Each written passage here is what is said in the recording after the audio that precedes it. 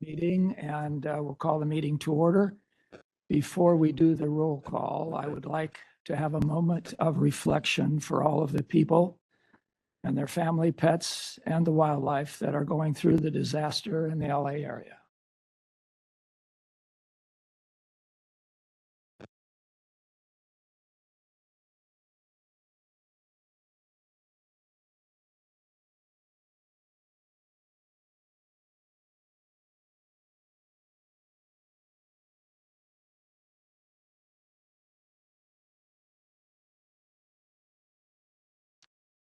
Okay, Jessica, could you call the roll, please?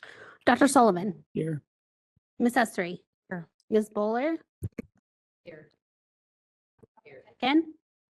Dr. Grant. Here. Dr. Nunez. Here.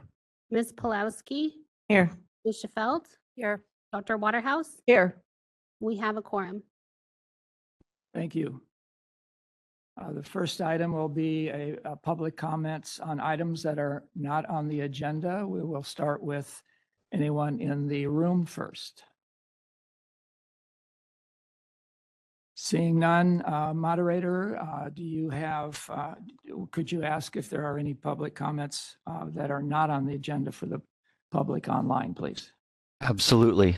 For those participating on WebEx, now is the time to raise your hand if you'd like to make a comment for items not on the agenda.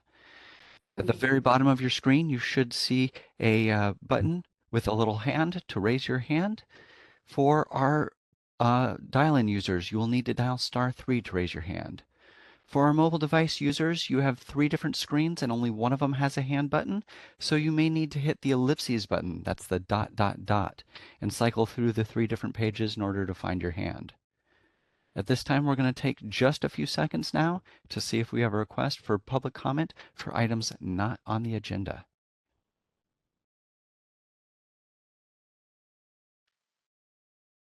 People will be given 3 minutes to speak, and I'll give you a 30-second warning before your time expires. Seeing no request for public comment, you wish to continue with the agenda? Thank you. Jessica, you have something to add? Good morning, members. We did receive a written public comment from an individual requesting that it be entered into the item for public comment for items not on the agenda for today and for the board meeting tomorrow. So I will read the written public comment into the record. It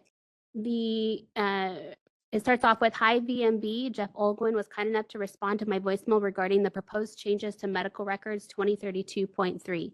A little background, my wife and I lost our beloved dog Bambi last March 22nd. She was almost 15 years old and had adopted her when she was 9 weeks old. We have filed complaints against our vets with your department that we were told are being investigated. Bottom line, we are told one thing by our vets, but the written record of Bambi revealed a completely different scenario. Along with numerous violations of your rules and regulations, we were never given those records, nor ever even informed that they existed prior to our Bambi passing. It wasn't until our Bambi had passed away and I did lots of research that we had a right to request her records. Our Bambi would have had a better chance at a longer life. But again, nobody ever told us the record existed or that we had a right as per your regulations to request them. So as a member of the public, we need to know that these records exist. It will be so simple to add a regulation that requires veterinary practices to inform pet owners in writing that these records of our pets exist and we as pet owners have the right to request them. It amazes me that this is not a requirement. If the public doesn't know these records exist, how can they ever request them? Knowledge is power. Why not give the public that knowledge? What can possibly be a problem with giving pet owners this simple information? As you can see by my signature line below, I'm a licensed California realtor for over 40 years. Our paperwork is tremendous, but we inform our clients that they have access to it all. If realtors can provide this information to the public when all we're doing is selling brick and mortar, shouldn't your profession also inform the public when living, breathing creatures are involved? I would like someone from your rules and regulations section to read this and respond. Thank you, Steve Mayo. Thank you. Agenda item 3, review and approval of the October 15th, 2024 committee meeting minutes. I will start. I did I guess it was on page 3, item 4, availability of research results. That should be the last part of that second sentence should be August 2025, not 2024. Anyone else have any comments? We did also receive written track changes from Ms. Pulowski, and we incorporated them in. So on members on your screen, you'll see her recommended changes as well.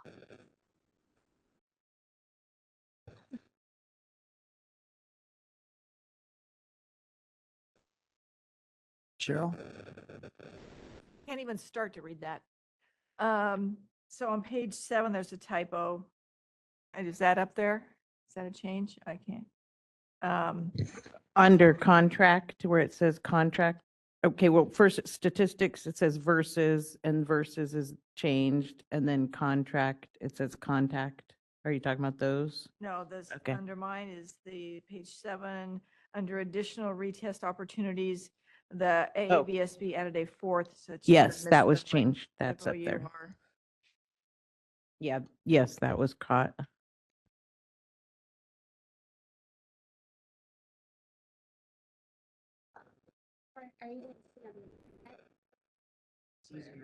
Yeah. Kathy?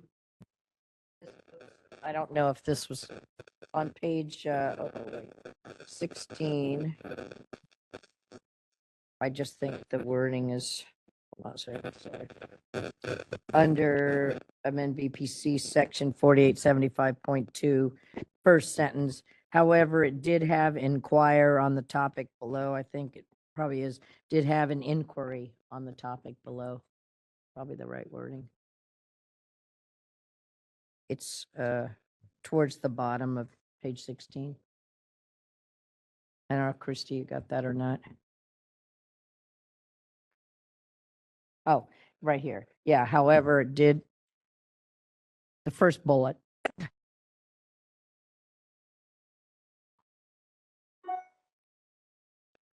Everybody see that? Okay, that's the only thing.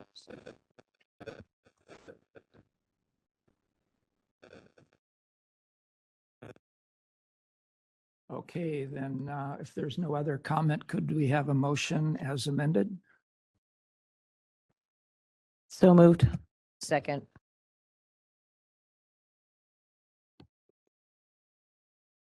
And the motion is to approve the minutes as amended today. Yes, sorry. And I'm sorry, who was the second? Kathy, thank you.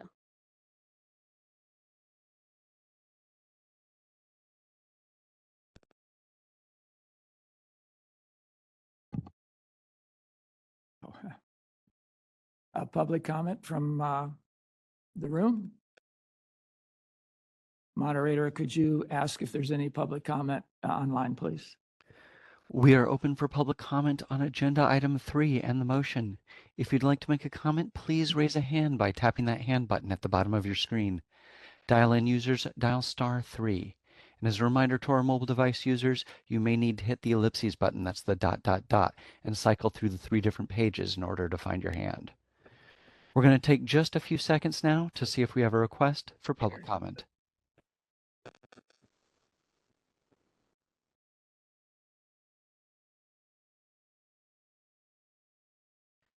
Seeing no request for public comment, do you wish to continue with the motion?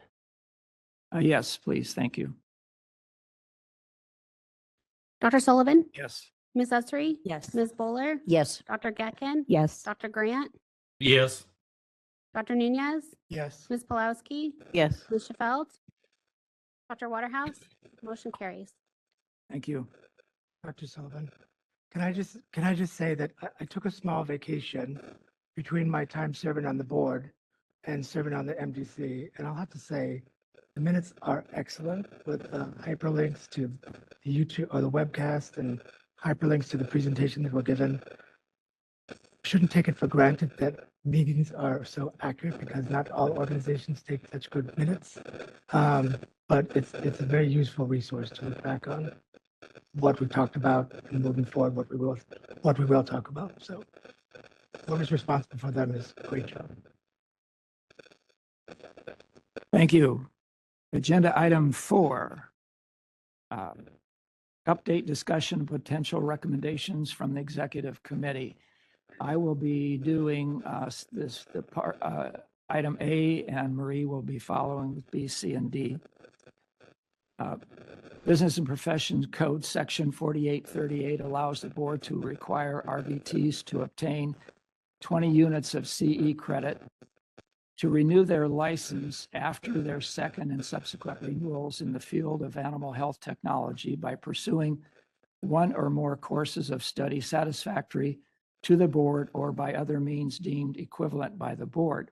During the July 2024 board meeting, CVMA requested that the board amend CCR section 2086.4 to allow 2 CE units of their required 20 units every 2 years to be earned by participating in a pro bono spay and neuter services within a qualified program, similar to what a veterinarian can earn pursuant to BPC section 4846.5, subsection B2, capital B, as noted at the bottom of page 1 of your memorandum.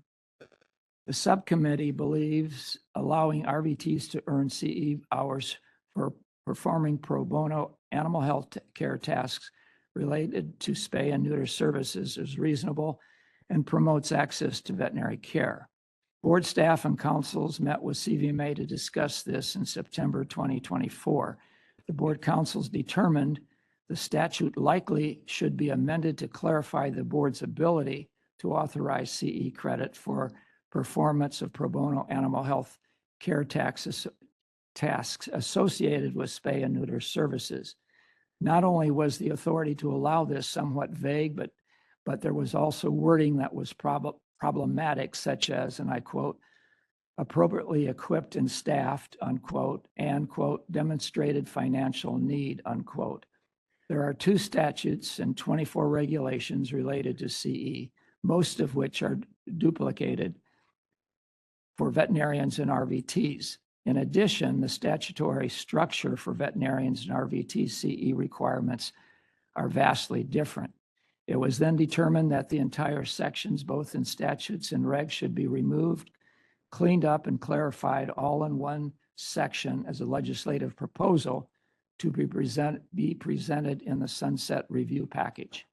As such, the subcommittee recommends repealing the 2 current CE-related statutes,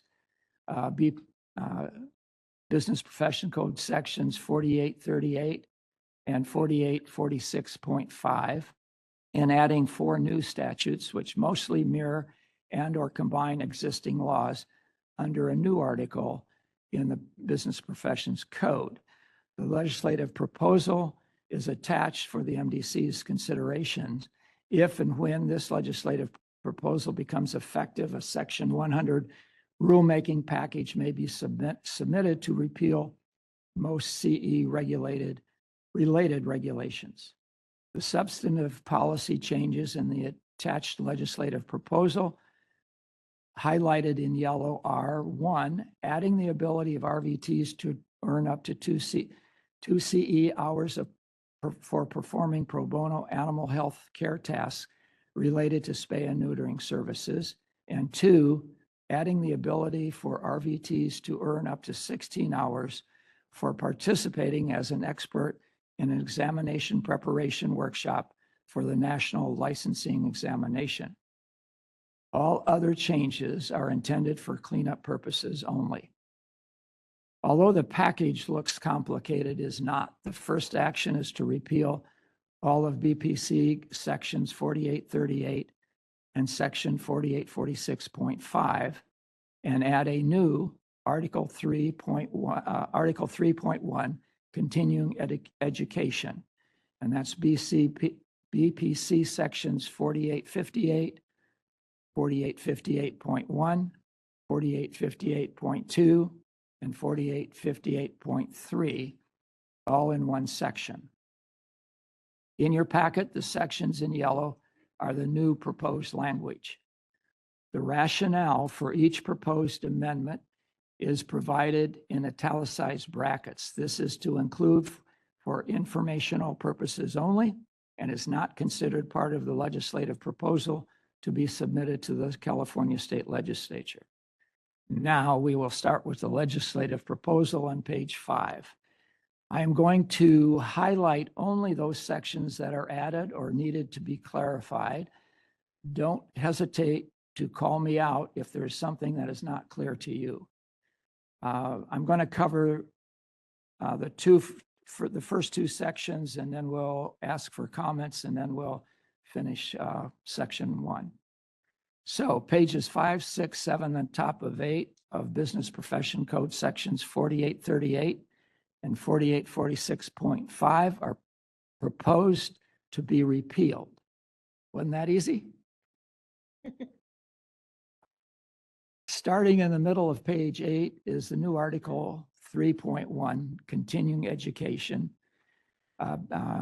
BPC section 4858, with the italicized brackets to let you know where the language came from. On page 9 is the new BPC section 4858.1. Number 1, I'd like to point out subsection B1, capital B, that we are allowing for affiliated specialty associations. I had a question on page 8. Do you want me to Yeah. just jump in or? We're going to come back to all of it. Can I get through this and then we'll come back and address each? Yes, you may. Thank you. Where was I? Okay, 2 in subsection B2, capital B, we removed, and I quote, "The service shall be provided to a household with a demonstrated financial need for reduced cost services," unquote.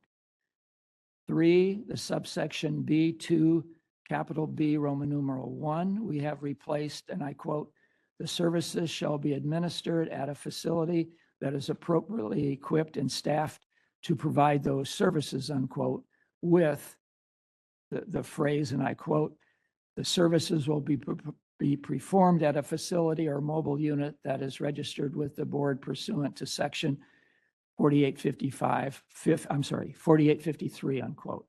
And on page 10, in the next subsection, Roman numeral 2 is highlighted in yellow and is new and clarifies what constitutes proof of completion.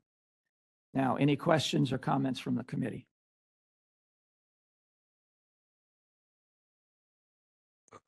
Mr. Nunez. So page 8, at the bottom, section E, it says the board in its discretion may exempt from continuing education requirements any applicant who, for reasons of health, military service, etc. Is that done by the EO or is that done in closed session by the board? It's existing code, so I'll have Jessica answer that. So that's implemented by the board and board staff. So we receive those requests and we go through what the regulations that we have for that process. So it's usually you and your staff. Yeah. Okay. Christy? On page 9, 4858.1 B1 capital B still allows for when it says or their affiliated associations or educational associations would be the statutorily approved providers for local associations. That The affiliated associations are the local. are the local associations that's still provided in now, Yes. correct? Yes. So part of that is just cleaning up the Yes. duplication that was throughout the document. And we went over that pretty thoroughly to make sure that we weren't missing anything. And we Yeah. did consult with CVMA on that. Yeah, I should also add that we met with CVMA and with representatives from CARVTA on this legislative proposal to make sure that they didn't have any concerns with it, and they did not. Mark? And same section, but letter D, is this also already in statute that the American Medical Association and the American Dental Association, Yeah. which are human medicine? As you can see in the brackets below, that's exactly where that wording came from. It's Okay. existing. I'm sorry, Does anyone find it odd? I did not hear that. Does anyone find it odd? Not so far, except you. All right, Cheryl? so noted. I have a question about the number of hours that can be earned by providing pro bono spaying or neutering services. Because it doesn't say, is that 1 hour of surgery equals 1 hour of CE? Can I go in and neuter one dog and get 4 hours? No, it's understood. It's Is it? understood that it's 1 hour for 1 hour of work. Correct?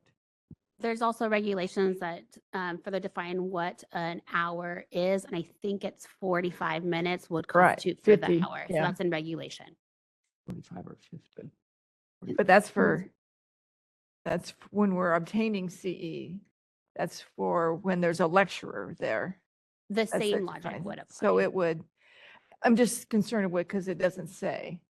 It's not defining how you earn 4 hours.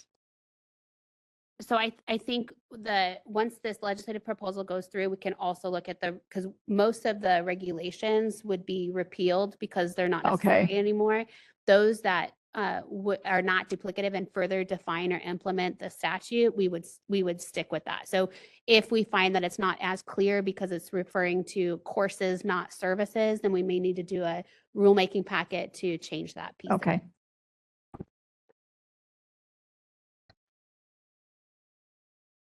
Mark?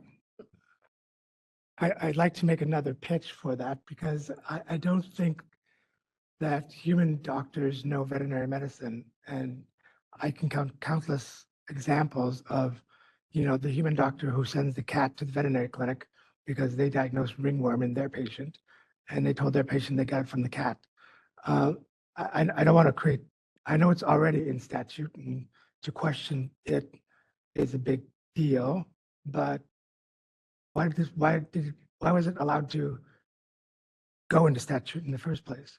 Well, I think at least when I read this several times before, I think it's consistent with One Health.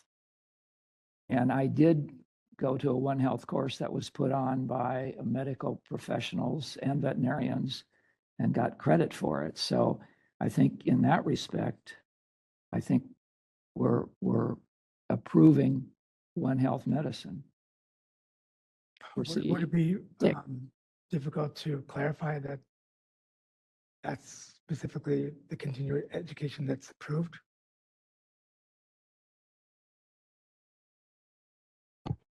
Does it help that in 4858.1B1, it starts off with notwithstanding any other law, continuing education hours for veterinarians shall be earned by attending courses relevant to veterinary medicine.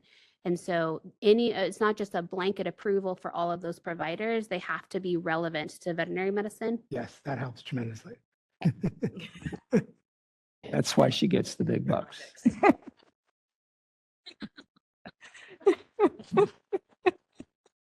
Jen, did you have your hand up?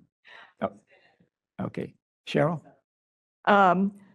I think it's, a lot of the specialists actually go to human medical courses. Because so they can sift through what's important and what's not important, because, a lot of the specialists can't, where do they go for their CE to get their CE hours? But I know a lot of them will go to the human ones.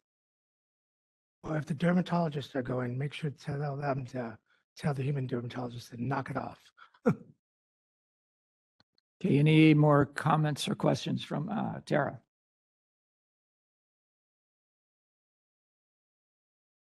When reviewing this legislative proposal, if you look at 4858.1B1, it starts off with notwithstanding any other law.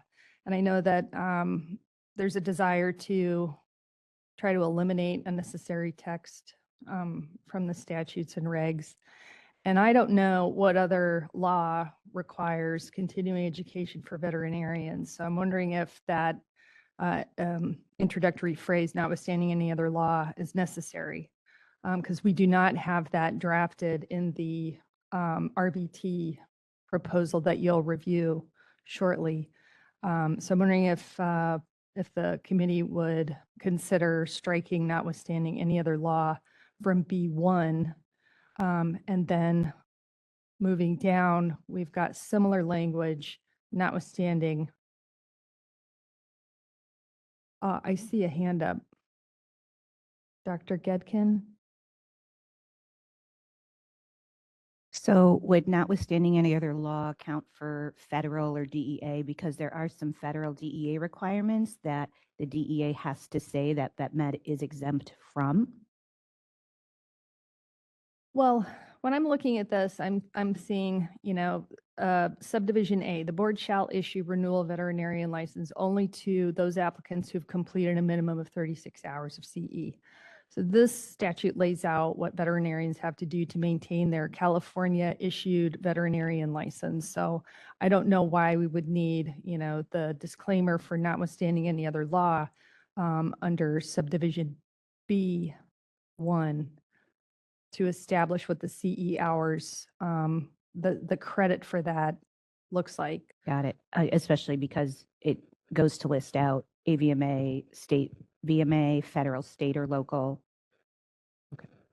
Yeah, so I mean, if there is some kind of course, continuing education course required for federal or DEA registration, that would be separate. I don't know if you would potentially present course completion for your California veterinarian license renewal to the board and then separately use the same course to comply with your DEA registration. Potentially you could do that. I don't know why you couldn't, but I think that we do. I think this is letting us say if we do earn CE hours from a DEA certified, because DEA, that we can use it for our state license renewal, right? So what you're saying is there any other organization or law that would stand alone that's not lumped in here, correct? no, I'm saying I don't, this is why I'm questioning the necessity of this language because it starts off with notwithstanding any other law. So don't look at any other legal requirements. This is how you satisfy your CE hours by attending courses relevant to veterinary medicine. So don't look at anything else. This is what you're going to have to do. But I think that because the intro subdivision A already establishes that this is the requirement to get your California veterinarian license renewed, it seems to me that we don't really need that notwithstanding any other law.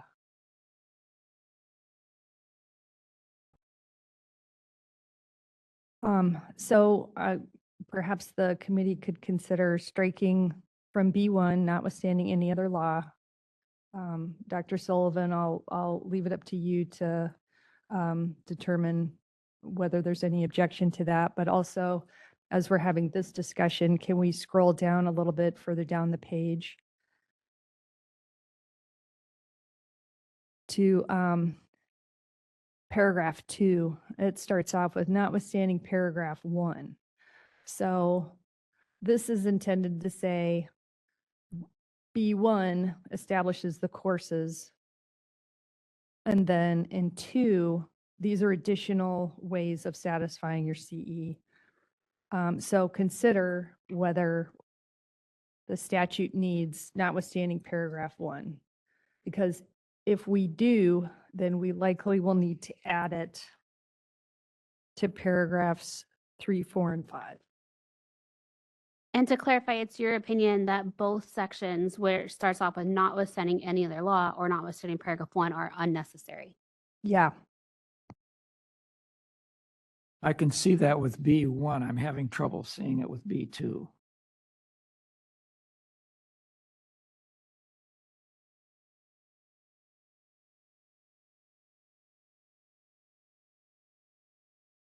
So I would agree. From that explanation, I think that we can remove the notwithstanding any other law in B1. But isn't it relevant in B2? I think either it's not necessary because this is just saying, hey, you can do 6 hours of that 36 this way. Or we can restructure B1 slightly so that B starts out with continuing education hours for veterinarians shall be earned as follows, paragraph 1, attending courses relevant to veterinary medicine and sponsored or co-sponsored by any of the following. And then 2, a total of 6 hours or less of the required 36 of CE may be earned by doing either of the following. That way it breaks it up so that B establishes all the different ways that you can earn the CE. Paragraph 1 is about specific courses that you have to attend. And I don't know if we need to use shall. Perhaps we could use may. Okay, so if you remove it from B1, how would, and B2, how would you start the paragraph in B2?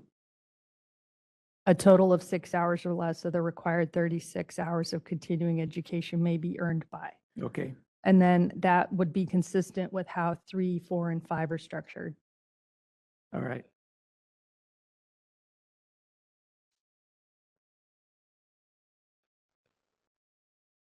So, well, do we want to make amendments as we go along or at the end?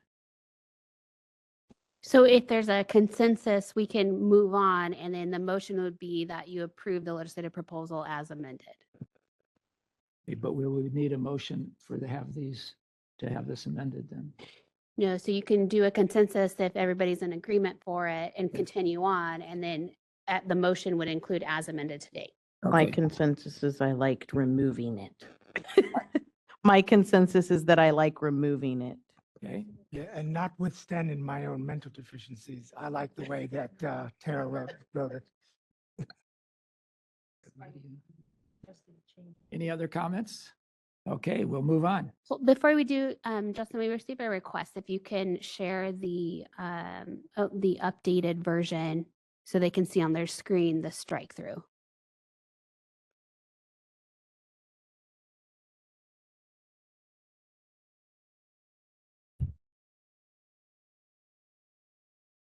No.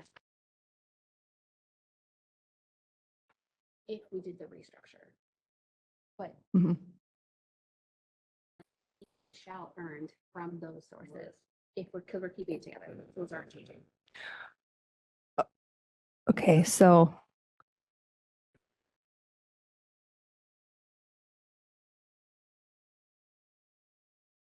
are we contemplating revising a new paragraph B so that it introduces the different ways of satisfying CE credit? So Justin, after B1, you would take out the 1. I thought that restructure was only necessary if we were leaving in notwithstanding Yeah. paragraph 1, but since we're not, we could keep the structure the same. I think I would recommend changing the structure because the question was whether or not in 2, notwithstanding paragraph 1, was that necessary? And I'm saying it's not necessary if you restructure B. Because right now, B1 says this is the only way to earn CE by attending courses. And then 2 has to then say, notwithstanding that requirement, you could earn 6 hours. If you don't restructure B1, then you have to add notwithstanding paragraph 1 to 3, 4, and 5.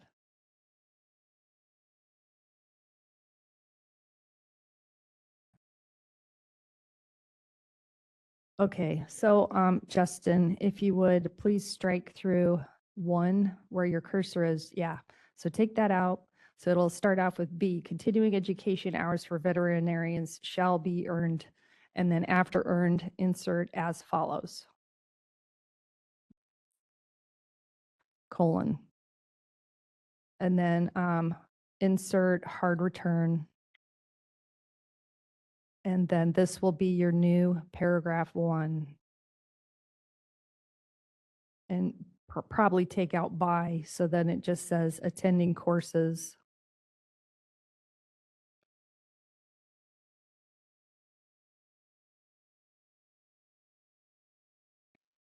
And then 2, it just goes into a total of 6 hours or less. So then the rest of this subdivision will make more sense.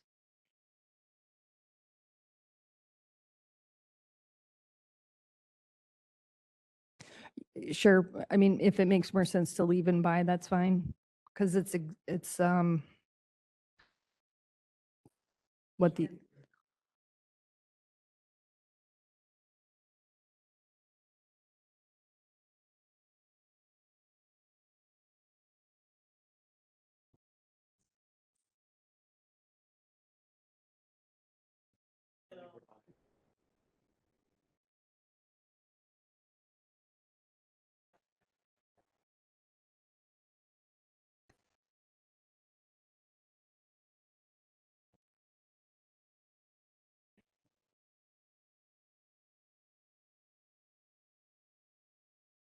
So I don't know if all of you could hear it down here. You can or cannot. Okay, so they are contemplating whether or not leaving in by, or if we should keep by in paragraph B1. So if it would read, shall be earned as follows, attending courses relevant, or shall be earned as follows by attending courses relevant. And I think we should I not like- say bye, bye, yeah. bye. I'm like eliminating by and just starting with attending. Jim Sullivan. Sorry about He'd that. like to weigh in. Yeah. He flunked English, it wouldn't help. Okay, so is the consensus to eliminate by or to keep by? Eliminate over here? Keep by. I just think it reads better. And Christy? I think it reads better with by. So we have, they would like to keep by in it. Or evenly split. Well, I would defer to the. I will go either way, so I don't really care. Whatever Tara says. I think removing by is appropriate.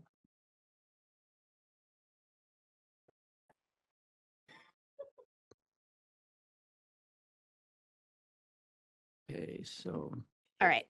any other comments, any other sections that need to be discussed? I just had a curious question, a stress seminar? What is that? I'm sorry? What is a stress seminar? That you can fulfill your continuation by attending a stress seminar. Seminar on I have, how to manage stress. Potentially that is the like veterinarian stress, managing veterinarian health. I can tell you that dental board recently got a legislative proposal in law that provides continuing education for mental and physical wellness of the practitioner that helps improve their ability to practice. So, you know, It's current law too. okay. The Yeah. Wellness events. Yeah, I mean, if you want to expand on what stress is, what kinds of courses you can take as a practitioner to promote your own mental and physical well-being as it relates to your practice on animals. And they would be accredited by the accrediting bodies that are, Potentially, I mean, if you provide credit for CE, then the providers come up with those courses. You know what I mean? Like they start to provide access to those types of courses. So if stress courses isn't descriptive enough of the kinds of courses that practitioners could take to better manage their own mental and physical well-being, to improve their practice, then perhaps you might want to consider adding a word or two about different kinds of stress or wellness courses. I couldn't go to my yoga class and say No. that's a stress center. Can you speak into the microphone better? Because we're I having, couldn't go to like a yoga class. No, these are, and say that's a these are stress mental center. health supporting seminars directed towards veterinarians. CVMA puts on a lot of them, local VMAs, about managing burnout, crisis, suicide prevention. It's veterinary related. It's not just, like I said, Not anymore. you just go into the gym or a spa day or anything like that. CVMA is a big sponsor of those. I know some local VMAs do that too for their constituents as well. But in this, it does not say anything about veterinary related. So I would caution us here to use the word veterinary related stress if we're not writing into this veterinary related stress. Right? Doesn't the CE section state that these have to be related to the practice of veterinary medicine to start off with? Yes, But- just like the human medicine CE, as Jessica pointed out, it does have, all of this has to be in the context or related to veterinary medicine, correct? But in your new structure, you separated out to where one is now standalone. So the courses all have to be relevant to veterinary medicine. Tara? So we've got the new structure of B1, but Dr. Nunez was raising the issue with paragraph 5 on page 10. And paragraph 5 provides for 24 hours of CE for completing courses in business, practice management, or stress seminars. So that's where you would potentially add wellness if the new paragraph B1 does not properly accommodate for completing wellness courses related to the practice of veterinary medicine.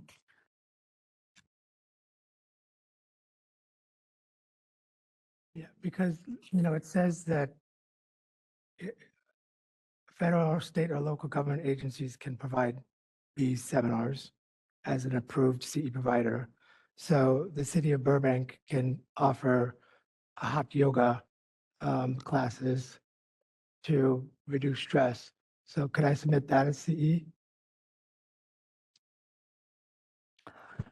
If you're audited and the board reviews it and questions whether it's legitimate, you're going to have, the provider and you are going to have to provide the documentation that it is related to Reducing the stress. practice of veterinary medicine. I just think there's a potential for abuse of that. I mean, it's important, of course, for all of us to reduce stress, but I just want to make sure that doesn't get out of hand.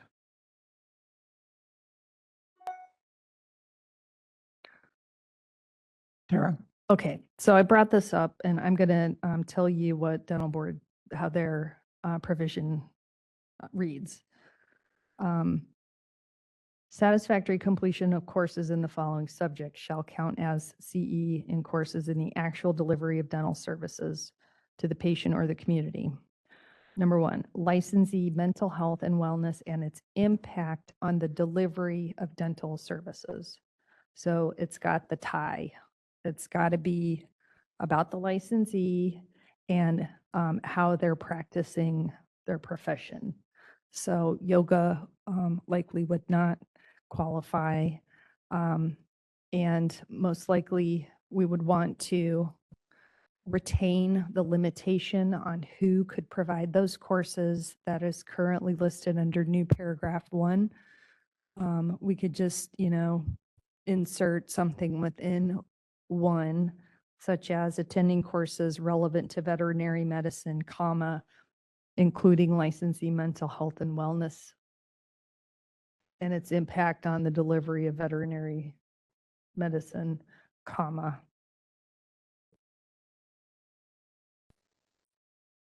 What's up? I'd be satisfied with that if we added that to the header. Marie? And I was just looking at how we split out one from B, and if we retained that portion about courses relevant to veterinary medicine in B, wouldn't 1, 2, 3, 4, and 5 still fall under that? If we didn't remove that portion where we split that out?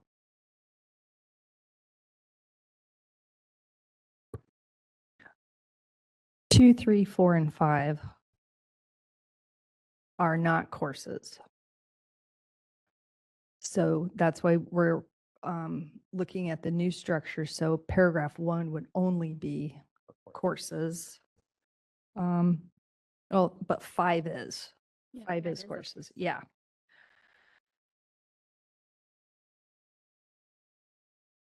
So we've got a mix of activities that could qualify for CE and courses. So would it make more sense to have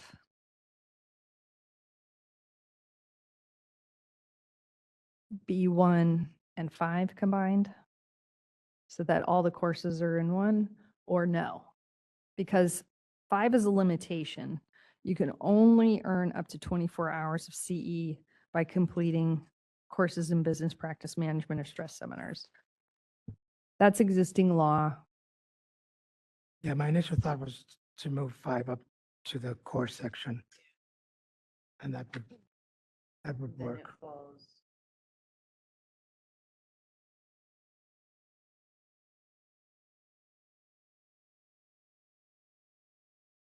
Perhaps what it would be is for purposes of paragraph 1.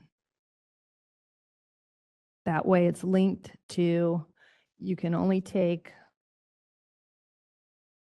24 hours of CE for business practice management and stress seminars from these providers.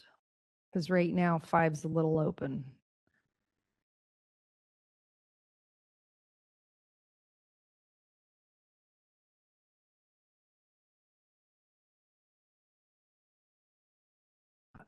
And then you could add a 6 for purposes of paragraph 1.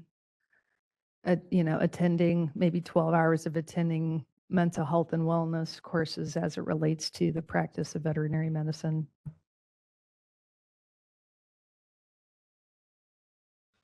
Or just add it to 5. But yeah, consider that 5 right now is just kind of hanging out by itself. It doesn't have any required providers of those courses.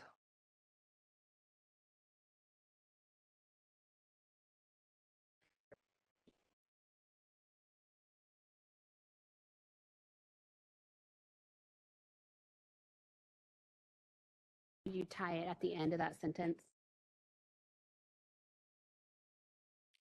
It's got to be tied in.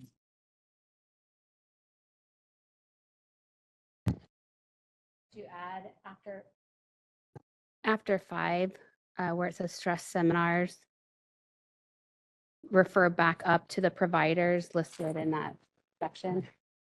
From the And one. aforementioned providers. Oh, you were saying to add that into 5? Can we have, can you tell Justin where you would want that?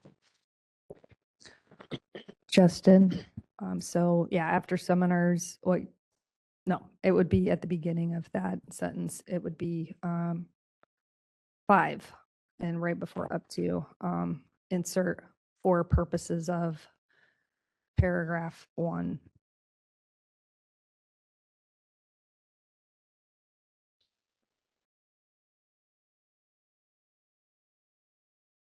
Paragraph 1, and that's in parens.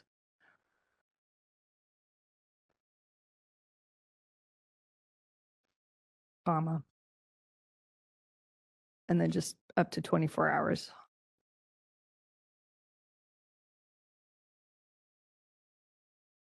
Can I just say thank you, Justin, because it's really hard to type under these circumstances and in front of everybody, so thank you.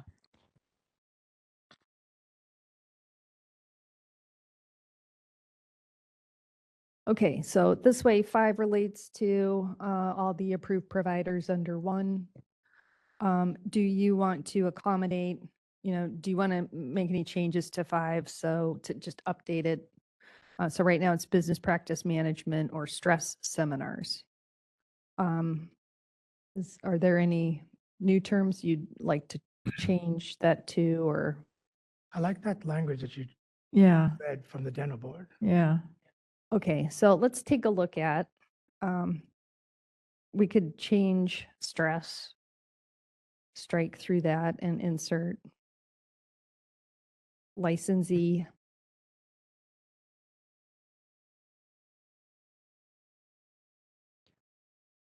Mental health and wellness.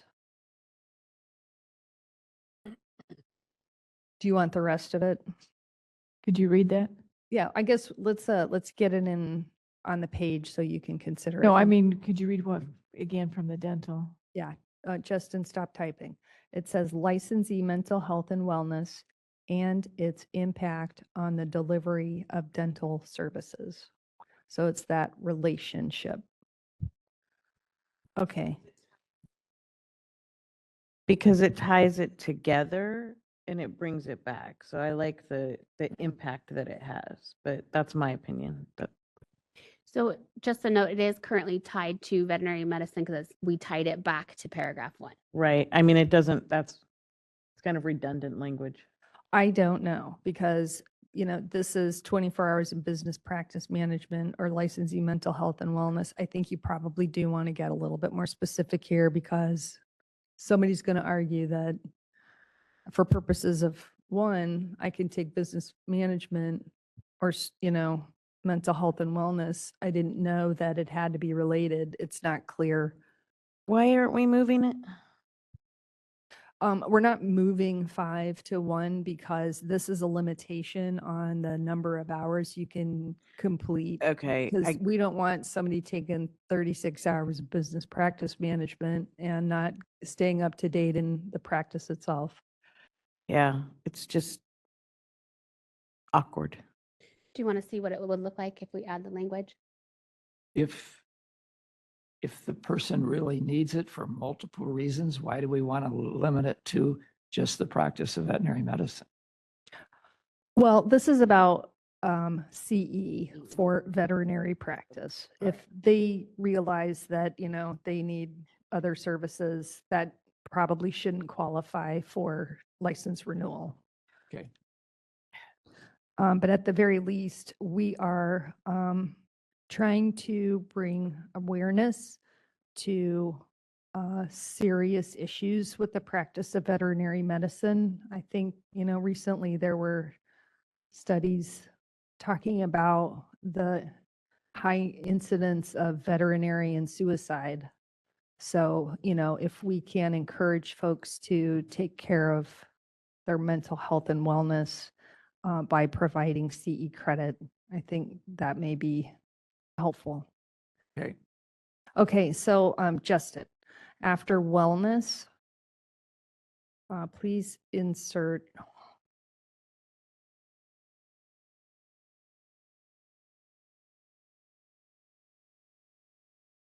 and its impact on the delivery of veterinary services. Seminars go then. Yeah, I think we'd probably take out seminars, maybe up to 20 more. Yeah, I think that, I don't think we need seminars. Yep, seminars. Yeah, so strike that. Yep, we already have courses, completing courses. Do you want to insert veterinary medicine services or is veterinary services sufficient?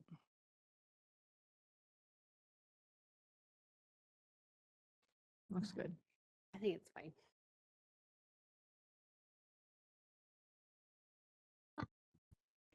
Okay, are we in agreement on this? All right. Okay, Mark? Right? Good. Dr. Sullivan, Yes. before we move off this paragraph, I just want to ask, and I know this is critically important for the practice and for the professionals and for the public safety, but 24 of 36 hours is like 68% or so. Does that seem very, from a licensee perspective of devoting CE, that much CE to this? Was that in keeping my, in line with what CE is supposed to do in the first place? To you all, I'm just asking as the one here that's not licensed. I too had questioned that a little earlier. I don't know the history of how they came up with the 24 hours, what the discussion was there. But it seems like a lot to me also. I agree. I questioned it too. This is current law now? Regs, right?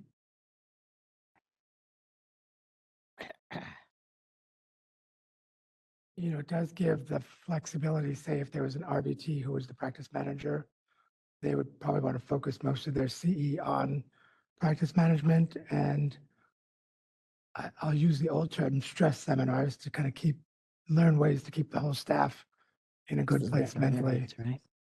This is just related to veterinarians. Veterinarian. Right. We haven't gotten to the other. That's 36. I got it. Yeah, well, no, there's different ones. How difficult would it be to change it? RVTs right now have up to 15 hours. Of 20. 15, 20. Well, if there's, if you want to change it, this is the time to change it. Well, are you seeing? I just wanted to ask the question. When you do CE audits, are you seeing some licensees doing 24 hours of practice management? I don't know the answer to that offhand because I'm not personally doing the CE audit, so I don't know how many of those that we received. Well, let's see if we have any further comment from the public on that. We'll not address it right now. I'm sorry? Dr. Grant, did you have a comment? Yes. Yes, just a point of clarification, from the equine practitioners, one of the main sources of getting CE is to go to the American Association of Equine Practitioners meetings, and all those courses are supposed to be approved, race approved for credit hours, and there seems like more and more of the program is coming to the management and the stress, those sorts of things. So I just wanted to, I don't know when they audit each one of the hours that you're attending for the 3 or 4, 5 days at the AEP, that would be recognized singularly, that you would have some stress or mental awareness or not? Or is it just all grouped together as 36 hours of CE at the AEP? I think that when you're putting it down as a credited hour that you're taking, it would have to be listed as to the course. Individual courses adding up to that amount. So the provider would have to have some kind of a description of what that course involves, and that would be looked at by an audit. Yeah, you have to mark down each course that you go to. So if that's, but I do think we need to revisit this. If there's 3 of us on this committee that are questioning the hours, I think it's something we revisit after we talk to the public.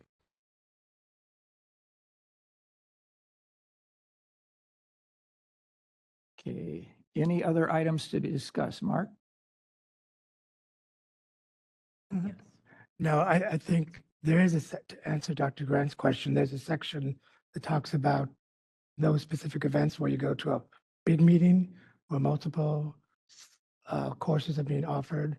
You have to submit a form that says, here's the total amount of hours that you could, because you can't attend 2 lectures at once. And then as long as the courses are on the program, then they'll be accepted as 36. So I don't think I think it's kind of a moot point because it's, as long as you're at that, I don't know which section it is, but there's a section that covers that about going to big meetings. It'll all be looped under 36 hours.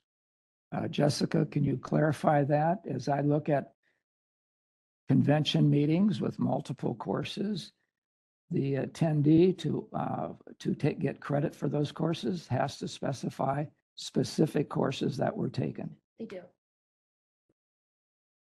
Yeah, so oftentimes it looks like there's a form with all of the possible courses that the event is offering, and they're attesting to which ones they attended and what hours. They wouldn't automatically get credit for all the hours at the event. Okay. Okay, I'm going to suggest that unless we have some discussion here, let's open more discussion. Let's open it up for public comment.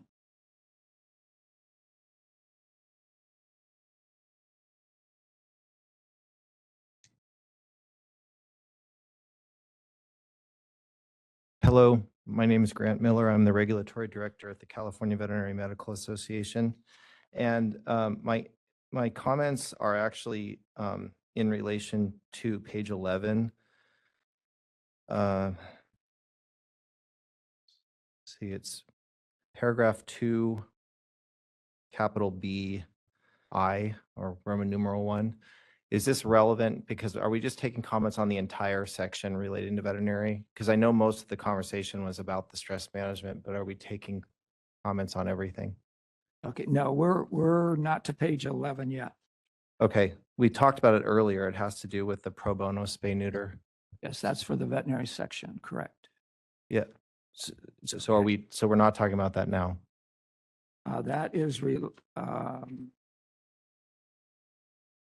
Not there yet? well, the veterinary section. We're currently on talking about 4858 and 4858.1. Okay, so not point 2. All right, I'll hold. Do Thank you have a comment on the CE, the 24 hours for? No, it seems really, I mean, I think Tara's suggested language from dental makes a lot more sense. I was thinking along the lines of stress management, but I think that the wording that y'all came up with is much more appropriate. What Seems- about having up to 24 hours of those two categories? Do you think that is appropriate or too much? I think it's appropriate. Okay.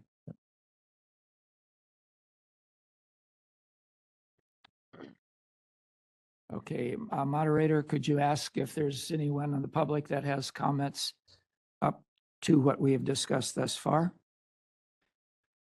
We are open for public comment on the current discussion. This is agenda item 4. If you'd like to make a comment, please raise a hand by tapping that hand button at the bottom of the screen. Dial-in users dial *3 to raise your hand, and we will call on people in the order we have requests. We're going to take a few seconds now to see if we have a request for public comment.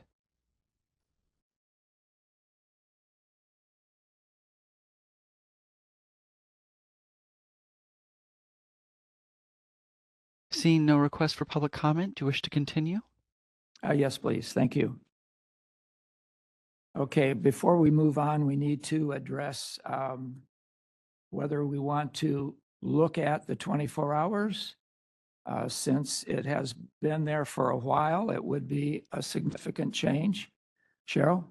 I'm okay with leaving it at 24 hours. As Mark said, I think it allows for flexibility for veterinarians that are mostly in administrative roles now, and they need more practice management talks than they do clinical. And so I think it allows for the flexibility. Okay, Jen?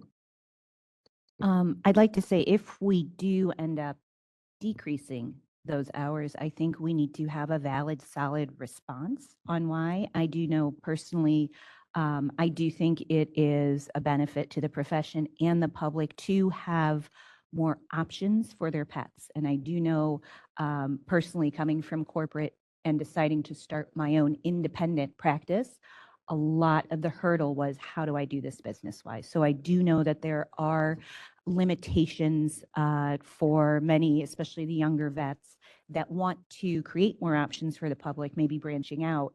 But since business training is not in their wheelhouse, really did need to get their feet on the ground as well. So it's not only considering established practices, but maybe those that do want to become more independent, which would create more, like I said, options for the consumer. So thinking about the current landscape and where the landscape of veterinary medicine is going and what's best for the consumer, we need to keep that in mind as well. If we do decrease this with a response, a valid, solid response to the public as well as the profession on why we do think decreasing those hours is appropriate.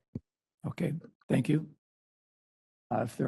Unless there is a motion or more discussion on this, we will leave it at 24. Dr. Grant? Yeah, I'm in agreement with keeping it at the 24. I know from previous meetings that I've gone to over the years, sometimes you go to a meeting like this and you want to really get concentrated in one area. I think to try to limit it may discourage that when going to a 3-day meeting and concentrating on something like that was most beneficial. All right, thank you. Okay, then we'll move on to the next section. At the bottom of page 10 is the new section, BPC 4858.2. On page 11 in subsection B2, large B, large B Roman numeral 1 and large B Roman numeral 2 are all in yellow and is new language that allows RVTs to receive up to 2 hours of CE for pro bono work related to spaying and neutering services in a specific setting. At the bottom of page 11, also in yellow, is a subsection B4, which allows up to 16 hours of continuing education credits may be earned by participating as an expert in an examination preparation workshop for the national licensing examination. As noted, this replaces the regs that allowed for 16 hours to participate in the state examination development, which no longer exists. On page 12 is a new BPC section 4858.3, which looks very straightforward and replaces various regulations. Any questions or comments from the committee on this section? Kathy? Thank you. Excuse me. And I realize that this has been in statute for a while, and certainly from my 9 years on ICVA, I know the value, extreme value of practitioners' involvement in question writing, in form examination and all the rest. But it seemed to me kind of striking that this up to 16 hours of CE credit, 16 of 20, which is like 80%, would be given for the exam workshop, which I'm saying is very important, but also it seems to me that is a huge percentage of the CE requirement to do that. Obviously, I guess it was there before with our own state tests.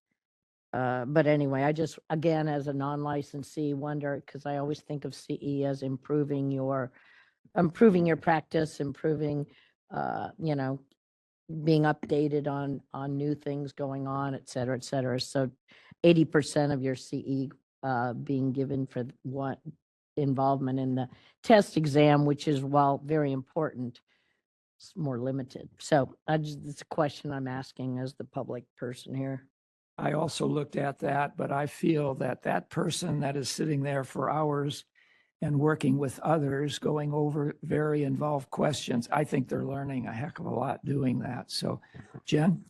I do know if this is extrapolated from the state exam, those workshops were minimum 2 8-hour days. So if you're going to commit 2 8-hour days and not get those 16 hours of CE, I do believe that that would be an issue. So depending on how the workshop is structured, if it's 2 8-hour days or 3 8-hour days, making sure that you do get credit for where you're at is one thing to make sure you attract people to do this. Yeah, and I know I've sat through the form reviews, the item writing seminars and all the rest. And I do know that we're talking hours and hours of time. So I just balance it against learning. And you're right, they are multitasking and bouncing off other experts in the field. And a practitioner's involvement is critical, both in the RVT and in the veterinary test. So Yeah, these test Christie. writers, oh, they're referencing books and articles and other resources. It's almost like a college course that they're going back and forth, and it truly is. I agree with Dr. Sullivan that it's a learning experience for them. Yeah, and that's what I was going to say. You're not just writing a question, you're actually reading a textbook, because when you're going to you have to actually find the question that you want to write. And then, so it's a lot of learning. But I will also say that these people that write questions and participate in exam development are also people who are highly engaged. And so they're counting this as CE, but they are also participating in so much more. So that's not just the only thing that they do. They probably don't need it as CE. But they're going to count it, even though it's probably minimal. That's my thought on this, but because I agree with you, Kathy, when I looked at it, I was like, wow, that's a lot. But at the same time, it's a lot of work.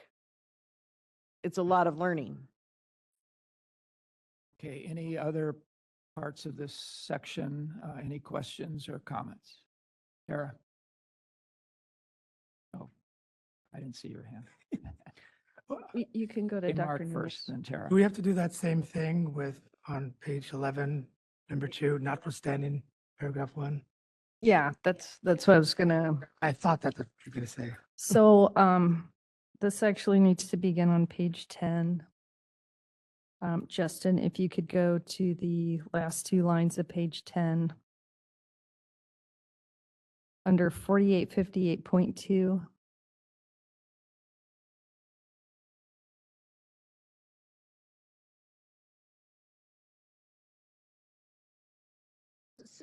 Yeah, so Justin, it won't be page 10 for you because you don't have a cover memo, but we're at Mhm. 4858.2. Subdivision B. Scroll up a little more. Right there. Okay, so right after that, B, strike 1. So right now I'm discussing the conforming changes that we just made to the veterinary and CE provisions, and we need to make the same changes for the RVT CE provisions. So it'll start off, continuing education hours for registered veterinary technicians shall be earned, and after earned, insert as follows, : and hard return. So that starts off new paragraph 1, strike by.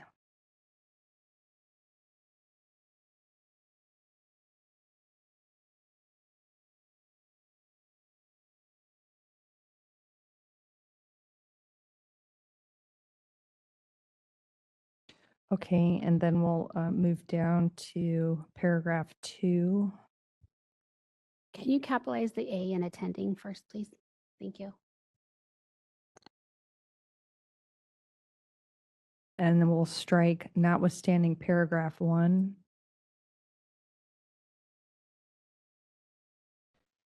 And then capitalize the U.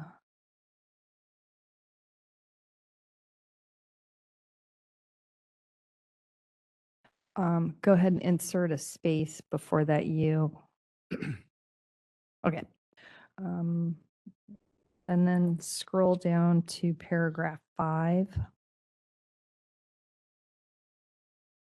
So here we'll insert after 5, for purposes of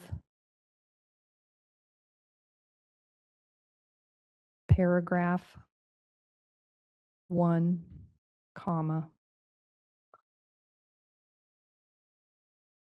space and then lowercase that u.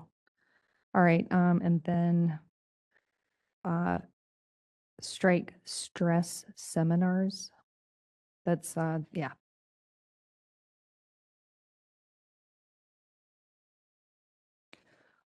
And here we need to insert, the way it was structured for veterinarians is licensee, mental health and wellness.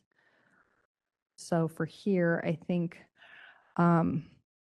what we could do is just type it all out real quick and then we can decide whether to change licensee. So, so licensee, mental health and wellness and its impact on the delivery of veterinary services. So, you know, do we want to change licensee to veterinary technician, registered veterinary technician? Do we want to allow RVTs to also attend licensee seminars or courses?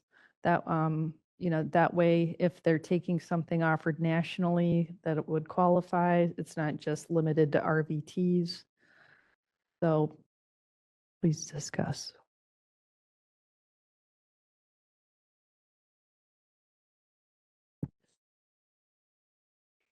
This section is, do you need licensee or anything in there at all?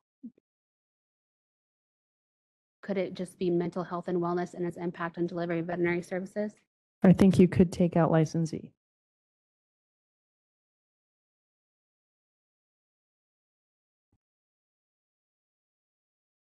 Okay. Is there a consensus of adopting this? All right, any other discussion from the committee? Mark? Stress seminars. Please struck it. Okay. Okay.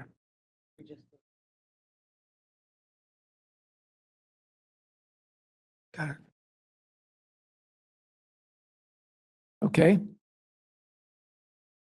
All right, comments from the public in the room?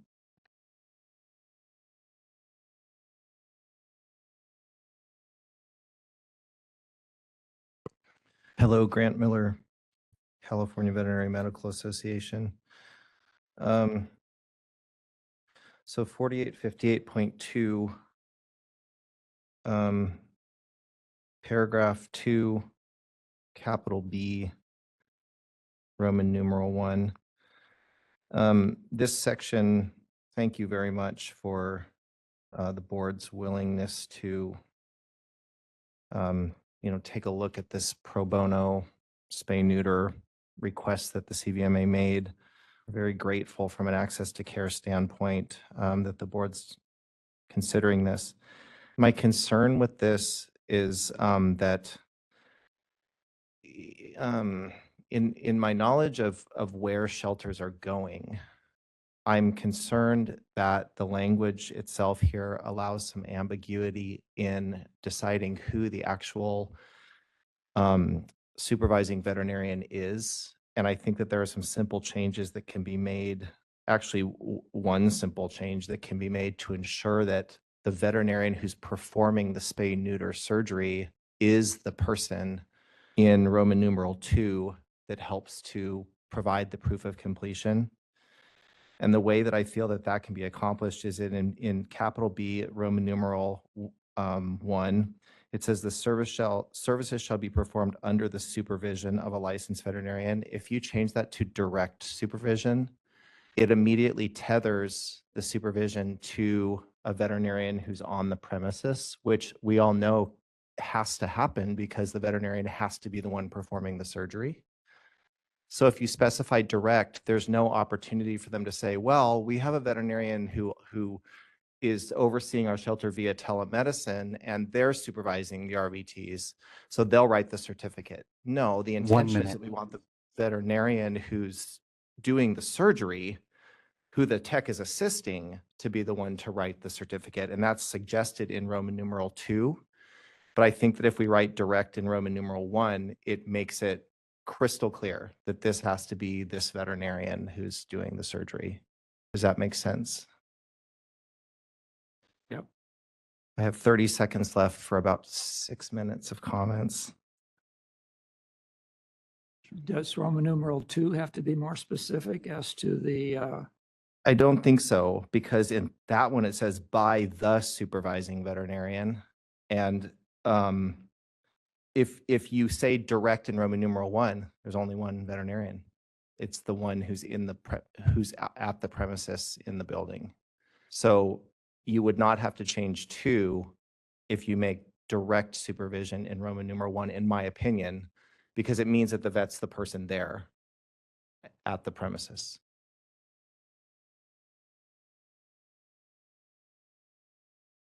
okay, So I'll move on then.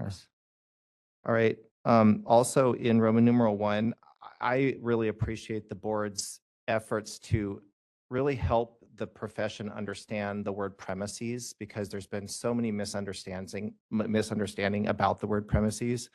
And I'm wondering if we can remove facility or mobile unit in Roman numeral 1 and just write premises there. So we're starting to train the profession on the single term in our statute. It's just a suggestion. It's not necessary, but if you were to entertain it there, we would want to also move back to the 4858.1 language and make it a premises there. So at a registered premises pursuant to 4853. We all know that it's a mobile unit or a facility, but I'd like to try to get us away from using words like facility. And there's been so much effort to clean up our act. I just feel like that can be a better choice of wording there. So it's something to consider. And I'll move on now to the hours of CE. For technicians on page 11, number 4, it says up to 16 hours of continuing education can be earned by participating as an expert in examination preparation. It's a good point that's made that clearly it's a collaborative effort, it's a learning effort, but my concern is that the proportion of CE allowed to an RVT to be an expert examiner in their CE allotment is higher than the proportion that's afforded to veterinarians. So veterinarians have a 36 unit requirement and we can use 16 units to be an examiner. They have a 20 unit requirement and they can use 16 units to be an examiner. That proportion is not correct. If it were correct, it would be 9 hours. Similarly, on page 12, number 5 at the very top says up to 15 hours can be earned for completing courses in the new language, business stress management, mental health, well-being. But that's 15 hours out of 20. For veterinarians, it's 24 hours out of 36. So if you make this proportional, it should only be 13 hours. So I'd like the board to consider, are you saying that it's more important for RVTs? I'm sorry, I'd like the MDC to consider that, is it more important for RVTs to have stress management and exam writing than it is for veterinarians? Because in this ratio, you're allowing RVTs a greater proportion in that way. Are we finishing this section? Can I finish? Sure. Okay, so thank you. On page 12 at the bottom, it talks about the providers of the CE events and their course records and what's required. And I think it's a great idea. However, there's one part of it that I think could be reworded to make it a little bit more plausible for us as a provider. So Jessica had mentioned earlier that you get this, when you go to a big CE event, you get this certificate that has all the courses and you just check off the ones that you took. And what this is asking in lowercase b number 2, it says the maximum number of hours that an individual attendee can earn. That's hard for me to predict. It's easier for me to say this is the maximum number of hours offered at this CE event. Because as you know, you could go to a breakfast symposium at 7 a.m. You could go all day long and not take a break. You could go to a night symposium, and I could say potentially that you could earn 12 units in a day. And that's, I don't think, what the board wants. I think the board wants to know how many CE units are offered here. Because if the person says, well, I, did 36 units and there's only 30 offered at the event, we know that didn't happen, right? So I'd like the MDC to consider changing the words that an individual attendee can earn and change it to the maximum number of hours offered at the CE event, because we don't have that level of clairvoyance to tell them what they can earn. Okay, If there's something else you're trying to get at there and we're misunderstanding, then maybe we could look at that wording a little bit and decide what it is you're actually after. all Thank right. you. Thank you. Moderator, could you see if there's any comments from the public on the internet? Absolutely. We are open to public comment on this matter via WebEx. If you'd like to make a comment, please raise a hand by tapping that hand button at the bottom of your screen. Dial-in users, dial *3 to raise your hand. And as a reminder to our mobile device users, you may need to hit the ellipses button, that's the ... in order to find your hand. We're going to take a few seconds to see if we have a request for public comment. Karen, I see that you've written something. Now would be the time to raise your hand and ask your question.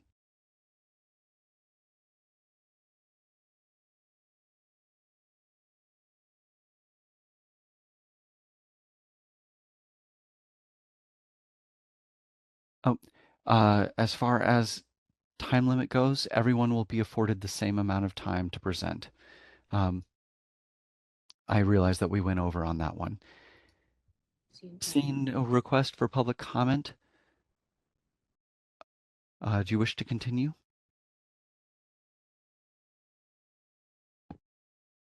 Yes, please.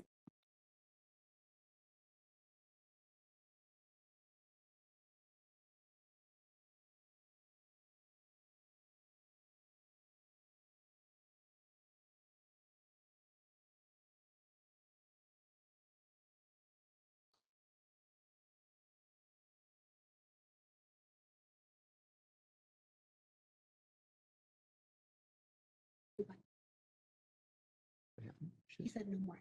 Okay, thank you. Any discussion from the committee as to the public comments? Kathy and then Jen. Thank you. I had actually noticed the disparity on the proportions, and I had mentioned it I put it in my notes, but I had forgotten about it. Seems to me that the percentage should be the same proportionally for for veterinarians as well as RVTs for either 24 of 36 or whatever the numbers are, in both the continuing education, for participation in an examination, et cetera. So just seems, I don't know why they weren't way back when, but it just seems now that we're dealing with it now, it makes sense to make them proportional now. Okay. Jen? I also do like the recommendation of adding in the word direct veterinary supervision when we're talking about the pro bono. I think that's a very good catch. And I also do support cleaning up language to the suggestion of using the word premises more often, especially with the changing landscape of veterinary medicine. There are many individuals who have premises permits that do not have a public-facing clinic nor an actual mobile unit, such as house call veterinarians that go in to houses and practice veterinary medicine in the house. Technically, on inspection, we inspect their house. There's no actual mobile unit to inspect. So I think just saying veterinary premises, meaning you have a veterinary premises permit that applies to you, is a great cleanup to kind of move forward with. So I do like those two suggestions. I support those two suggestions from Dr. Miller. But somebody that's operating a mobile clinic does have a premise permit.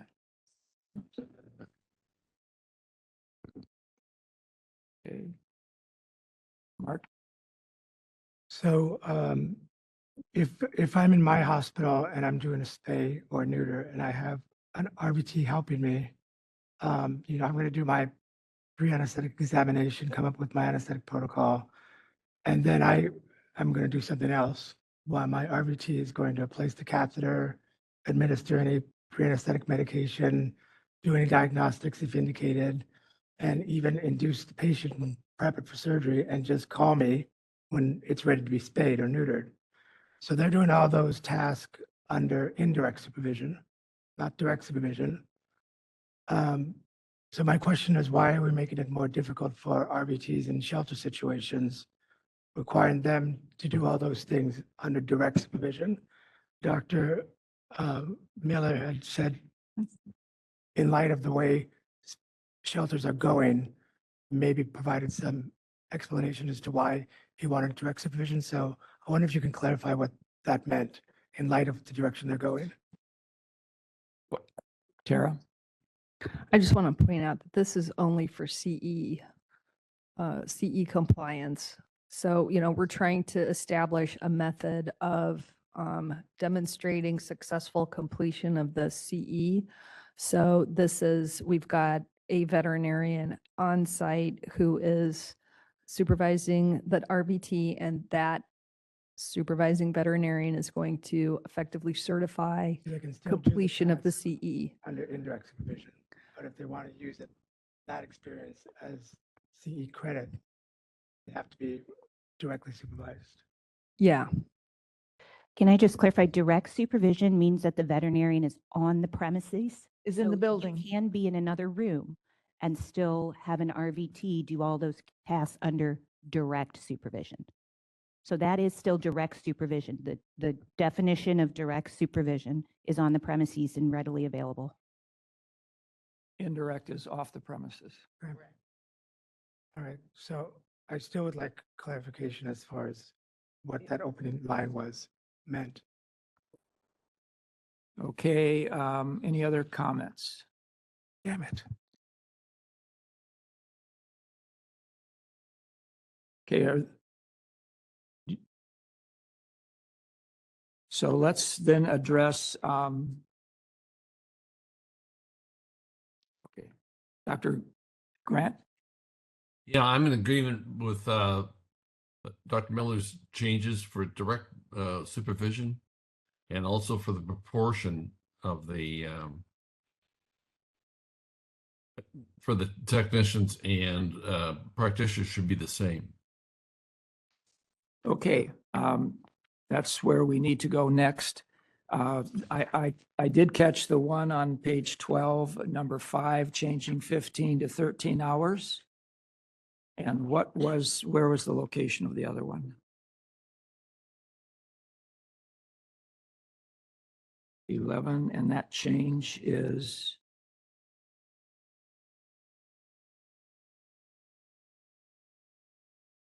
And where section is that? So Justin, we're looking at Yeah. 58.2. If you could show the members what that would look like if in paragraph 4, where it says up to 16, change that to up to 9.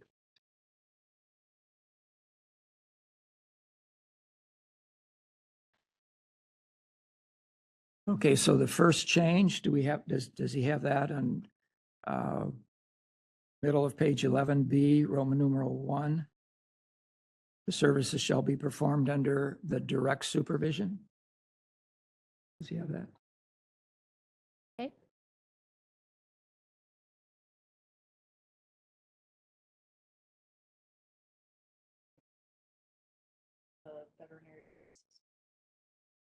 Right. so in capital B and then Roman numeral I, that second line, the request was to strike facility or mobile unit that is. So that it'll read veterinarian at a insert veterinary premises.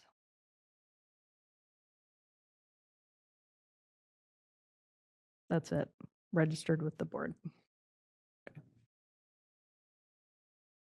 And then if we can scroll up and make the conforming change to the veterinarian section in 4858.1.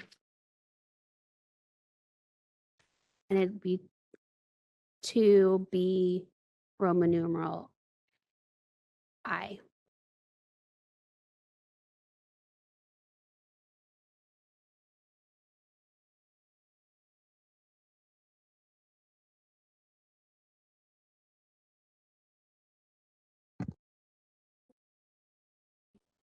We changed the other name. And then the seminars was changed. I don't know that. We would recommend the proportion be changed to. Oh, yes, this is, it's the last page. Goes from, name this one here, 15 to 13. 15 to 13. Yeah. And then members, the other suggestion, if you wanted to align the proportions, was to change where it says up to 15. Under 5. And that was changed up to 13. We have to have public comment.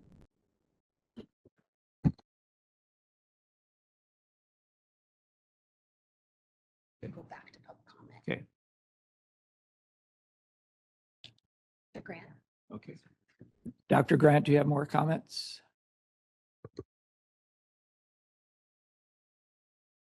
Yeah, I was just thinking earlier about the references made to writing the exam questions, and one of the encouragements maybe if it's a 2-day meeting that somebody would get 16 hours. Would that discourage people from participating? Just we shoot ourselves in the foot here.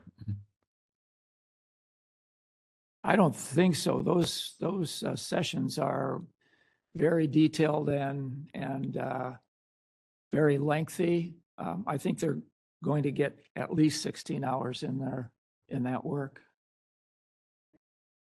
But they're only going to get credit for Correct. 9 though, and maybe It's not gonna change. Either you're gonna do it or you're not. It's Yeah. not, somebody's not gonna, again, these are active people. They're not going to change if they're gonna get less credit because it's not the type of person that is gonna change their mind whether they're gonna get credit. I'll be honest with you, I didn't even know, so. So Dr. Grant, that was my first kind of knee-jerk reaction was, well, what if you're sitting there for 16 hours and you can only get up to 12 hours? But the more I thought about it, the more I actually like it because I do think the people that are invested or that should be invested in this are not doing it solely for the purposes of CE. I think much like the members sitting up here and you, if we got CE hours for doing MDC, great, but we're not doing this for CE hours. So it might actually help attract people that necessarily have the right mindset of furthering, the tests and education. So I do see your point, and at the same time, see the flip side where we don't want you to do this just so you can sit here and get 12 hours of CE and not contribute. I'm fine with that. I just didn't want to discourage anybody, but I also agree that it shouldn't just be that people are helping out for. Thank you. Jessica, you don't know off the top of your head what other states do. Do they give them CE credits for helping to write the questions? Just out of curiosity. I do not know that off the top of my head, but I'm happy to find that out. No, You don't have to. no, it's not necessary. Okay, Cheryl? Can we get CE for attending MDC meetings? No. I'm only kidding, but halfway. I was thinking of that when I was reading the package. Okay, any more comments? Tara? Public comment requested revisions to 4858.3 subdivision B, paragraph 2. So Justin, if you would continue to scroll down to the next page.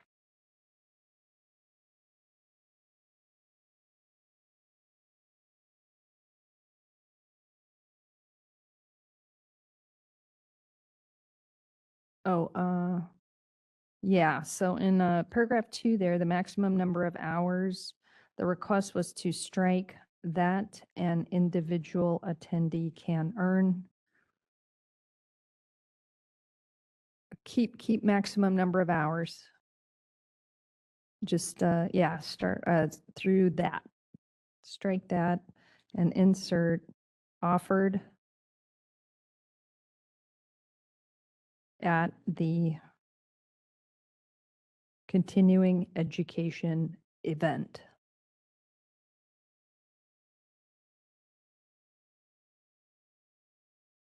Okay, so this is the request, and let us know if there's any concern. Correct. Comments?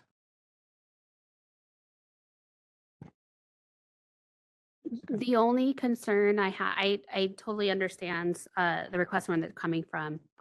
What we've seen, there's a difference between how many hours are offered versus hours that are approved by organizations like RACE. So you could have a provider that offers 20 hours of continuing education, but it might only be approved for 10 hours by RACE. So that I just wanted to raise that. Is there a way to put approved hours offered or something to that? I know, it's like how. Because I get both sides of this. And so, you know, maximum number.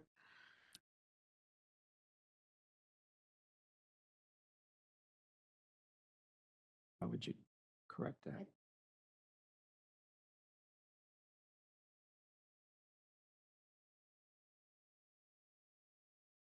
What's the new wording? Kathy?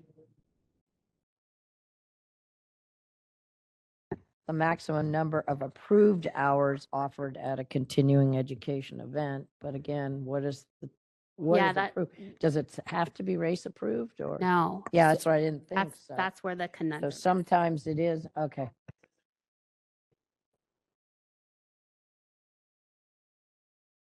But if it's not race approved, they're not going, and you do an audit, it's not going to be accepted. Yes, it could, because CVM doesn't have to be race approved. There's a lot of sessions. Right. Providers that I doesn't got you. have to be race approved. Right. Yeah, again, it's not necessarily, it's just, yeah, that's the whole thing about all the other affiliates.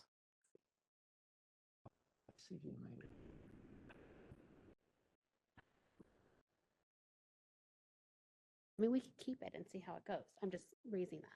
All right, any other comments? Okay, what is the feeling? Do we want to keep the new language or stay with the old? What's the consensus of the committee?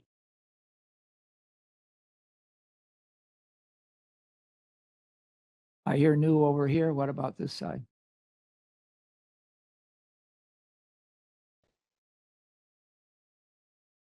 I was always under the assumption that if, these organizations that have been grandfathered in as approved providers, like for example, the CVMA, that all the courses that they're going to have at these continuation event, CE events would be relevant to the practice of veterinary medicine.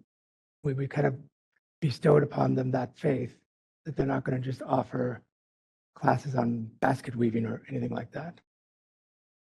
So I think that the decision we made a long time ago to allow them to provide CE shouldn't be questioned. So the question is, do you prefer the old language or the new language? That would imply that I like the old language. That as it is written here, this is the old language. The language, Green here, offered at the continuing education. Offered at the or the maximum. Oh, I like what's written there. Okay. That's the new, Yeah. right? But Okay. So then we are staying with the new language and the recommendations that have been made by the public. So I think then we need a motion for uh, this section as amended. So if I could have somebody, On page 3. Here we go, right? Yes. I make a motion or entertain a motion to recommend to the board submission to the California State Legislature, the legislative proposal as amended today to repeal BPC sections 4838 and 4846.5 and add Article 3.1, sections 4858, 4858.1, 4858.2, and 4858.3 regarding continuing education. Second. okay, there's a second. Dr. Grant, did you have a comment? No, I was gonna second it. Okay, thank you. I'm going to have you just speak up because I'm not looking at your monitor up there. So just go ahead and speak up rather than raising your hand. Any further discussion by the committee? Okay, any comments by the public in the room? Moderator, could you open up to see if there's any comments by the public on webcast? We are open for public comment via WebEx. If you'd like to make a comment, please raise a hand by tapping that hand button at the bottom of the screen. Dial-in users, dial *3 to raise your hand. This is on agenda item 4 and the motion. If you'd like to make a comment, please raise that hand right now.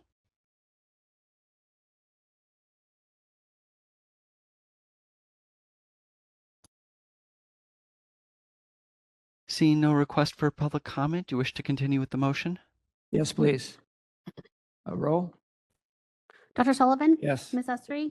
Ms. Bowler? Aye. Dr. Getkin? Yes. Dr. Grant? Yes.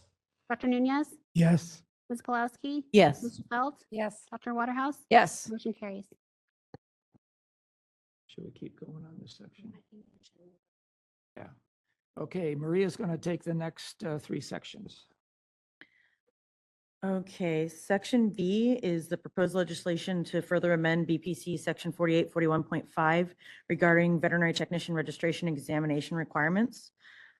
This legislative proposal would further amend BPC section 4841.5 in the board's 2025 sunset review to update the statutory reference to continuing education in the National Veterinary Technician Exam requirement in accordance with the new CE article proposed above. So this is on pages 14 through 16 of attachment 2.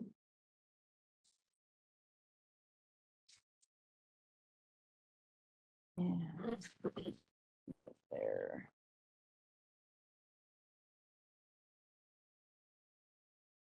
So these are 41.5, 1, 2, and 3.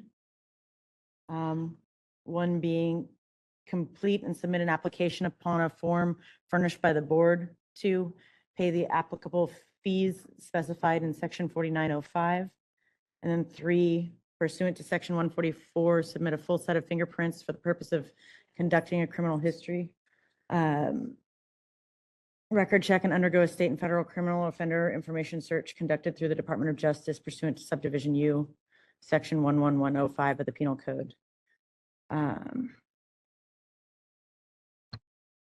Additionally, D and E in that section, as well as 5, the highlighted area on 5 adds in what we just discussed in Article 3.1, commencing with section 4858.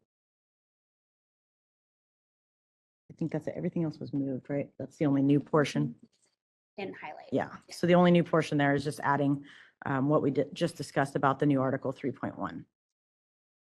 motion to approve. You have a full motion, you have to read. Oh. It's right here. Page 3. Be right here, yep. Oh. A motion to recommend to the board submission to the California State Legislature, the legislative proposal to further amend BPC Section 4841.5 regarding veterinary technician registration examination requirements. Second.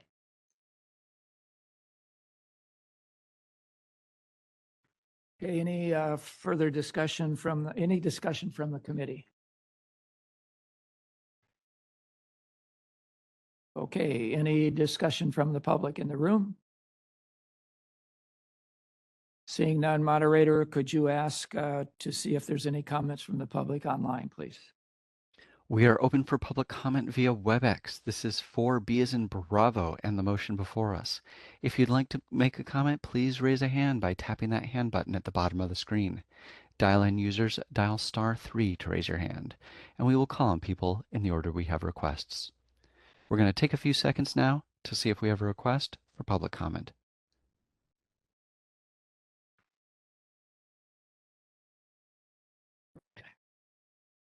Seeing no request for public comment, do you wish to continue with the motion? Yes, please. Thank you. Dr. Sullivan? Yes. Ms. Usry? Yes. Ms. Bowler? Aye. Dr. Getkin? Yes. Dr. Grant? Yes. Dr. Nunez? Yes. Ms. Pulowski? Yes. Ms. Felt? Yes. Dr. Waterhouse? Yes. Motion carries. Okay, item C is the proposed legislation to amend BPC sections 4846 and 4848.1 regarding veterinary license requirements. This legislative proposal would amend BPC sections 4846 and 4848.1 to update CE cross-references in accordance with the new CE article proposed earlier. So that's on pages 17 through 19 of the attachment. And that would change under D to add the new Article 3.1. Let's see, I think I missed one there. There are two places. Top of page 18. 18? Yeah. Okay, yeah, and at the top of page 18, it would also just add that new Article 3.1. So it's just adding those cross-references.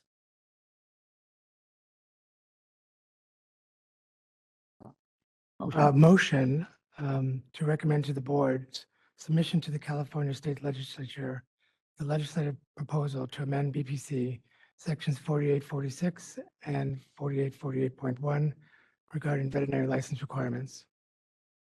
I second. Any discussion from the committee? Seeing none, any comments from the public in the room? Moderator, could you open up the website for a webcast for any comments from the public, please? Absolutely. We are open for public comment via WebEx for item 4C as in Charlie. If you'd like to make a comment on 4C or the motion, please raise a hand by tapping that hand button at the bottom of the screen. Dial-in users dial *3 to raise your hand, and we will call on people in the order we have requests. We're going to take a few seconds now to see if we have a request for public comment.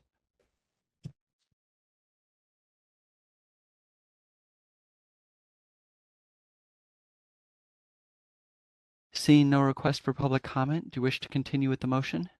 Yes, please. Call for the ballot. Dr. Sullivan? Yes. Ms. Usry? Yes. Ms. Bowler? Aye. Dr. Getkin? Yes. Dr. Grant? Yes. Dr. Nunez? Yes. Ms. Pulowski? Yes. Ms. Felt? Yes. Dr. Waterhouse? Yes. Motion carries. Okay, and D is the proposed legislation to amend BPC Section 4883 regarding disciplinary action. This legislative proposal would amend BPC Section 4883 Subdivision K to authorize board discipline against a license, registration, or permit for the employment of fraud, misrepresentation, or deception in renewing the license as follows. K, the employment of fraud, misrepresentation, or deception in obtaining or renewing the license, registration, or permit. This amendment, which is identified by the double underline, would be added to the existing legislative proposal included in the board's 2025 sunset review and is intended to move the existing grounds for discipline in BPC section 4846.5 subdivision G for knowing misrepresentation of continuing education compliance to the corresponding statute relating to obtaining a license. This change would streamline the statutes by maintaining grounds for discipline in one section. Okay, discussion or motion?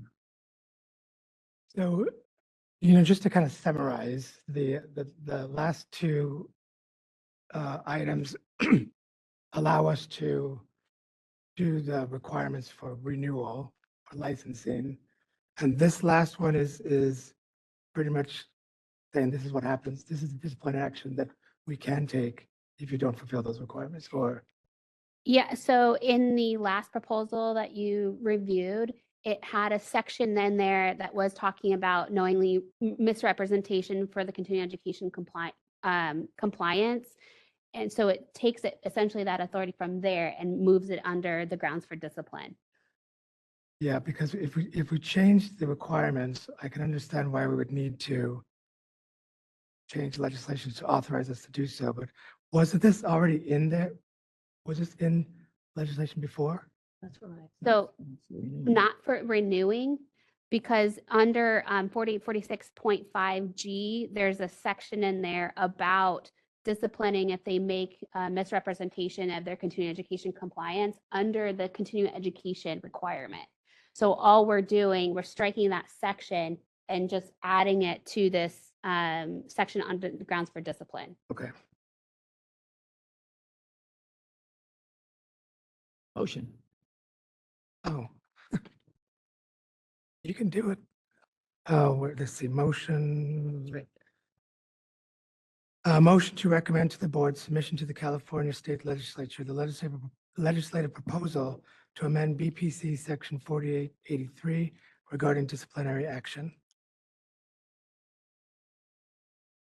Second. Second. I think Get can beat you to it. So Okay, any further discussion on the motion from the committee? Any discussion from the comments from the public in the room?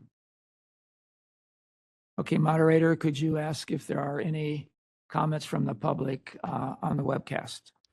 We are open for public comment via WebEx on 4 and the emotion. If you'd like to make a comment, please raise a hand by tapping that hand button at the bottom of the screen. Dial-in users dial *3 to raise your hand, and we will call on people in the order we have requests. We're going to take a few seconds now to see if we have a request for public comment. Okay, thank you.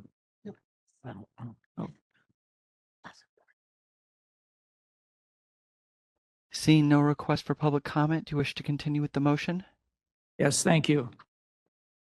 Roll. Dr. Sullivan? Yes. Ms. Esri? Yes. Ms. Bowler? Aye. Dr. Gatkin? Yes. Dr. Grant? Yes. Dr. Nunez? Yes. Ms. Pulowski? Yes. Ms. Feld? Yes. Dr. Waterhouse? Yes. Motion carries. Okay, we're going to break for 1 hour for lunch. Be back at 1. Thank you.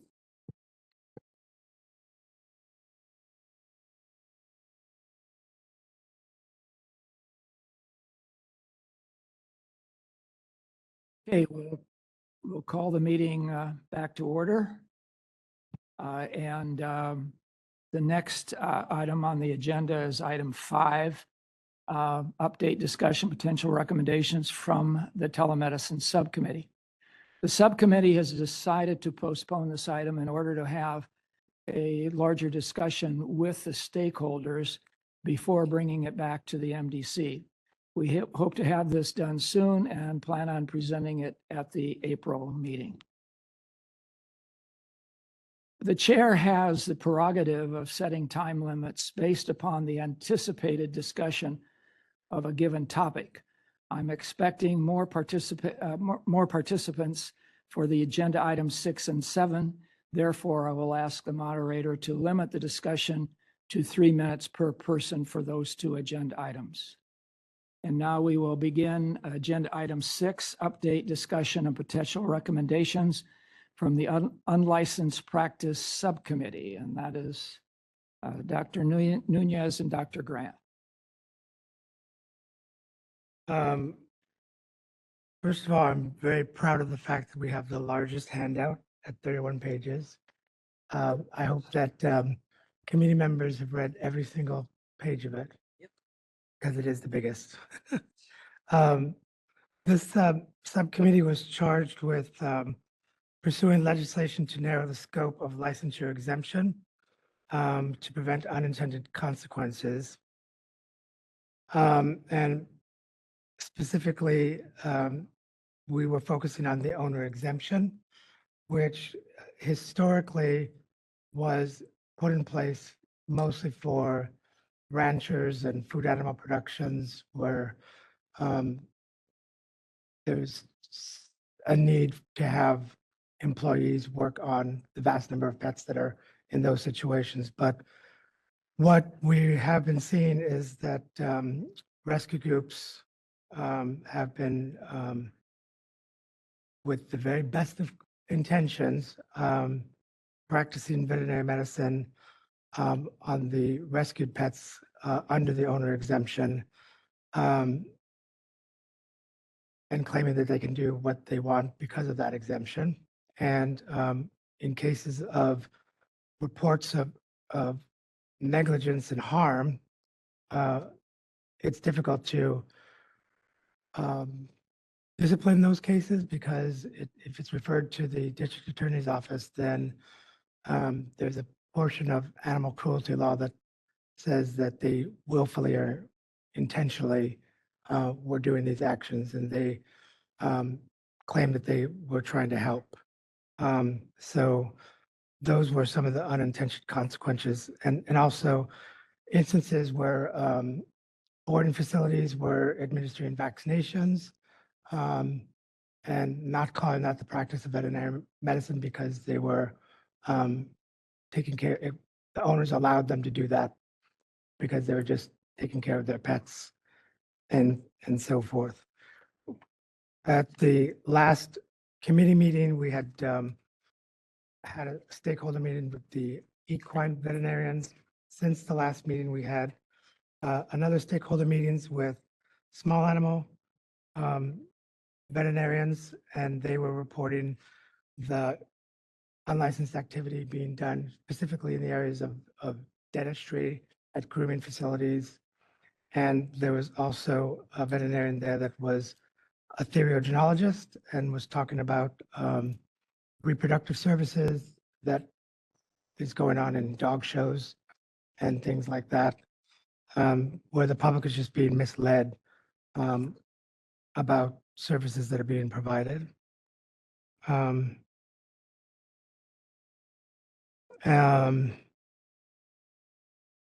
So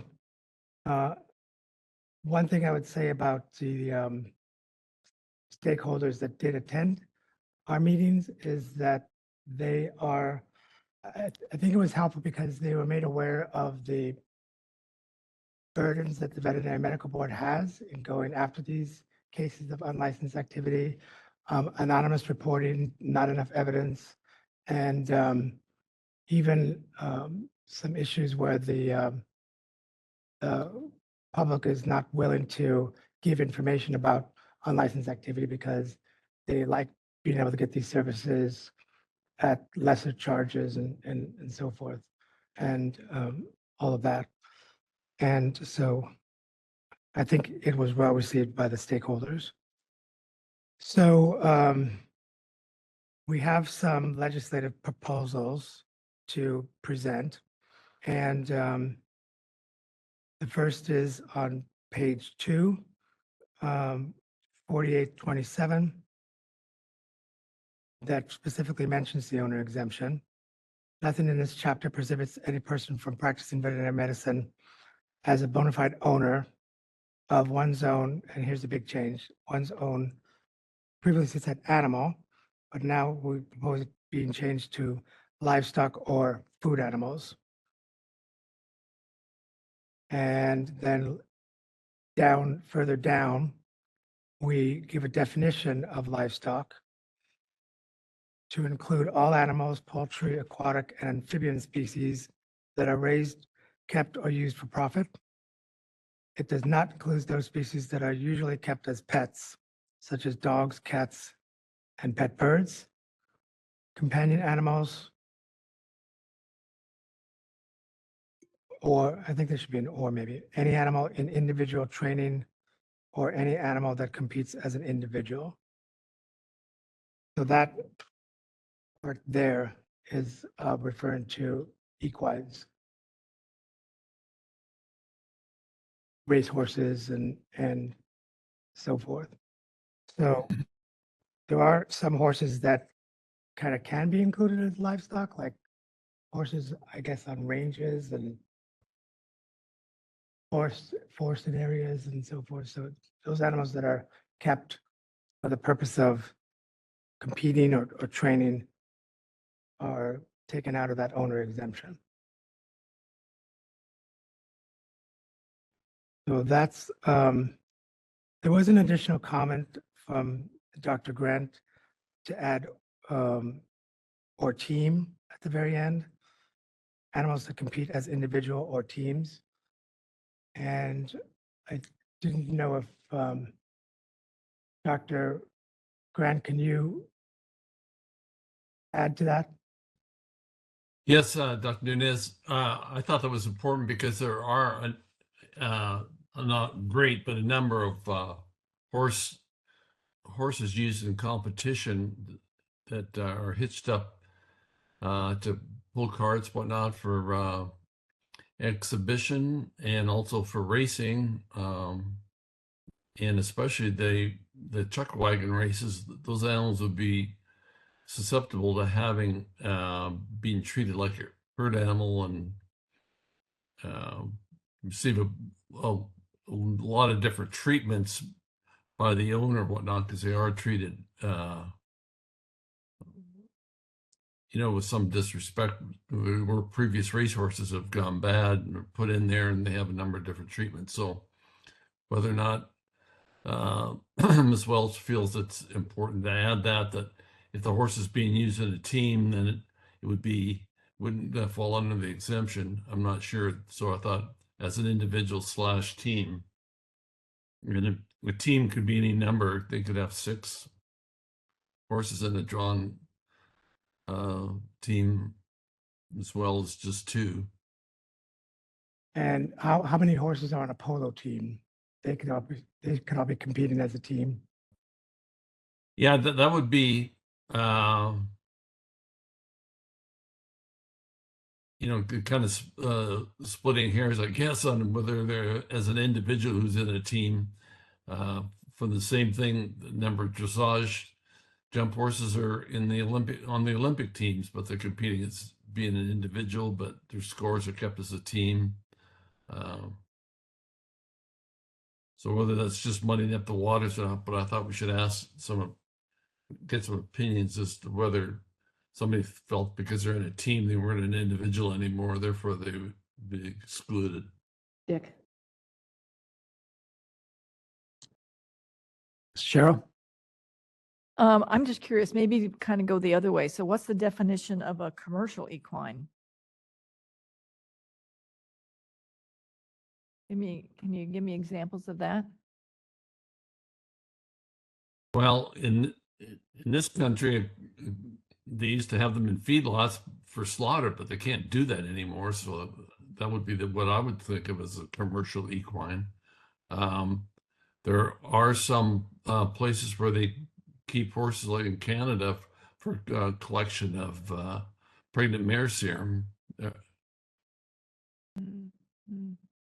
So that's not a bad point, Cheryl. They still should be. It would be more of a herd for sure in there. Yeah, so the subcommittee didn't want to just say blankets, all horses are going to be taken out of the owner exemption. Because as Dr. Miller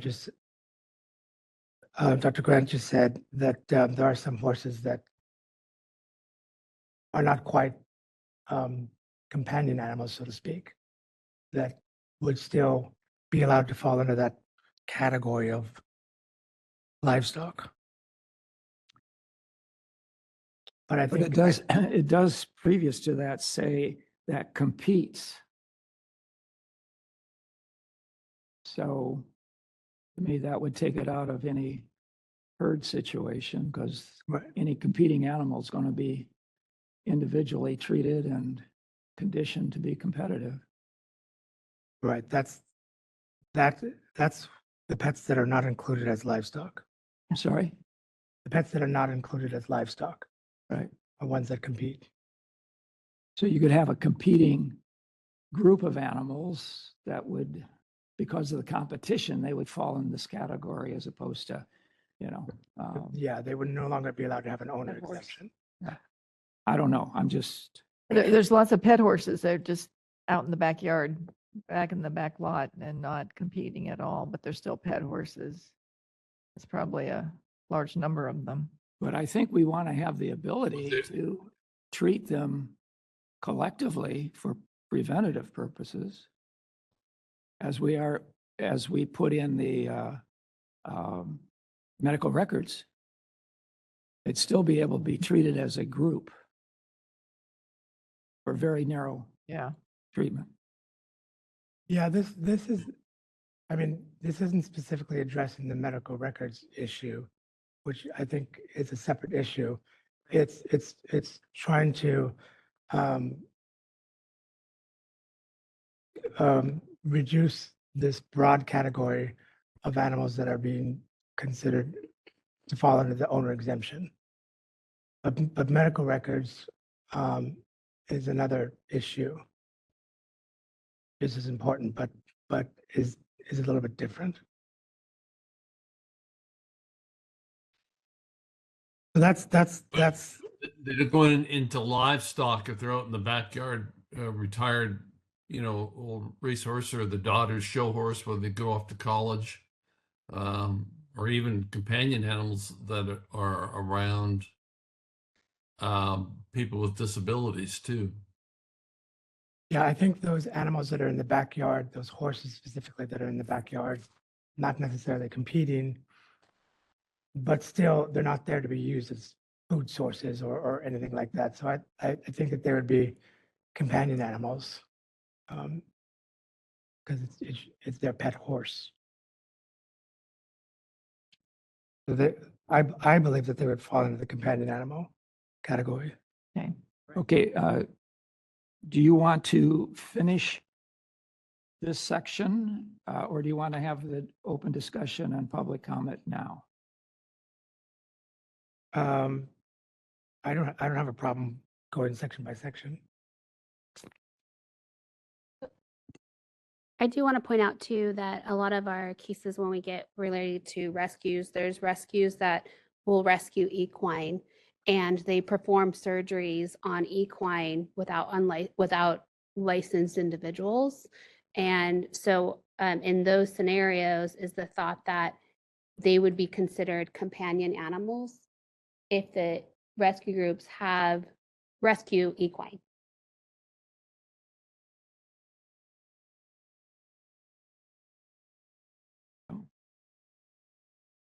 And to clarify too, this was a request from the board when they did their strategic planning session. One of the strategic plan objectives was to include equine in the definition of livestock.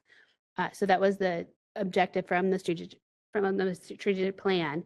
But I do think that that's something to consider when you have groups of individuals performing surgeries on equines that they have rescued.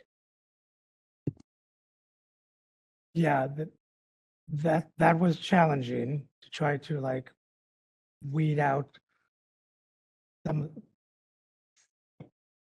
categories of equines that are not livestock, because it would not be right to just do a broad sweep of all horses. So it was tricky language. I had a hard time wrapping my mind around it at first, but I understood the intention of it. Well, the phrase used for profit muddies the waters even more because a lot of horses are kept around and they're raised to be sold, hopefully not for meat, but they're being raised for a profit. So does it put them back in the livestock category? I think the underlying thing is that most horse owners, or people who like horses, feel like those animals should be treated as individuals and be special. And because of that, they deserve the rights to have a veterinarian examine them and make recommendations. Christie? Yeah, but I mean, back to what Jessica was saying about the rescue groups, because this is why we're developing things like this, is just the rescue groups and how do we define those? And that's where I have concerns, is where do we put them? And so I think you have to look at a horse that a rescue group takes over. And my guess, and I don't know because I have no idea, but I feel like a rescue group, if they're rescuing it, it probably is not going to be for profit. It's probably going to be falling into a companion animal. It's not going to fall into a livestock situation. Yeah. Mm-hmm. So So how do you word that? where we're splitting hairs with the I- horses, I know. we're saying that those pets, those horses that are kept or used for profit are still livestock. And those horses that are more companion animals are not livestock. They're, and therefore would no longer fall under owner exemption. So like Christy said, those horses that are rescued, the rescue groups have not rescued them to make money. So they rescued them as companion animals. They would no longer be exempt. And if they're doing unlicensed activity on those rescued horses, then the board has the ability to discipline them.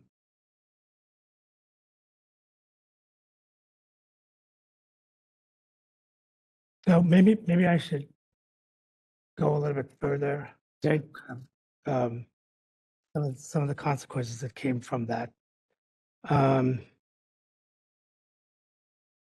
So with that in mind, there were some owners and caretakers that felt that they should still be exempt from the act when administering medication to their own animals. Therefore, the subcommittee came up with adding additional language on page 3, 4827A. Nothing in this chapter prohibits any person from pursuant to a written treatment plan prepared by a veterinarian licensed in this state. That includes the routes and/or method of administration and dose and/or frequency of use, administer a drug or medication other than anesthesia to an animal by the owner of the animal, an employee of the owner, or a designated caretaker of the animal. So this is referring to boarding facilities that are giving medications that have already been prescribed by a veterinarian. They're just carrying out the wishes of the owner. And therefore, it would be an exemption to, they're not practicing medicine by doing this.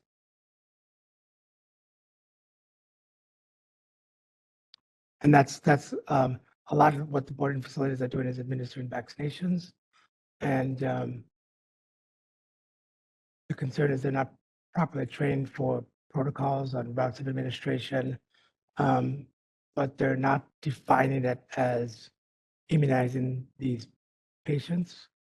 They're defining it as carrying out the wishes of the owner and charging it as the cost of the product, not the cost of the service.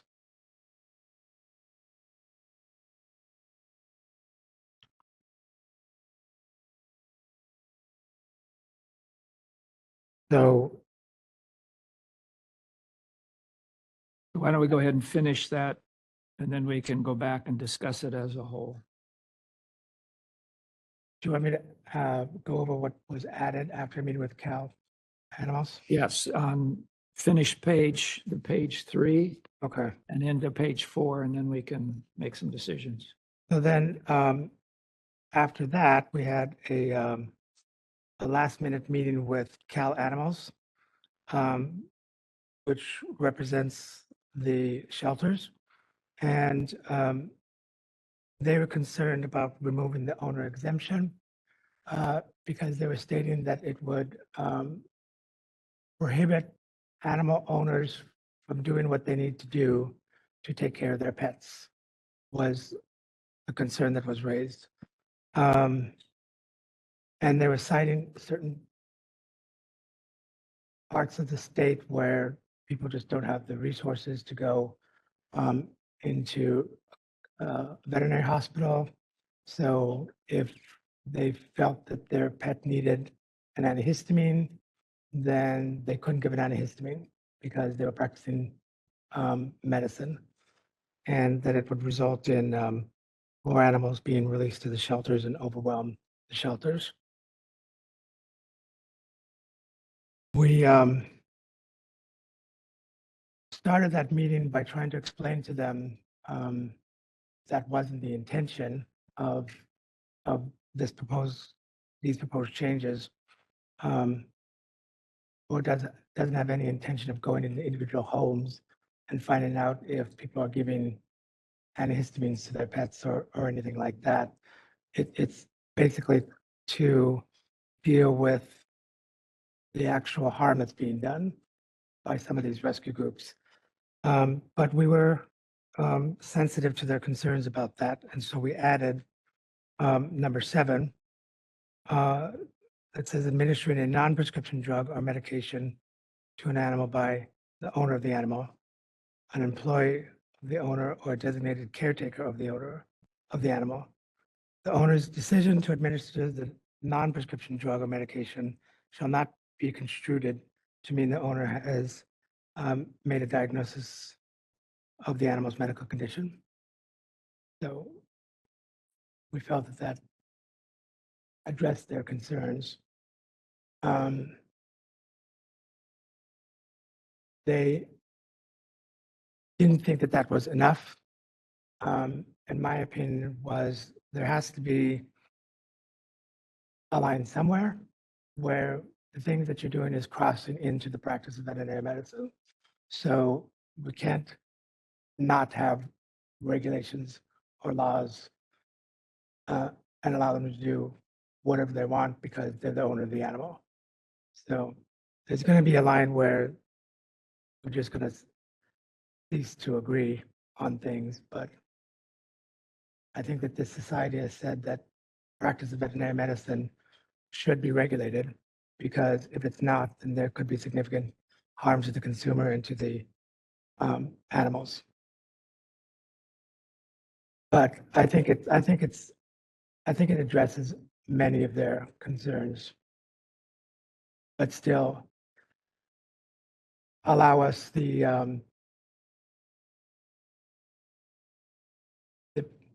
ability to discipline these cases that we're seeing.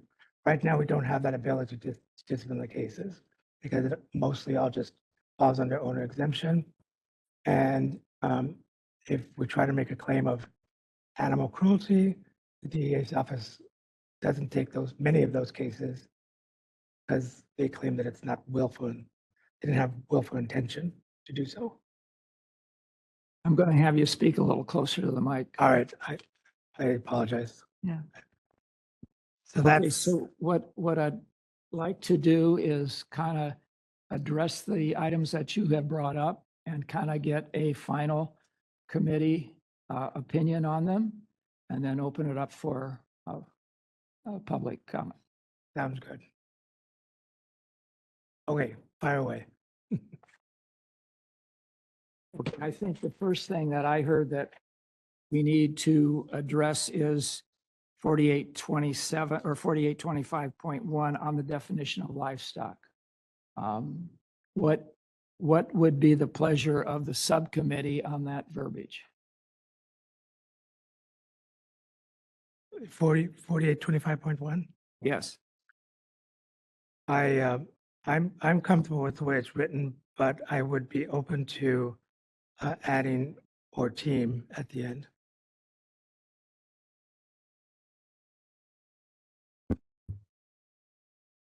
Or on a team. Can we just say competes and then leave it at that? Tara? Some of the activities described by Dr. Grant didn't sound like competition per se. It sounded like maybe participation in an exhibition event. So we don't want people splitting hairs, competition versus, prancing around the stadium. So I was thinking perhaps something like, or any animal that competes or is used in an athletic or entertainment event. That may be too wordy, but at least it's just focused on the animal, not necessarily as an individual, but covers both the athletic and the entertainment side. Jen? What if it was, or any animal involved in exhibition or competition activities? Or, something like that, any animal involved in because competition is any competition, individual, group. So we can, if we say competition, that would lump individual versus group, maybe say exhibition activities as well, competition or exhibition. But Period. once they get to the rescue group, they're probably not doing any of that. So Right, this is just defining.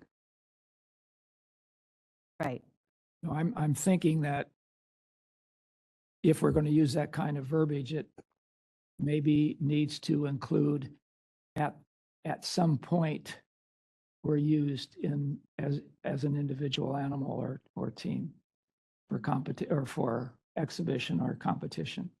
Because if it gets to the rescue group, it's no longer a competitive. I think Dr. Nino was saying earlier that if they're, once it gets to the rescue groups, they're not keeping them to compete or any of that, but they also are not being used for profit. So they would then be considered companion animals. Is that what the understanding was? Okay. Yeah. All right. Cheryl? So the, pet horse that's just in the, in the back 40 that they don't use for competition or exhibition. So it would still be considered Companion animal. under a companion animal. Perfect. Yeah, and Dr. Grant, I wonder if you can give us some more examples of those horses that would truly be considered livestock. You mean like sheep and goats and pigs and chickens, Now, what turkeys? give me an example of a horse that would be considered in the category of livestock? Well, horses that are that were being bought and exported for shipment over to countries for meat production. I'm not sure about the mares that are kept and they collect the urine from them. It's usually in Canada where that's done. I'm not sure whether it's done in the United States or not. But it's the large pharmaceutical companies that will have the progesterones. There's also there. there are wild horses still in California, right? That Oh yeah, Forest there's Service. yeah. According to some people, there's too many of them. I mean, they would probably be considered That's livestock, wouldn't they? There's an agency that manages them, BLM. and those horses would be Marie? considered livestock. Yeah, so there are still the wild horses in California. There are also ranches that keep a group of horses to work their livestock that are also treated similar to the way that the cattle that they're working would be. Yeah, so those would be examples of horses. That's why we can't just say horses, because we feel that those should remain under the exemption category. Yeah, most of the animals, the horses that are kept to work to use livestock, though, the owner may feel that that's his own horse and they can do what they want, and that's why it belongs to the owner. The truth of the matter is that most of them, horse of any value especially, they know enough to get a veterinarian because they're going to be losing money if they screw up. If the animal's sick or lame, whatnot, they understand why veterinarians are needed. And the veterinarians come out to the ranches to do lots of other things, pregnancy check, deliver calves, treat bloated bulls, all those things, and they can look at the horses at the same time. It's not like they don't have any access to veterinary medicine if it's deemed necessary. And any veterinarian that's out there and sees an animal, you know, in a horrible condition, can't get up with bed sores all over because someone decided that they couldn't afford to get a veterinarian to look at it, but they're going to keep it alive and see if it wouldn't get better. They're required to report it to the humane.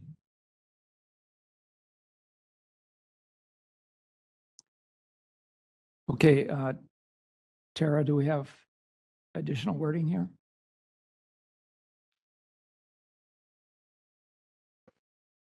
Well, first, let me just say that you can discuss changes to 4825.1, but you would not be able to take any action to move that out of the committee today because it is not actually agendized on this item. It was agendized for item 5, which you're not taking up today.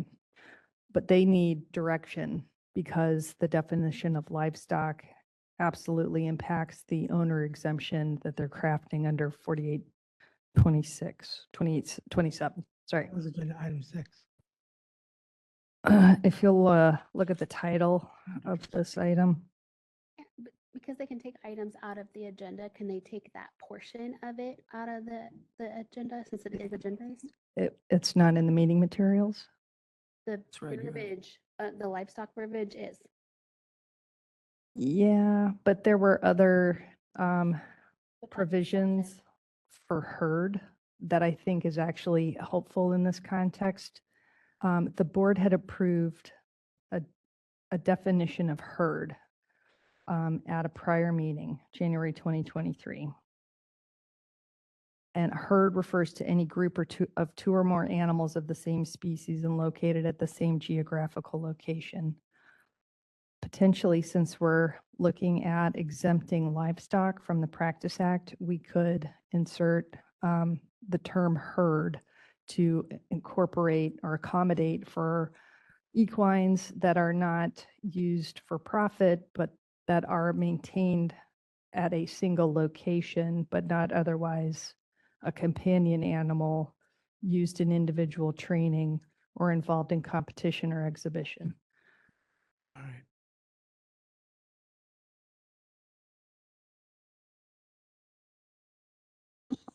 You read. Herd refers to any group of two or more animals of the same species and located at the same geographical location. So I have 4 dogs at home. I have a herd. Well, but they're considered a pet potentially under this other provision, such as a dog, cat, pet bird, companion animal. That's already under E, subdivision E, in 4825.1. Yes, doing prophylactic treatment. A veterinarian can go in and treat a kennel or cattery with a group record. So 4 animals, yes, that can be, but for a specific treatment. Yeah. The point is that we're using a term that's not livestock, because livestock, we're saying, is all animals listed, raised, kept, or used for profit. And livestock would be exempt under the Practice Act. Every other animal that is not livestock or a food animal that is also defined under the Practice Act is not exempt. So pets, companion animals, herds, as long as the animals are not considered livestock, would be required to follow the terms of the Practice Act in veterinary treatment provided.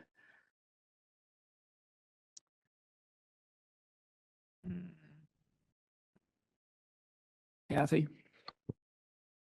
Yes, I'm sorry, I know we've discussed the herd definition a bunch of times, so now I'm confused again. And this is more in the weeds and because when I read the other one, animals, poultry, aquatic, koi, ornamental koi, pond of, 50 koi. Are they companion animals? In your, You compete. I do not compete with my koi, but I do treat them I mean, they would be livestock, wouldn't they? I mean, aquatic, and I don't eat them. they're livestock. If you're not using them for profit, I believe that they would not be considered livestock. However, if you're keeping them to reproduce and you're selling them, are you using them for profit? So they would be companion animals. Because she's just not making money off them. Yeah. If you're raising, keeping them, or using them for profit, they're livestock. If you're not, they're companion animals. Well, and hopefully ornamental koi, they're not food animals. Apparently, they're not very tasty, so. But there are koi breeders. that- I listen to movies. So it is included in the definition if they're used for profit. So if they're not used for profit, I don't think profit should be the criteria, the only criteria. And so there are people that have pet sheep, pet cows out on the back 40. And there's no profit. They're not going to eat them. Yes, pet goats, a lot of pet goats. The question is, should those pet sheep be operated on by their owner? Should, veterinary care be provided to these animals without oversight or without a veterinarian license? Is it okay to do things to these animals that should be done by veterinarians or other veterinary professionals? That's the Okay. point. I think Dr. Waterhouse might have a point though, because for profit might not be enough. And I cite those wild horses that are being managed by some bureau. They're not making a profit of those horses. They're managing them. So maybe more needs to be added. Although, can we talk about this since it's not agendized? Or will we? Talk about it, we can't make it. Well, I think we could talk about it because, getting to Jessica's point, the memo does include this proposed definition of livestock. Okay. And I have 3 chihuahuas. I think that would categorize as a legion chihuahuas. What is the federal definition of livestock? I mean, it came down to USDA when you were applying for research grants, horses weren't really eligible for any such projects because they weren't livestock.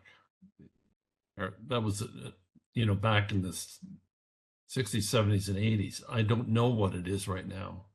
Would that make any difference if the federal government had livestock defined in a different manner than we do? Or going to China?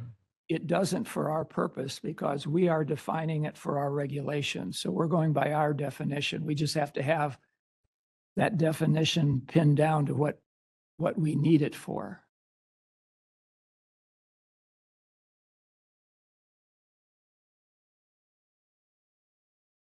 I've got one federal definition of livestock.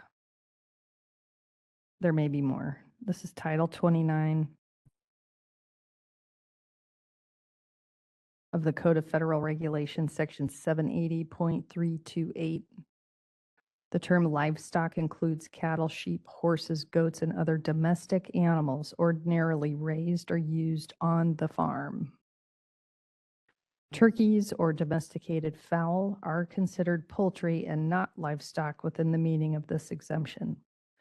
So, if we start to change the definition of livestock to be aimed at certain species, then are we creating more work to define other exempt species? Yeah, I don't like I don't like that. that. Did you say kept on the farm? Yeah, on the farm. So, so do we need to define all of those animals that are not farm animals raised for profit? Well, we're trying to define them as dogs, cats, and pet birds. Well, I know, And but then companion animals is trying to but if we, include the backyard ones. let's just, for the heck of it, stop after the first sentence.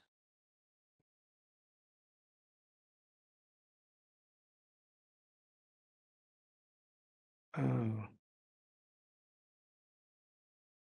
Versus a lot of ranchers would argue about being used for profit.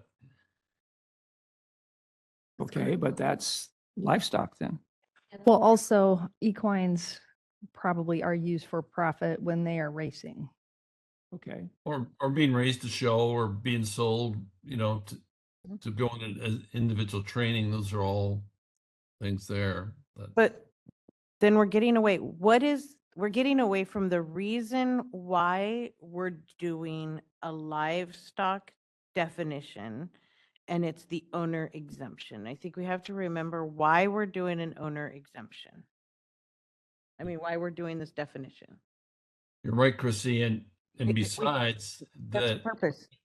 with the livestock, if we went back to 4827A1, that one's owns livestock or food animals or companion animals, then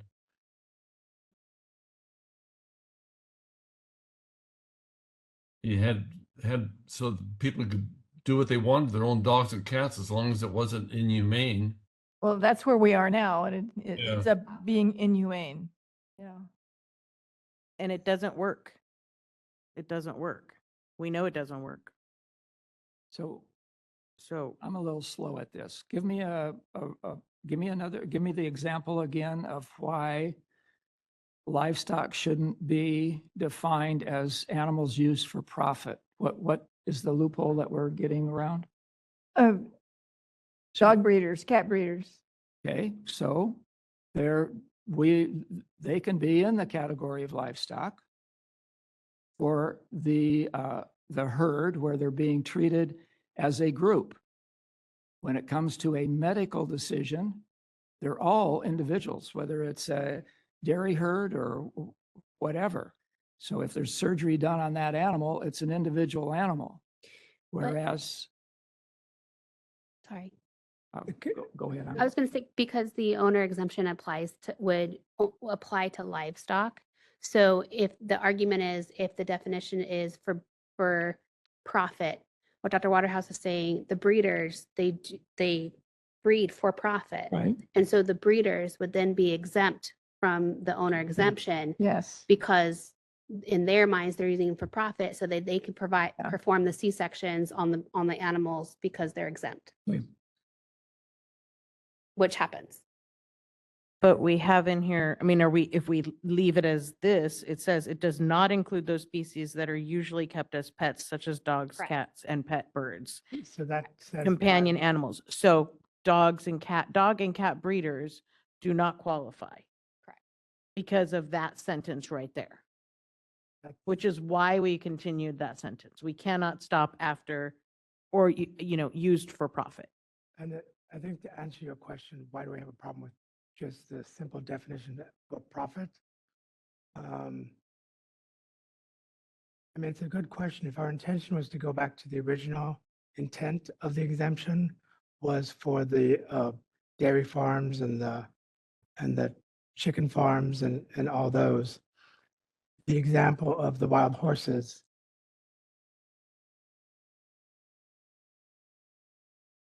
they're not for profit, but So do we don't need, I don't think we need to add anything other than the for last profit. underlying part.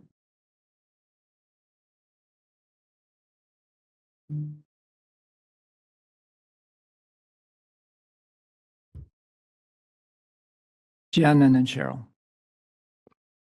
Just a quick question. Is this the only reg that the word livestock is used in, other than like, of course, definition, but is the word livestock used throughout the Practice Act?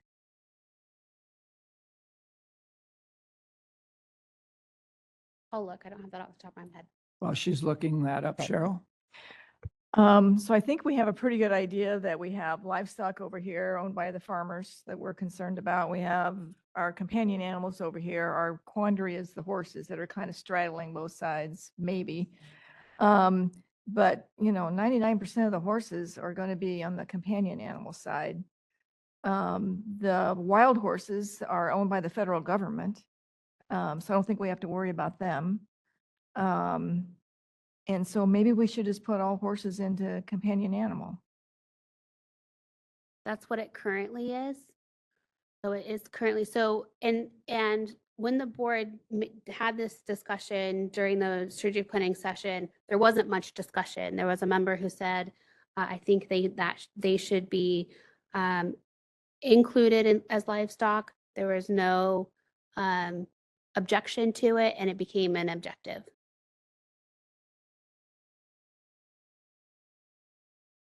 So you could make a recommendation to keep it as is. Jen? No. Just something to bring up as I'm looking through different codes.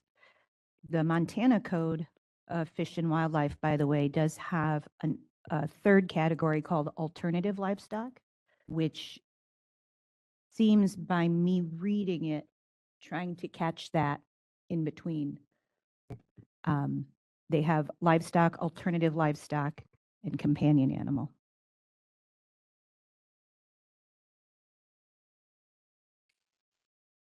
How they define alternative, Jen?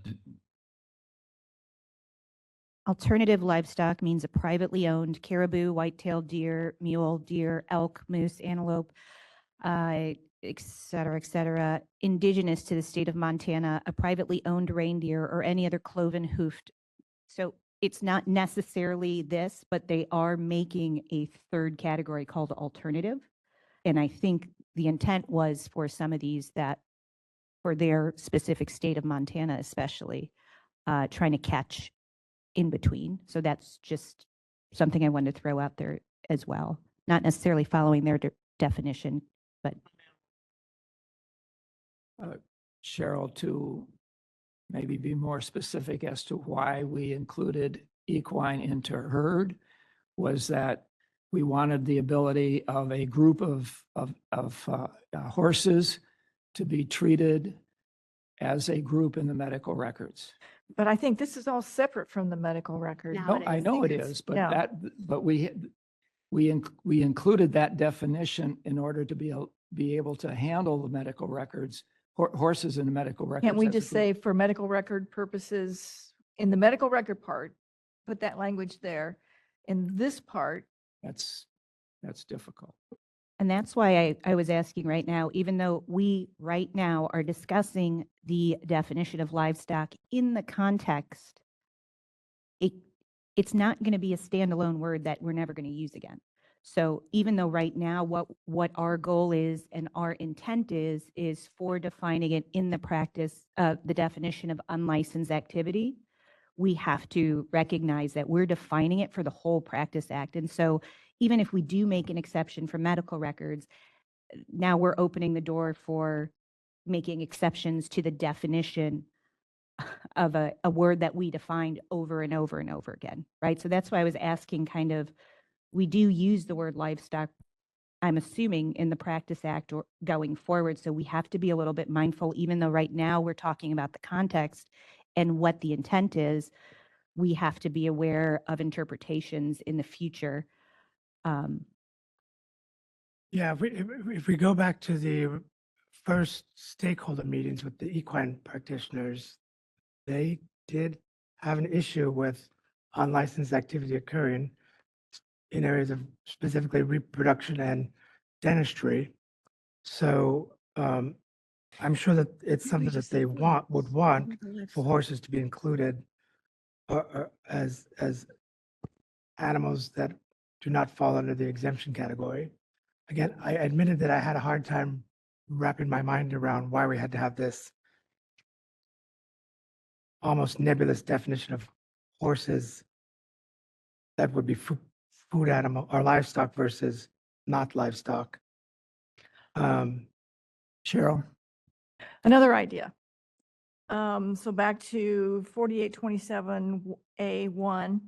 How about if it said, practicing veterinary medicine as a bona fide owner of one's own food animals? Just leave out livestock. Just make it food animals.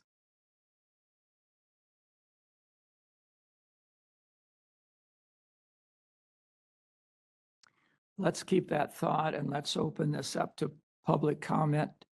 And then we'll come back to this. Any public comment in the room? Kinda. Any public comment online? Moderator, could you open it up, please? We are now taking public comment via WebEx. If you'd like to make a comment, please raise a hand by tapping that hand button at the bottom of the screen. Dial-in users dial *3 to raise your hand, and we will call on people in the order we have requests. As a reminder to our mobile device users, you may need to hit the ellipses button, that's the ... in order to find your hand. And it looks like our first comment is coming from Juliana Tetlow. Hold on just a moment. We're sending you a request to unmute your microphone. To comment here. My name is Juliana Tetlow, and I represent San Diego Humane Society, the nonprofit animal care and control agency for most of San Diego region. I'm here to urge you to reconsider eliminating the ownership exemption in the Veterinary Practice Act. The ownership exemption is critical for ensuring timely and affordable care for animals in situations where licensed veterinary services are unavailable or inaccessible. This exemption allows animal owners and caretakers to provide basic and necessary care without facing legal barriers. Eliminating this exemption could disproportionately harm individuals in rural or underserved areas where access to licensed veterinarians is already limited. Animal shelters and other nonprofits often rely on this exemption to provide care as well. Removing it would not only strain these organizations, but could lead to delays in care and suffering. Furthermore, it's important to note that the ownership exemption does not shield individuals who commit acts of cruelty under the guise of veterinary care. Existing law already allow for criminal prosecution in cases where individuals harm animals through neglect, cruelty, or unqualified procedures. Eliminating the exemption would penalize well-intentioned caretakers while doing little to address the actual cases of abuse, which are already enforceable under current animal cruelty statutes. I'll note that there were frequent references to operating on animals during the committee discussion. That is just one part of veterinary medicine. Veterinary medicine also includes treating and preventing health issues. While we appreciate the addition of Section 7, it really does not address the concerns. Instead of removing the exemption, I urge you to consider identifying deficiencies in the enforcement process, additional oversight, or providing additional education and support to ensure care remains ethical and safe. 1 minute. Striking a balance between professional regulation and the practical necessity is key to safeguarding animal welfare without creating unnecessary burdens. Thank you so much for your time and for considering the needs of animal caretakers and the vulnerable animals they serve. Thank you. Next, we're going to hear from Bruce Wegman. Hold on just a moment. We're sending you a request to unmute your microphone.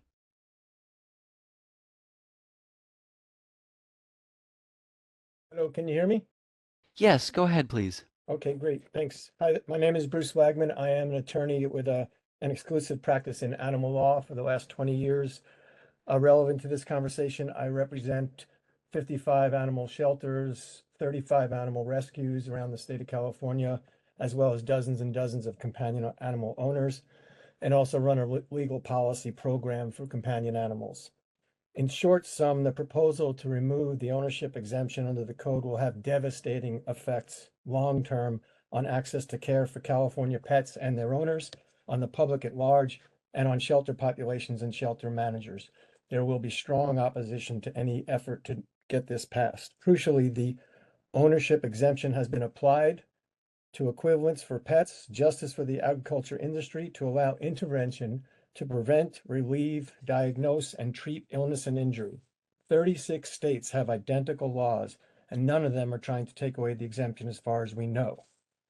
It's stated that the board does not intend to go into homes, but this is exactly what this law will do. It will impact law-abiding citizens and not the law breakers. And here are just a few examples of how the proposal will seriously harm access to care.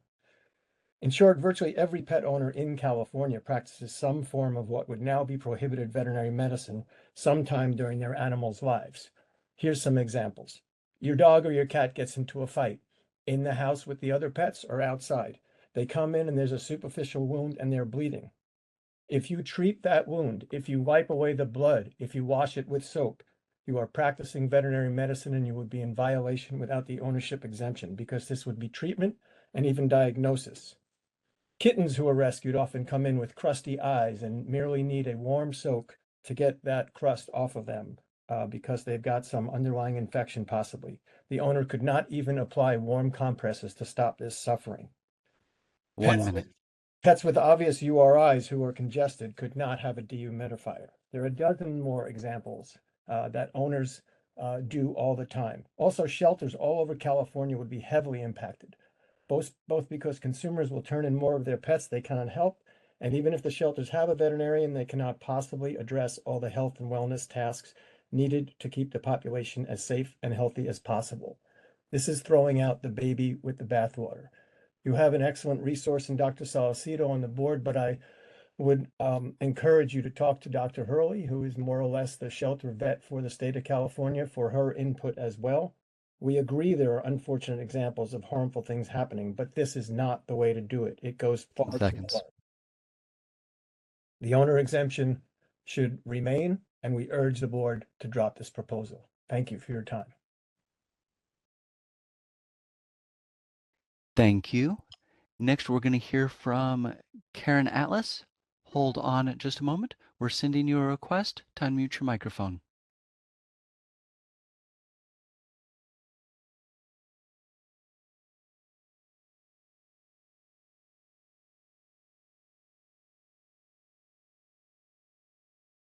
All right, Karen, I see that you've unmuted. Are you with us?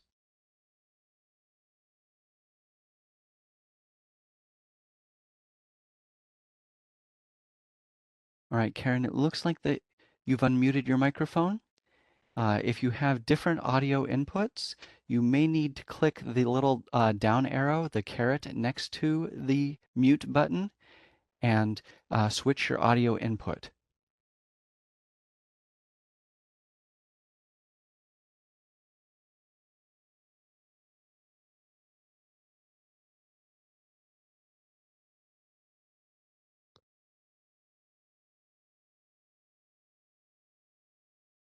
All right, Karen, I'm going to put you back on mute, and we're going to come back to you after the next speaker.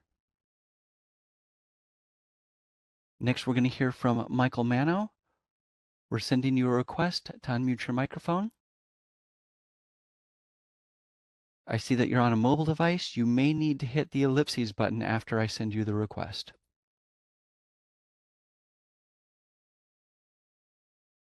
Hear me? Yes, go ahead, please. Thank you. Michael Mano, I'm an equine practitioner in Southern California. I was also one of the stakeholders in the unlicensed equine practice meeting. And while I understand this attempt to try to define livestock for this specific purpose of the owner exemption, you know, there's several laws on the books that already define livestock, and one of them was already stated, the federal Title 29 law, but also in California, there's Civil Code Section 3080 that defines livestock as any cattle, sheep, swine, goat, horse, mule, or other equine. There's a Food and Agriculture Code that defines livestock as any cattle, sheep, swine, goat, or any horse, mule, or other equine, whether live or dead. I think if you go down this path to try to redefine livestock for a specific purpose, it's just going to muddy the water. Certainly, we brought up a lot of issues in this meeting that we were concerned about unlicensed activity, and I understand how you're trying to protect the practice of veterinary medicine by people that shouldn't be doing it. But I'm suggesting you might want to take a step back and try to redefine this whole process of giving another definition to livestock for equine specifically. And I think if you asked most equine owners and equine practitioners, you'd find very few that are in agreement that horses are companion animals pretty much at any level. It's easy to say that a pet pony is a companion animal, but they don't act like them all the time, I can tell you that. And they don't show a lot of companionship 1 minute. sometimes to their owners. So if the idea is to redefine livestock to make it fit the owner exemption, I understand that, but I'm not sure it's the right path to be taking. Thank you. Thank you. All right, Karen, we're going to circle back to you, and Karen is potentially our last request. So I've seen several hands go up and down. If you would like to get in line, please raise a hand by tapping that hand button. All right, Karen, I see you're unmuted. Are you with us? All right, can you hear me this time? Yes, indeed. Go ahead, please. Fantastic. My name's Karen Atlas, and I am the president of the Animal Physical Therapy Coalition. The Animal Physical Therapy Coalition represents veterinarians, physical therapists, registered vet technicians, and the animal owning public. On their behalf, I attended, provided in-meeting public comment, attempted to engage in discussion, and sent in 2 letters on behalf of the APTC to be considered for each of the small animal and large animal stakeholder meetings on unlicensed activity.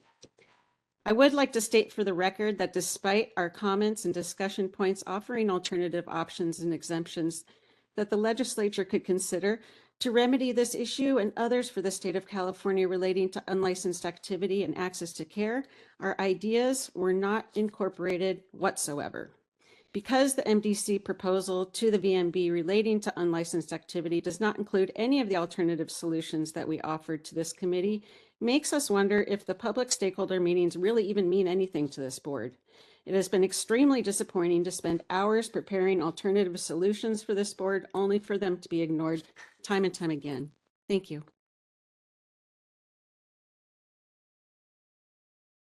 Thank you. And that was our last request for public comment, Mr. Chair. Thank you. Okay. Cheryl. I'd like to respond to something that was it Dr. Mano said that we're looking at trying to protect the veterinarian, and we're not. We are trying to protect the consumer. We're trying to protect the owner. And maybe Jessica, if you could give this committee and whoever's listening some idea of things that you've seen. The reason that we're doing this to begin with, people doing their own C-sections.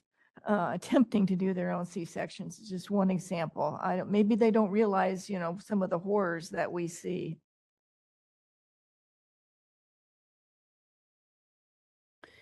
So we'll tackle first for equine. We do see a lot of unlicensed practice when it comes to equine. We have rest groups who are performing services on equine who are not, individuals are not licensed. We get complaints from the equine community of individuals, and that's why we had the stakeholder meeting with equine, because they see quite a bit of unlicensed practice.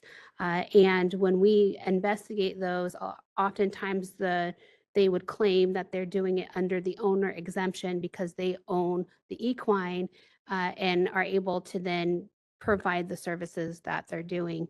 We've seen surgeries on equines. We've seen a lot of part of the feedback that the unlicensed practice subcommittee got was a lot of dentistry happening in equine. Similarly, in small animal, we get dentistry that's happening with equine. We get surgery, C-sections, breeders performing C-sections on small animals. They claim either the owner exemption or they that they perform the services gratuitously. The issue with performing the service gratuitously is that let me address a couple things. One, you have the animal cruelty, the claim that all of this is covered under animal cruelty. That means that the DA's office has to, one, press charges. They have to accept the case, press a charge, and then win. And there's a lot of hurdles that they have to follow in order to prove the animal cruelty. And oftentimes our cases don't even get accepted for the DA's office. When it comes to performing the service gratuitously, as Dr. Nunez had mentioned before, that we would have to then prove that they charge for those services and were paid for those services. Oftentimes the respondent would say, I perform them gratuitously, and the complainants aren't willing to cooperate because they want to continue to get these services much cheaper than what they would pay for a veterinarian. So there are individuals who are claiming this exemption often, and animals are getting harmed. We've received videos of these things happening, and we have the evidence, but we don't have the authority because they are claiming the exemption.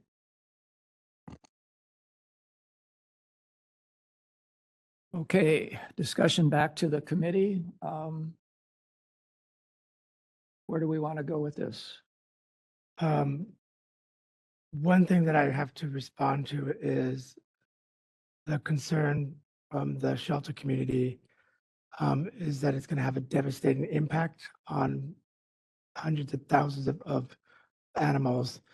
I don't agree that wiping mucus from a kitten's eyes is the practice of veterinary medicine, and we're going to go after anyone that attempts to do that. I don't believe that cleaning a wound on a pet that got into a fight is considered the practice of veterinary medicine, and we're going to go after that. That's certainly not the intention of looking at the owner exemption. I'm sensitive to that worry, but I just don't think that's going to happen. And there are, being that this board is aware and sensitive to the needs of rural communities and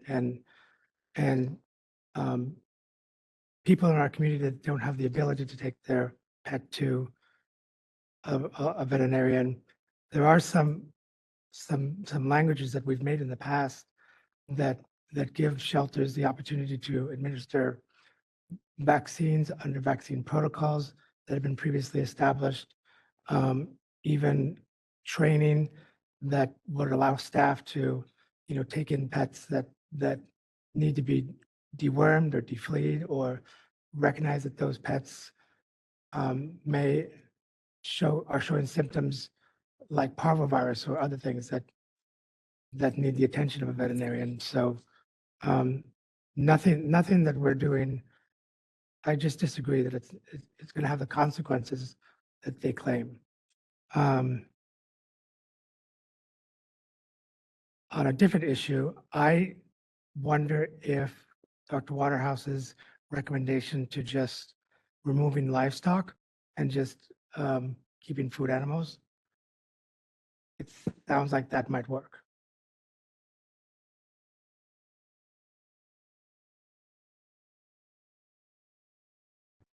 Dr. Nunes, do you feel that not having, just putting one's own animal, and No. Well, that goes back you to. feel like that's going to increase the number of chances of people practicing veterinary medicine on small animals, companion animals, and cause more pain and suffering to them? I think that the way it is right now has led to it being abused for people practicing veterinary medicine. I think people can still practice common sense. If something's bleeding, put pressure on it. That's not practicing veterinary medicine. If something needs to be cleaned, clean it, that's not practicing veterinary medicine. But this is referring to the practice of veterinary medicine. And as a functioning society, we have determined that the practice of medicine needs to be regulated. So there has to be laws in place at some point of what you can do and what you can't do. Cheryl, what was your comment again? So it was just to take out livestock or, so it would read owner of one's own food animals.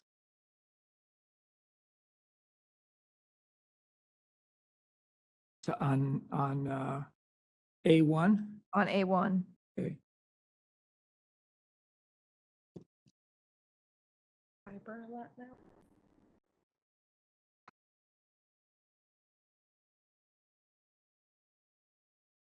So do the committee and maybe Tara and Jessica, does that capture what we need?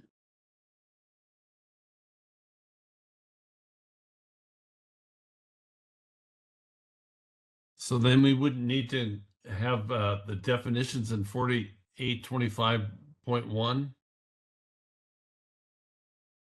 That's correct. I think that it's important to reach out to at least CDPH to see how this may impact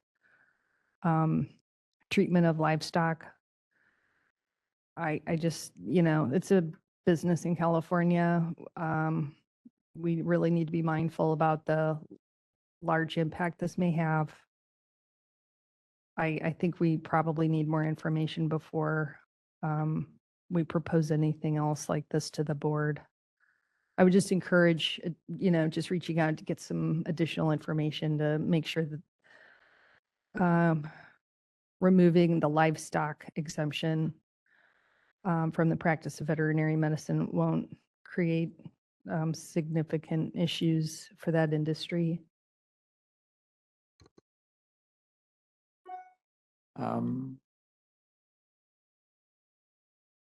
Can we table this till the next meeting and have another subcommittee meeting at least, or?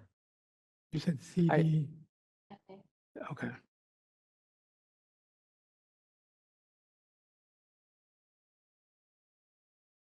I think we're at an impasse.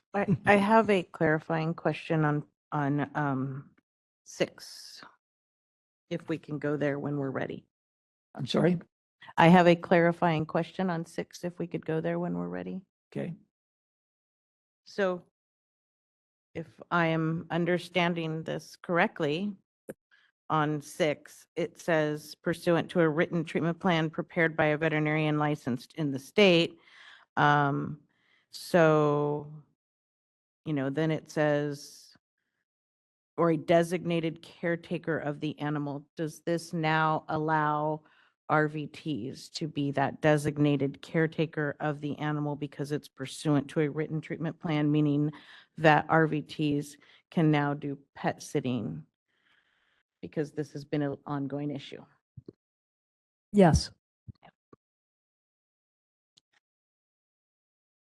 I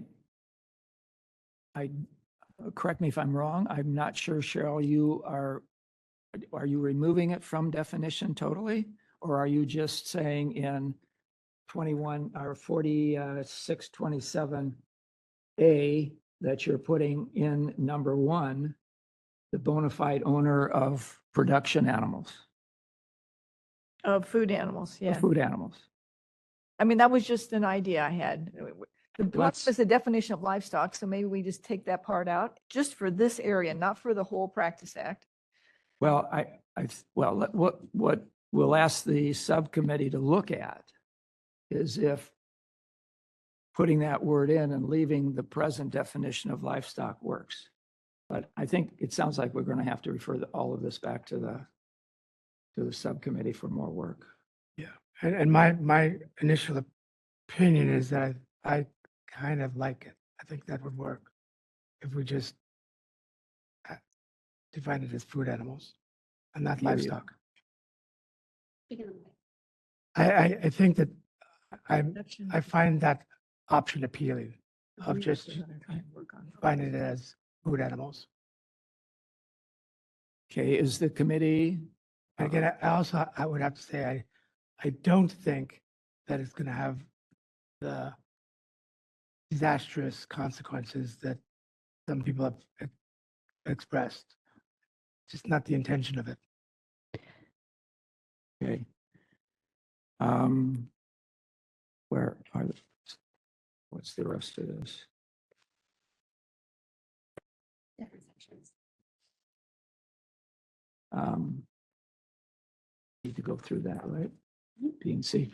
Okay, so if it's the subcommittee or the committee's wishes, we will refer A back to the subcommittee at the present time and move on to part B. Tara? I just want to make sure the subcommittee has instruction, so they know what steps they need to be taking to prepare for the April meeting. It sounds to me like they're going to research or reach out to CDFA, the California Department of Food and Ag, to see if, or perhaps any other stakeholder, government entity, to see if there would be any larger impacts on removing the livestock practice exemption. Do you want them to look at further refining the definition of livestock?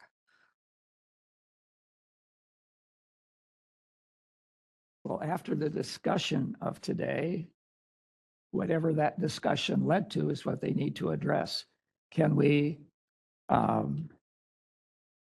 what I heard was leave livestock in the definition and see if we can accomplish what we need to with Cheryl's suggestion. So leave livestock alone and focus more on the 4827 exemption. Yes. Okay. What about 4827A and 7? 6 and 7, do you want to talk about those? Yes. What's that? B and C? 6 and 7. Oh, okay. So 6 was addressing the ability of boarding facilities and even RVTs, business models that they're creating would allow them to administer medication. And that would be an exemption to the practice. And 7 was also giving an exemption to pet owners to practice common sense, as it were, to administer non-prescription medication and not be accused of practicing veterinary medicine. Do you, if this does not go any further, if it's dropped, do you still think we need 6 and 7? I think it would help to address some of the concerns that have been raised by the public comment. Okay. Then let's, Can I ask? okay, Jen. I am rewinding back to 4827 just because I think whatever work that is done is going to affect, and whatever decision is made on definitions is going to affect how I feel about 4825.1, et cetera. So I'm still going back to 4827 because in my head, without having definitions, I can't really opine on the appropriateness of the rest. So I would like to ask that this goes back to the subcommittee for 2 things. One is reaching out to CDFA on what and determining first if changing the definition of livestock, what that affects. Because only then can I really make a decision on even leaving out the word livestock and just having 4827 A1 say food animal. That makes sense? I keep rewinding and hop skipping back on if we just say food animal for 4827.1, well, what is livestock? What are we leaving out? Yeah, Right. what we're, And even if we're talking right now about 4825.1, about the appropriate, I'm sorry, 4827 pursuant to a written and treatment plan. These are more to address other issues. These aren't necessarily livestock. These are to address if you, Correct, these are correct, like, sorry. so these don't have anything to do with those. Okay, but is the action item for 4827 to bring that back to the subcommittee? I know I keep going back. yes, so Okay, that's going back, but the discussion right now is subsection or paragraph 6 and paragraph 7 pertinent to discuss now? If you feel that it would add to in clarification for the public, then we should pursue. If it's only dependent upon what we do with the previous part, then we can hold off I on think, that. I think it adds assurances that we do not want to stop good people from doing good things. Or just practicing common sense. Okay, And so I don't think it's very controversial. all right, we'll start with 4827, paragraph 6.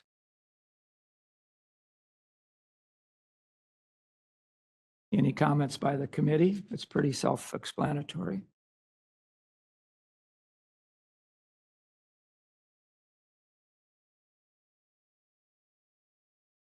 And then we will do the same with 7 before we ask for comment.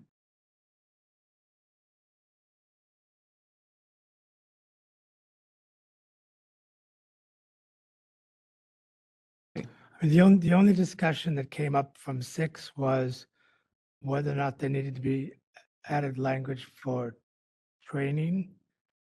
So for example, if a caretaker has received instructions to deliver a medication at a certain dose and frequency, should they also be trained to recognize when something's wrong, something's not going right, and maybe this protocol should be reevaluated?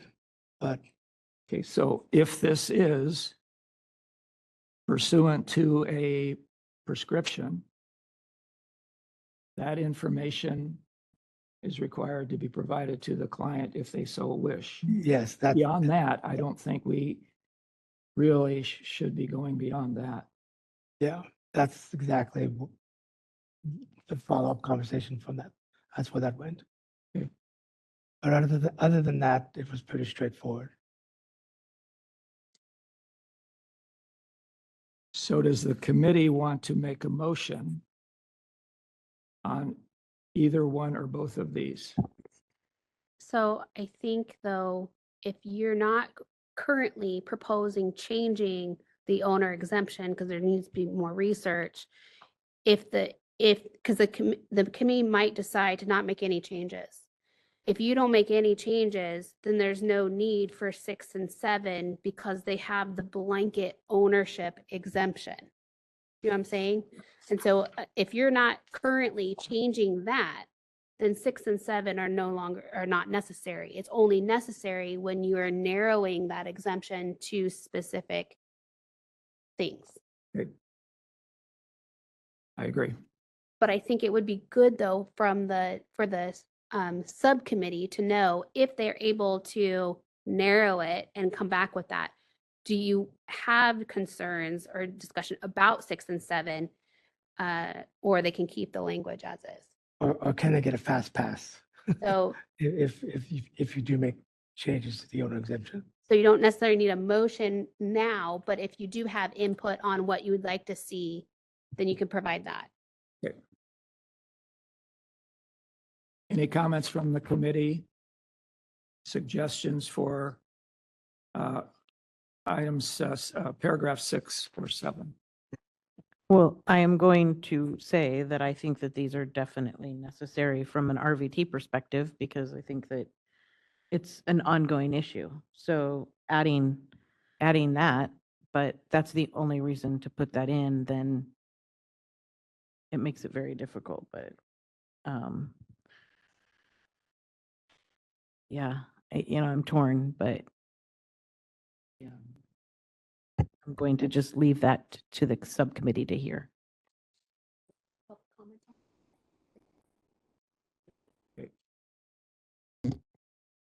Okay, if there's no further comment, we'll move on to section B by the subcommittee. So hopefully this is going to be less complicated. But this part deals with making changes to unlicensed practice citations. The idea was to seek statutory changes to increase the fines for unlicensed activity. Currently, it's capped at 5,000. And a majority of the pages of the handout that made us the largest handout was a survey of other states on what they do with their unlicensed activity, and none of them had a cap like we do. That's basically the take-home message if you didn't go through all the comments. So, and the stakeholders in our meetings, they all were in agreement that we should increase the amount of the citation. And then the other hindrance we have is that with that cap, if you have 20 violations, 20 citations of practicing veterinary medicine, then you can't add all those violations together because there's a $5,000 cap. So if you saw one animal and were practicing against it or practicing veterinary medicine, you get a $5,000 fine. If you saw 20 animals and were doing the same thing, you still get a $5,000 fine because there's that cap. So removing that cap is what B is saying. And do you want me to go on to C, or do you want to stay on B first? Since B is requesting a motion, I think we should take them one at a time. Okay. So the actual, So I can make a motion. I have a question though. Okay. We didn't, and I'm just gonna point of order. Did we do any public comment on 6 and 7? Yes, so Dr. Sullivan opened it up to public comment on the whole item. And so that's where we got public comments regarding 6 and 7. They had talked about, we were looking at the whole section of it. Of 6 and 7? He was, Because I'm just saying it because I was a little confused because I even thought we opened it up and I hadn't even talked. I even leaned over and said, oh, I haven't even talked about 6 and 7 yet. So, we can open it back. so I just want to make sure that I'm not I could be the only one confused. So, We can open We- it back up if you want. We Before I make this discussed it all motion. and open it up to the public. We had those comments. That was for the whole section A. Then we came back and then we discussed 6 and 7. 6 and 7, but there's no motion, so Okay. we already had public. If, So that's fine. I just want to make sure. I can ask again. So I just want to make sure before I move on. Open it back up in case there's. I'm okay. What's up to you guys? Do we want public comment on 6 and 7? I think they really all, when they commented, I thought they commented on everything. Yeah, that's what I thought. Okay. Okay. So I will, let's see, make a motion to recommend to the board's submission to the California State Legislature the attached legislative proposal to amend BPC section 4875.2 and add section 4875.7 regarding unlicensed practice citations. And that's on page 28. I second.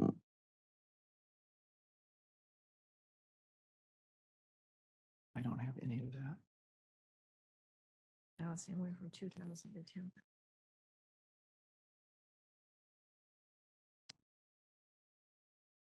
Okay, any discussion from the committee?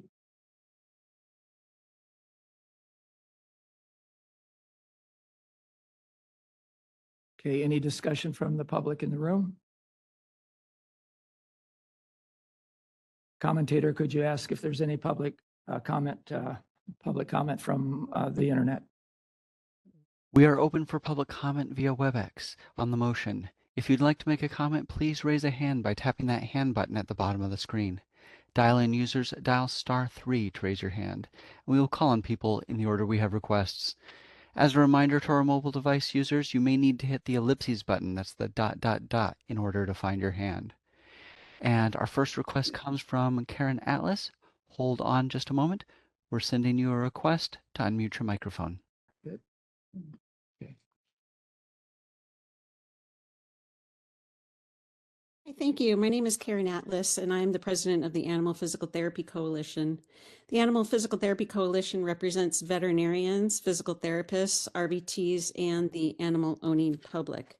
I wanted to just chime in real quick to say that it simply isn't true that all the stakeholders agreed to increase fines. I know it was written that way, and that it seemed that people think that the public agrees with increasing fines, but I want to state for the record that was not agreed upon by all the stakeholders in that meeting.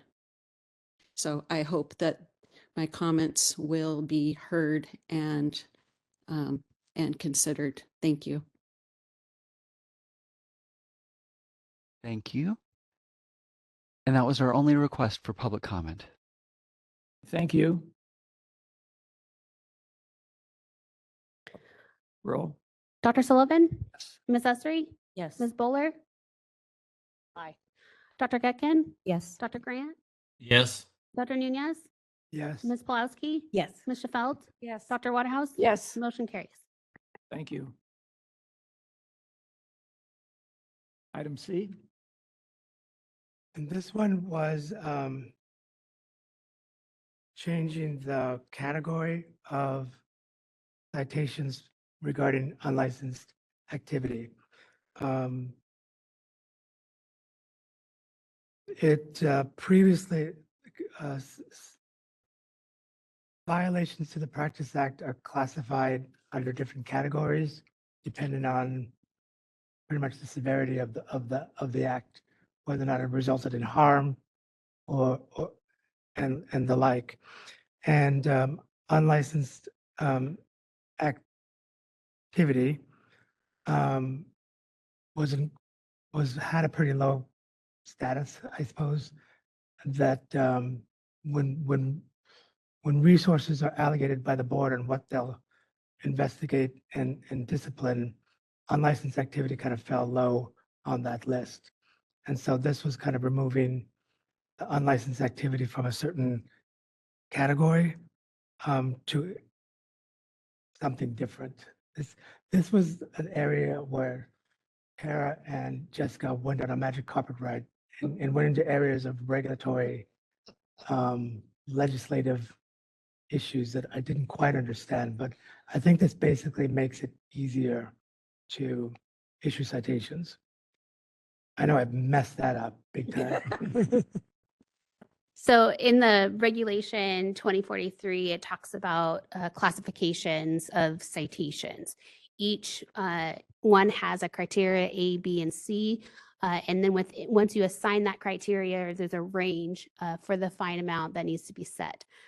Since this, if the legislative proposal is successful, it's no longer necessary to classify, to assign a classification to that citation because it's going outside of that range in the statute itself.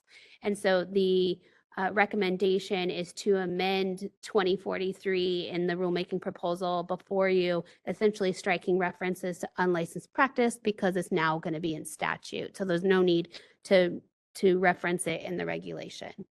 And current law under the regulation, it does assign, once in licensed practice, we find unlicensed practice, we are able to issue a Class C classification to it, which is the largest fine range that we currently have.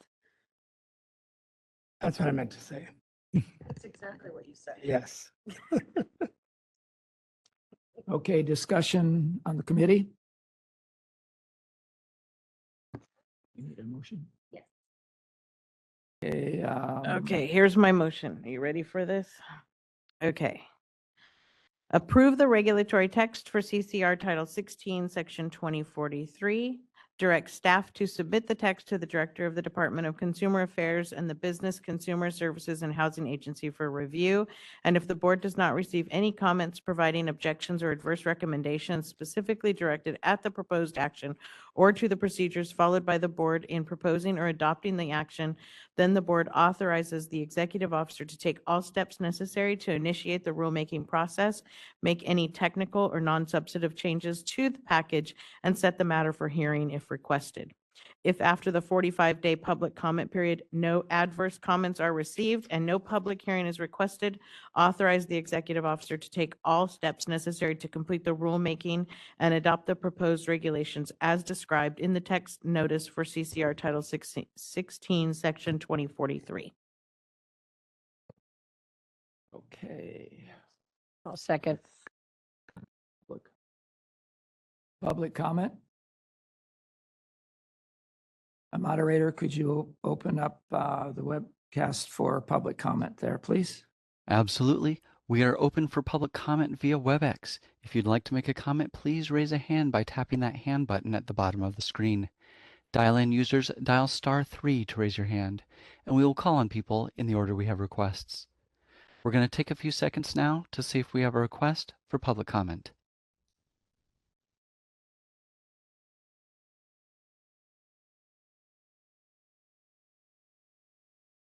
Seeing no request for public comment, do you wish to continue with the motion? Yes, please. Thank you. Dr. Sullivan? Yes. Ms. Esri? Yes. Ms. Bowler? Dr. Getkin? Dr. Grant? Yes. Dr. Nunez? Yes. Ms. Pulowski? Yes. Ms. Feld? Yes. Dr. Waterhouse? Yes. Motion carries. Thank you. We're going to take a 15-minute break. We'll be back at 2:55.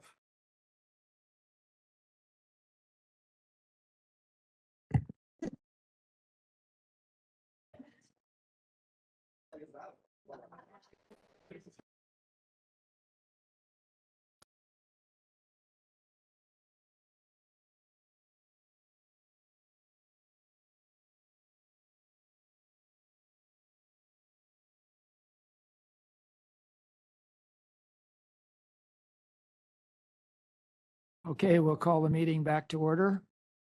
The next agenda item is item 7, update discussion and potential recommendations for the Registered Veterinary Technician Subcommittee. And that is Layla and Christy. Yes.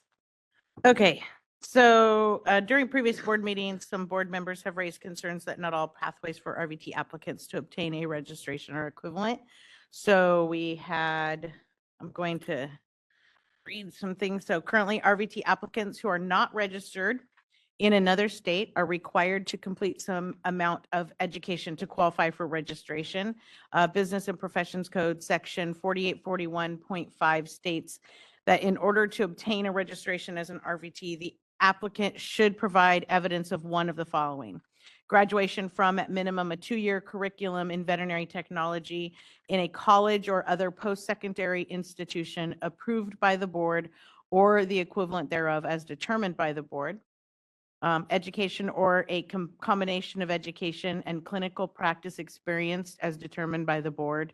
Or C, education equivalency certified by the AAVSB program for the assessment of veterinary education equivalents for veterinary technicians. California Code of Regulations, Title 16, Section 2068.5, deemed a combination of education and directed clinical practice experience in specified areas to be equivalent to the 2-year curriculum. Education was equivalent to 20 semester units, 30 quarter units, or 300 hours of instruction. And the number of directed clinical practice is defined as 4,416 hours. In addition, through CCR Title 16, Section 2068.6, the board deemed an out-of-state registration equivalent if the applicant meets the following requirements. The applicant is licensed, certified, or registered as a veterinary technician in the United States, Canada, or U.S. territory in good standing, in which the board has determined they have passed the National Veterinary Technician Examination or an examination equivalent to the written examination last required in California. The applicant has obtained at least 4,416 hours completed in no less than 24 months or directed clinical practice under the direct supervision of a veterinarian licensed in the United States, Canada, or U.S. territory. The directed clinical practice shall have provided the applicant with knowledge, skills, and abilities in the areas of communication with clients, patient examinations, emergency procedures, laboratory procedures, diagnostic imaging, surgical assisting, anesthesia, animal nursing, nutrition, dentistry, animal behavior, and pharmacology. The supervising veterinarian shall complete a checklist attesting to proficiency in specific skill areas within the preceding categories.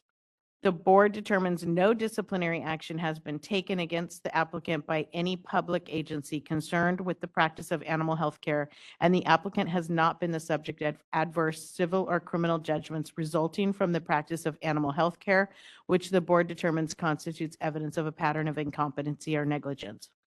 Notably, there's no education component required. When the out-of-state registration as equivalent path went into effect in 1989, at least 2 states, Wisconsin and Alaska, accepted an experience-only pathway commonly referred to as on-the-job training, or OJT. Currently, Wisconsin, Alaska, Utah, and Montana also have on-the-job pathways to registration. It does not specify where the experience must have been obtained. In addition, as each state began regulating technicians, most had transition periods that allowed those with experience to become registered without any education and some without an examination. As long as those out-of-state registered applicants met the other requirements in CCR Title 16, Section 2068.6, they qualify for veterinary technician registration in California. This pathway has led to many individuals obtaining clinical experience in any state, including California, obtaining a registration in one of the 4 other states, and then immediately applying for and obtaining a registration in California. Some board members were concerned this may be an inconsistent and/or unfair requirement to those applicants applying through the education and experience pathway. As such, the MDC was tasked with reviewing the RVT pathways further and making recommendations to the full board. So the subcommittee had meetings and a recommendation, and we held 2 stakeholder meetings to review the current pathways and receive feedback on how to make the RVT requirements consistent. Specifically, the subcommittee requested feedback on whether RVT applicants seeking board registration should be required to satisfy education and experience requirements, or whether RVT applicants would be safe to practice in California after completing clinical practice without education. In response to the initial stakeholder notification, the board received nearly 200 comments from individuals in favor of requiring or removing the education requirement. Staff provided those comments for easy reference, so hopefully you guys read some of those. The first stakeholder meeting had approximately 70 individuals, many representing academia or professional associations. All those who commented were in favor of requiring education, whether through an accredited program or the education experience pathway. Commenters cited the need for education to understand the why behind patient treatments and therapies, the importance of client education, and how experience is not equivalent to education. Those commenters also raised concerns that the profession would take a step backward if the education requirement was removed. The subcommittee felt we had only heard one perspective, despite receiving written comments from those in favor of requiring education and those in favor of removing education. For this reason, the subcommittee reached out to those who submitted comments in favor of removing the education requirement and those who had obtained a registration through the out-of-state registration pathway. During the second stakeholder meeting, most attendees expressed concerns with requiring education for everyone because they were unable to obtain education due to educational costs, timing, and/or lack of access. The attendees agreed education was important to being a successful RVT and understanding the why behind RVT tasks for patient safety and communicating with clients. But some attendees believed education could be gained through experience. Interestingly, many had started education prior to becoming registered and then completed education after they were registered because they believed it made them better RVTs. Based on the feedback from both meetings that education is important to patient and client safety, the subcommittee recommends requiring some component of education for all RVT applicants. As such, the subcommittee believes CCR Title 16, Section 2068.6 should be repealed. And I will just speak basically from the meeting. I went into this, and I think Leah did too, both of us, you know, she was probably leaning more one way, I was leaning more the other. This, you know, I am considered an alternate pathway RVT. Leah is on the other side, so it was a very well-represented subcommittee. And I went into this very open-minded, and I thought, I was one on the board that thought we need to look at this, because if we have RVTs that are coming in, it's not fair that they can go to another state and then come here and get registered. There's a discrepancy, and we need to fix this. But when we heard from the second stakeholders meeting that even though they were going to another state, they still came back and got an education because education was important. And every one of them said education was important. Education is not equivalent to experience. And hearing all of them say, and I know that, but it still was about what is available to them. And it completely changed how I felt about this. And so Leah and I had a very nice conversation with Jessica, and it was very clear what we needed to do. And so I've never had something be like, wow, okay, never mind. We need to make this standard and uniform. So, Leah? Yes, I would also say that I guess this is the reason we look into these things and do this as well, because both of us after our first meeting were like, that didn't feel like everybody we needed to talk to. So we reached out again, got what we thought was going to be the other side, and it ended up that people all across the board felt this way. And sure, I teach full time and have a bachelor's degree, so I was from the other side, but it certainly made me look at these things again and say we have to do something as well. So yeah, I fully agree that this is the next step we should take, and then to continue to look at our alternate route pathway after this is done to make sure things are equal across the board and everyone has education before becoming registered.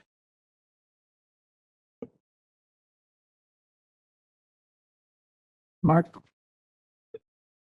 I agree with your conclusions, but for a workforce standpoint, we definitely need RVTs in the field. My first question is, do we know what percentage of our current RVT population has gotten their license through this out-of-state registration pathway? And was there ever any discussion on provisional licensure for these out-of-state registers? Here's your license, but here's the education that you'll have to fulfill over the next couple of years. And that's just mostly for the workforce issue. The answer to both those questions, no.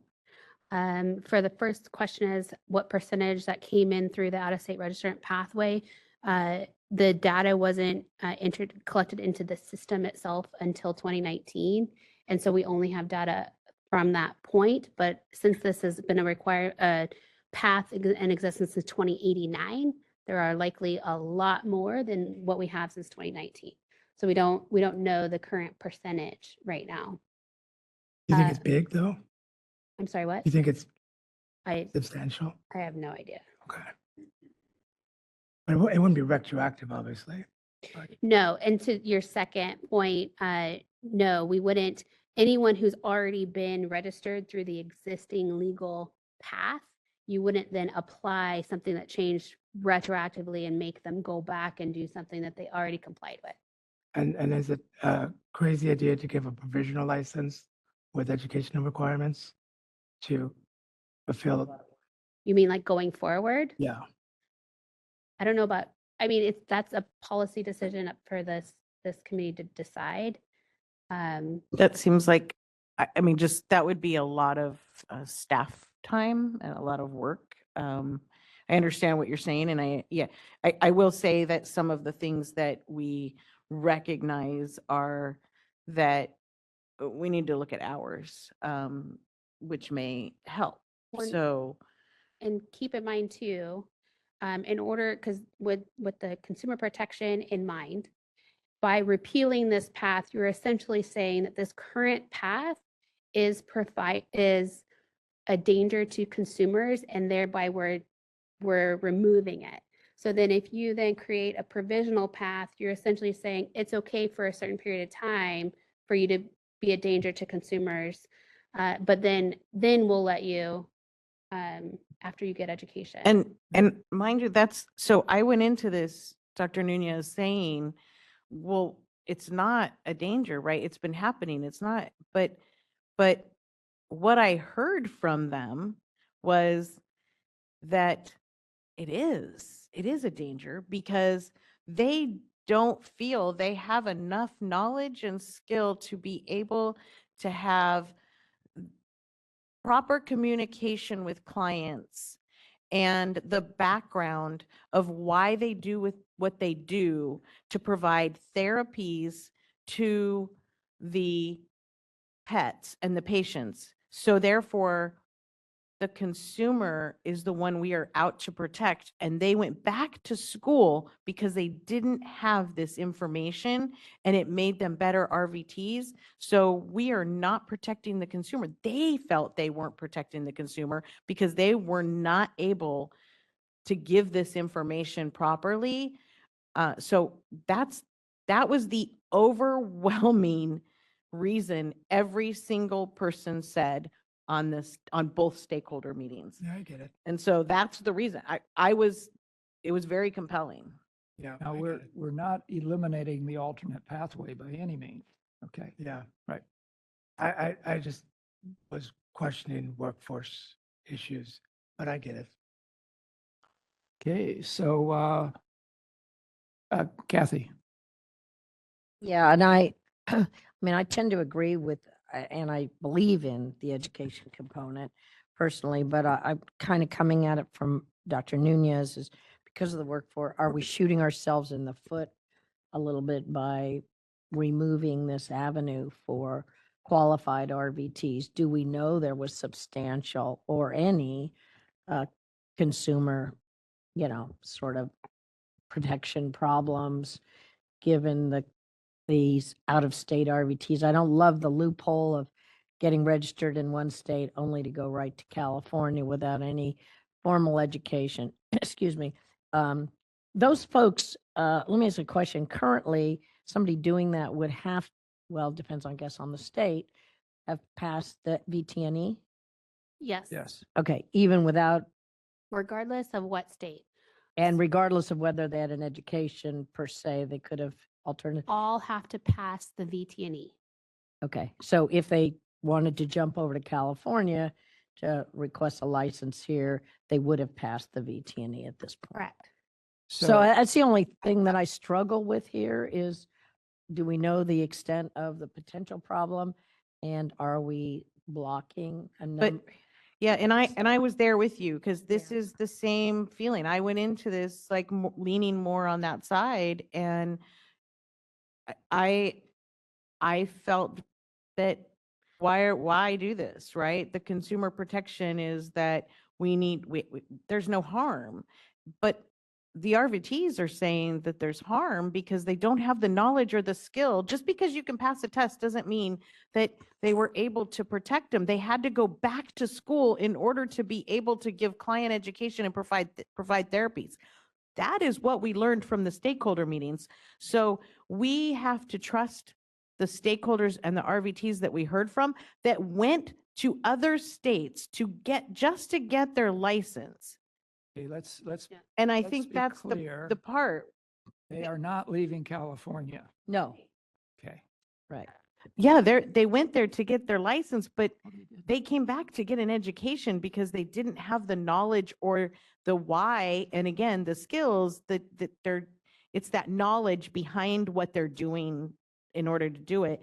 And so I think it's super important because I was right there with you. I do understand it in that feeling of shooting ourselves in the foot, but the consumer protection is that they have to have the knowledge behind it, and even the RVTs did not feel they had the knowledge behind it. Okay. I always look at consumer protection as also having enough RVTs too, and having RVTs. Jen?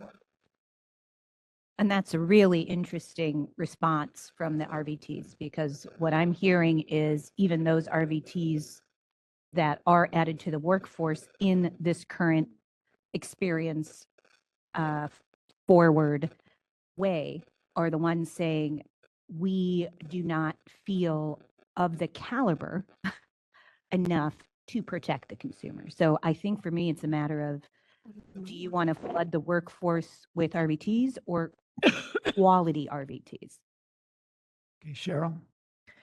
Just to be clear, many of these people, most of these people never left California. Right. They only applied to another state as a technicality, got the license, and then, was able to get licensed in California. They were just using a technicality. I would also say that on the second day of the people that went that route, they were a group of very motivated people. And they did get additional education, had some beforehand, but didn't complete it, got the license or the certification, and then learned more after they got back. But they're the motivated ones. What the real concern is are those people that take that pathway, are not motivated, and don't keep up on the education.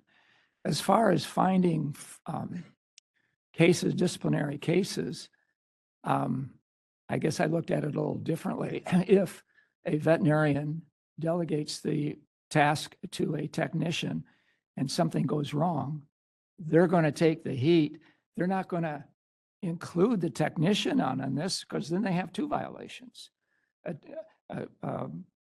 Delegating a task to somebody that wasn't competent, plus the bad result that came from it. So I don't think we would, if we did everything, I don't think we would find that negative impact on consumers. But education, to me, is a critical component as we go forward. Any other discussion, comments from the committee, or a motion?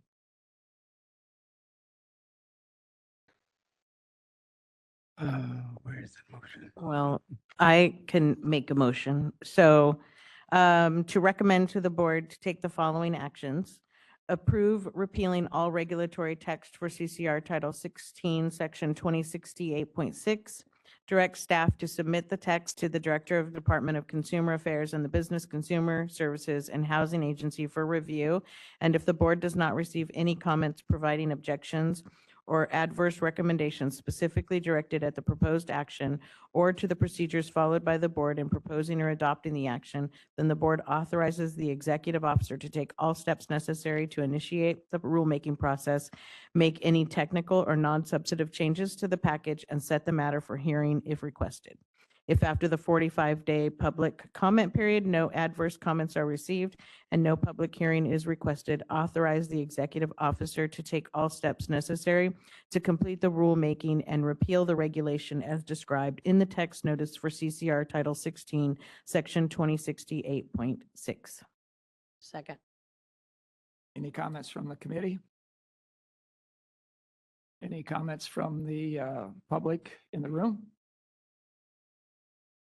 Moderator, could you ask if there are any comments from the public online? We are open for public comment on agenda item 7 and the motion. If you'd like to make a comment, please raise a hand by tapping that hand button at the bottom of the screen. Dial-in users, dial *3 to raise your hand. And for our mobile device users, you may need to hit the ellipses button, that's the ... in order to find your hand. We're going to take a few seconds now to see if we have a request for public comment.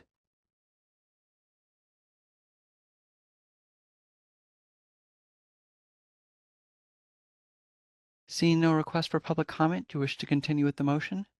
Yes, thank you. Jessica? Dr. Sullivan? Yes. Ms. Esri? Yes. Ms. Bowler? Dr. Getkin? Yes. Dr. Grant? Yes. Dr. Nunez? Yes. Ms. Pulowski? Yes. Ms. Sheffield? Yes. Dr. Waterhouse? Yes. Motion carries. Thank you. Section B. I can go over section B. So we certainly do believe that education should be a requirement for all RVT applicants. We did come up with or hear some concerns related to the educational component of our current alternate route, CCR Title 16, Section 2068.5. And so moving forward, we would like to evaluate the regulation closer to consider decreasing the number of required experience or education hours, and also look at the term qualified instructor criteria that's in there, and make sure that it's adequate for consumer protection. And we would like feedback from the MDC and the board on whether this is an approved direction for the subcommittee. I would comment as being around when some of these requirements were put in place. And the idea was to try to make equivalency between hours worked and minimum coursework to be equivalent to a 2-year program. So there was a lot of work done in that area, and that was the approach at that time. I definitely think we need to tighten up the definition of the instructor part of it and what counts.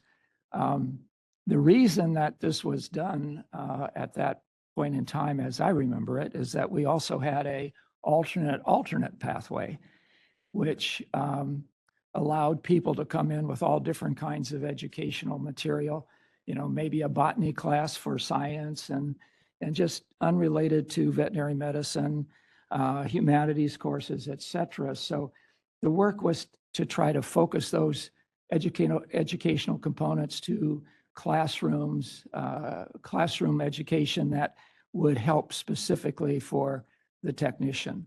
So, I think it needs to be looked at. I probably wouldn't jump on the bandwagon to drastically cut it, but I would be very interested in seeing what the subcommittee comes up with. It's also, having been in the audience when it was happening, so that's how long I've been around too, Dr. Sullivan. It's also how we came up with the 4,416 hours, because we looked at like how much education would be required if you were going to school or if you were taking hours of continuing education. And so that's how the 4,416 hours. And I know we looked at language of reducing that to 2,500, but now we are, we're looking at what is the number? What do we really need to land on? So that's language that we're trying to look at right now. And one other thing that kind of became apparent in our stakeholder meeting was that the expiration of education was a problem for some of these people, and that already has been changed. And though I don't know how much of the public or possible registrants know of that as well. So looking at that as well, with the no expiration date of previous education. And then also that alternate route, the old ad hoc route, also caused a lot of staff time to have to go into that. So we want to put that into play with all of this as well. Try to figure out something that can work for consumer protection without undue added, work for everyone. Yeah, we did learn that people would go, like Leah said, expiration on education, because many of these applicants or candidates are going to school and they're working full time and they're trying to get their education. And I think that that's something that the subcommittee really needs to look at. So I know that we've talked about it. I know it's not in there anymore, but I'm sorry to interrupt. We have a notification on our screen that you can't hear audio. Moderator, can you hear audio from the room? Audio is coming in fine through the room. me, it says change speaker, so it's probably just me. They're tired of hearing from you. So we're okay?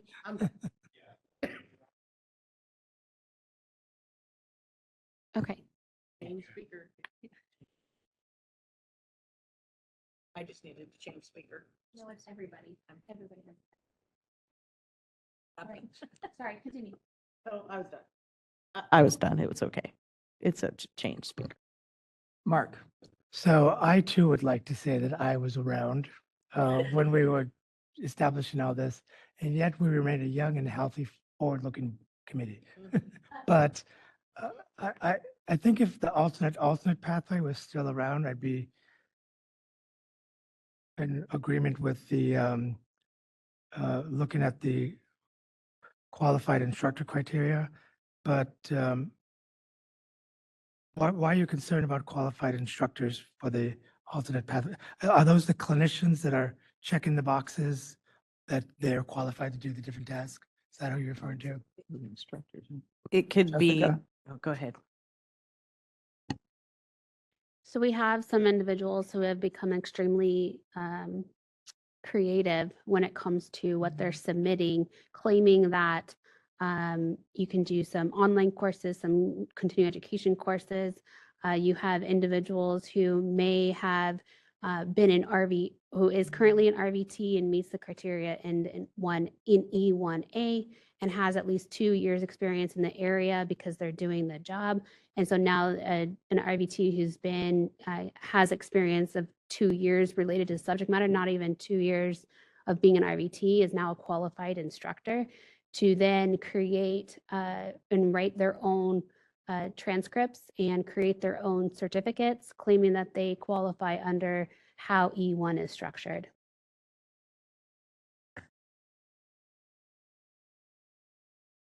So I don't believe we have any action item here. This is information back to the committee. And looking forward to your work. We need comments from the public. Yeah, it should be good. Okay, any public comment in the room? Moderator, could you ask if there's any public comment online, please? We are open for public comment on 7B. If you'd like to make a comment, please raise a hand by tapping that hand button at the bottom of the screen. Dial-in users dial *3 to raise your hand, and we will call on people in the order we have requests. We're going to take a few seconds now to see if we have a request for public comment.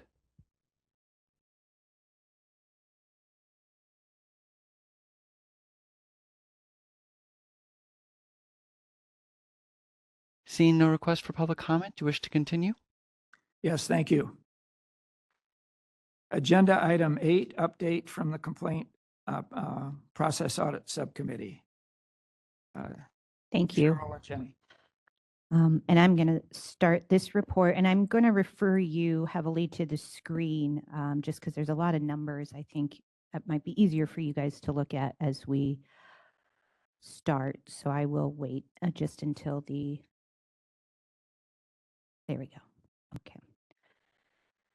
So a total of 272 public complaint cases were reviewed by a veterinarian for the enforcement team.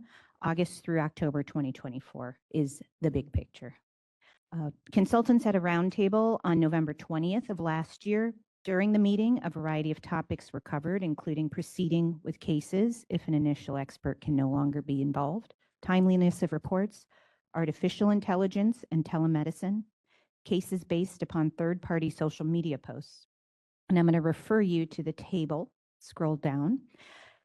And since the prior meeting on the last column, the number of cases pending consultant review rose a bit, with 813 cases pending review on 621 respondents.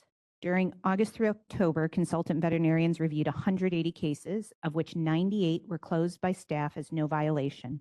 4 were closed with an educational letter. 7 had to be closed due to insufficient evidence, and 71 of those cases reviewed were determined to need a full expert review. And that table just summarizes, the cycle from August 2023 through basically October 2024 of the number of cases reviewed by consultants. I'll just pause a second just so you guys can look over those numbers.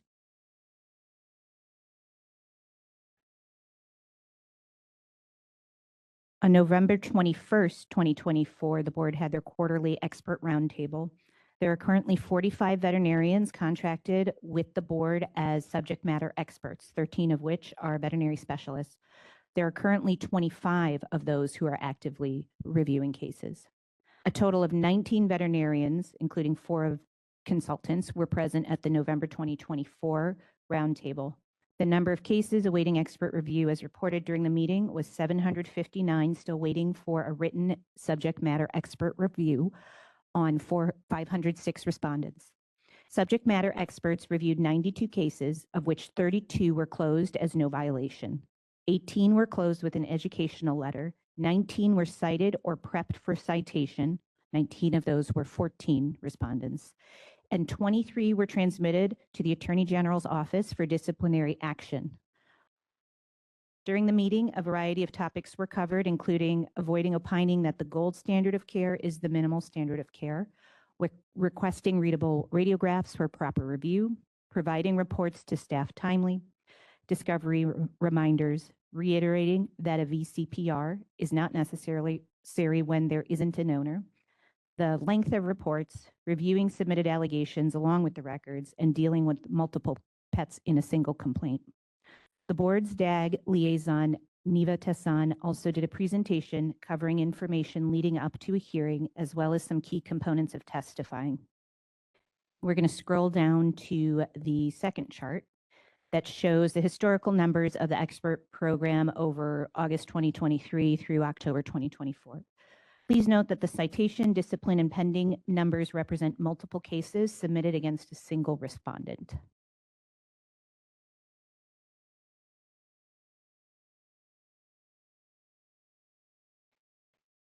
And next we have the subcommittee case report reviews. Dr. Waterhouse and myself reviewed closed cases and identified the following topics to discuss with experts: appropriateness of a drug to treat certain conditions, verbiage used in surgical reports, standard of care under anesthesia, gold standard opinions, date of document review, grammatical suggestions, use of legal terms, level of detail in reports, persuasive language, determination of departures from the standard of care, analysis present in conclusion, and making sure we list all materials reviewed, and determination of lack of knowledge. And I am going to hand the rest over to Dr. Waterhouse. Hi. I'm not on. The subcommittee again met on December 9th. We discussed updating the complaint form to better triage the submitted complaints, to prioritize the complaints, which ties directly into the board's strategic plan. So currently the board is statutorily mandated to prioritize complaints. And of course, if you ask the owners, the complainants, they're all going to say it's, the most egregious and the worst, and they all put them as priority 1. So, that doesn't work to do it that way. So after a lengthy discussion into the potential options, the subcommittee determined that a statutory change may be necessary to better prioritize complaints. Part of this statutory change would include replacing the usage of veterinarians and registered veterinary technicians with individuals, so that it also applies to unlicensed individuals. In addition, to make prioritization more objective, one suggestion was striking the subject language in 4875-1A1, which reads, such that the veterinarian or registered veterinary technician represents a danger to the public. The subcommittee also made some suggestions to the complaint form to add a drop down for main license types, to ask for the telehealth complaints to give their location, because, of course, it has to be within California, description to the telehealth or other location section, and their yes or no to location selections. And then I'll read further. Further, the subcommittee discussed and made suggestions to better triage allegations utilizing the consultant review process. The logistics will be discussed during a consultant meeting scheduled for January 6th, in which we did have. The goal of this process is to retroactively update complaint priorities based on the consultant input. And at that January 6th meeting, what we determined was that all the consultants, of which 3 of which are on this panel right here, we're going to, as we do the cases, say they're either priority 1 or not priority 1. So the action requested by the MDC is to discuss potential changes to the 4875.1. I'm just going to jump in just to clarify real quickly, and I apologize, members, because I missed this action requested. But the board had already approved this change at their last meeting. So this does not need to be an action that's done. It's already approved. Any questions?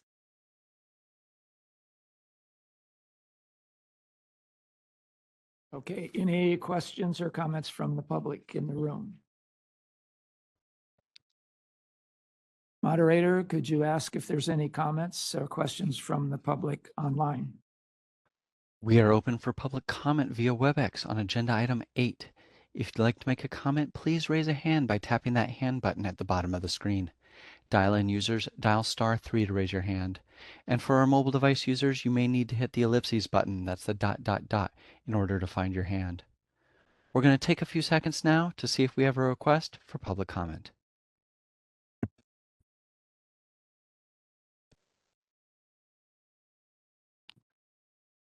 Seeing no request for public comment, do you wish to continue?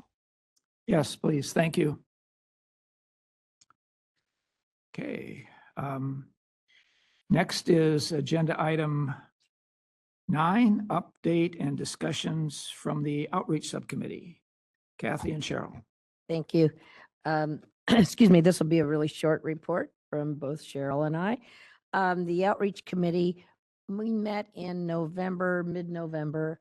And thank you to Holly Masterson, our student liaison from UC Davis, for orchestrating a meeting with Dr. Deere and Dr. McCobb, I believe, of Davis, to talk about spectrum of care, resources, tools, educational practices they were using at UC Davis, and how we could help with outreach to students going forward. It was sort of the beginning of a dialogue that we hope to continue.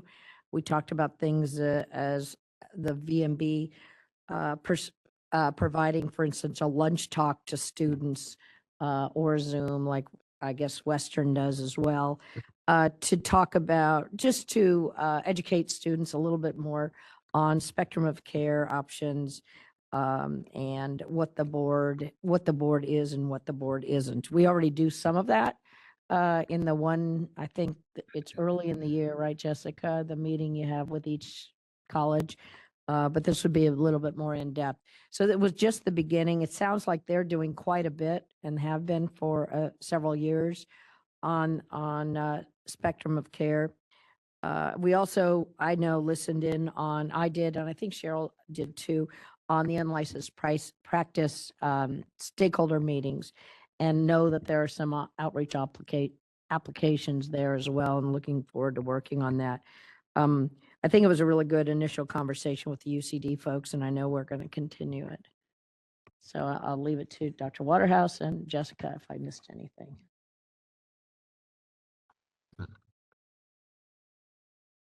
Okay. Any further comments or discussions on this item? Okay. Oh.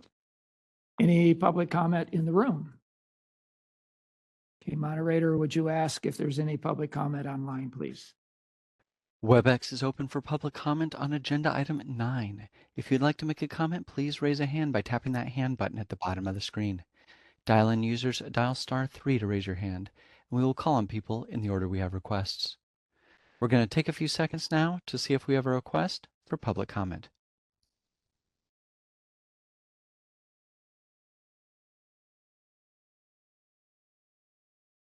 Seeing no request for public comment, do you wish to continue?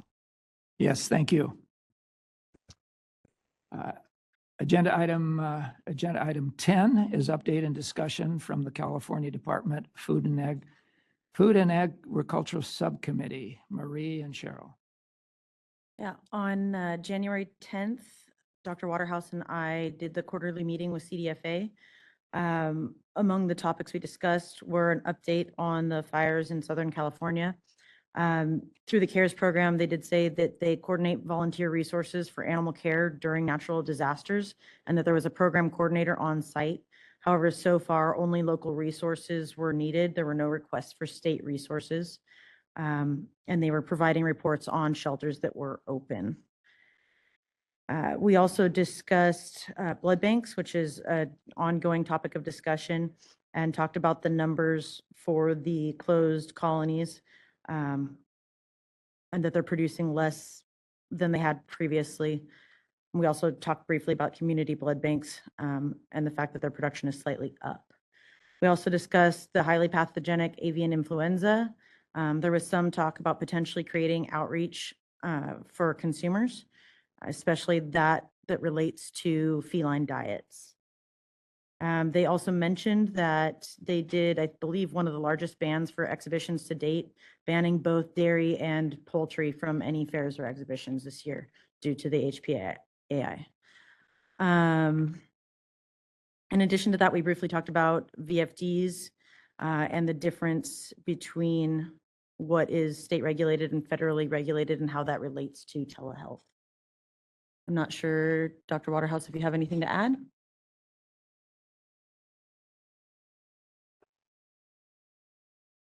Mike. They were asking to change 4826.6 of VMP to change it to state and federal laws. It's somehow tied to telehealth. I wanted to know if Tara and Edie, their attorney, could work on that together on an omnibus bill. I'm just something to follow up on. To Right? clarify, we were asking for we were bringing the potential change by the board had talked about it during their last Okay, meeting. yeah. And it said that CDFA may want to consider a change in their food and agriculture code. And so it's something that we're working on. And they said they're going to see if they can proceed with or pursue a legislative change through an omnibus bill. Yes. They also brought up a question that they had been presented with, that wondering, a veterinarian had asked them if they could sell blood directly to individuals for their own use, as in dog breeders, et cetera, without involving a veterinarian. So they were going to look at that. And just to give you more specific numbers, the community blood banks are producing about 3 to 4% of the total blood produced.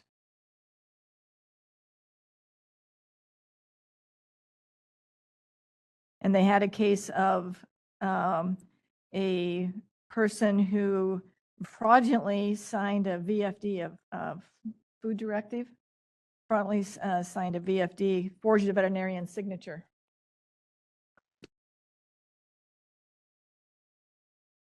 Okay. Any other comments? Kathy? I know, and this, we didn't get a presentation here today, and maybe the board does tomorrow from CDFA, but, and so I don't know if it's appropriate, but on the community blood bank, I know there've been some recent press articles about that. Is there any expectation, or they, when that bill was put in, there was a certain date by which if they had met the percentage, which obviously they're not there yet, then they would, sort of ban all closed colonies, but we're not anywhere near that. And do they have an expectation? Have they extrapolated out to think that maybe in 2030, or are they even guessing? There's no date, and it doesn't look like they're gonna come, they're not even remotely close to hitting that trigger. And Hemopet is closed, so that was a big company down in Southern California. So production has to have fallen off, way off. Any other comments? Any comment from the public in the room? Moderator, could you ask if there's any public comment from people on the webcast? We are open for public comment via WebEx on agenda item 10. If you'd like to make a comment, please raise a hand by tapping that hand button at the bottom of the screen. For our mobile device users, you may need to hit the ellipses button. That's the ... in order to find your hand. We're going to take a few seconds now to see if we have a request for public comment.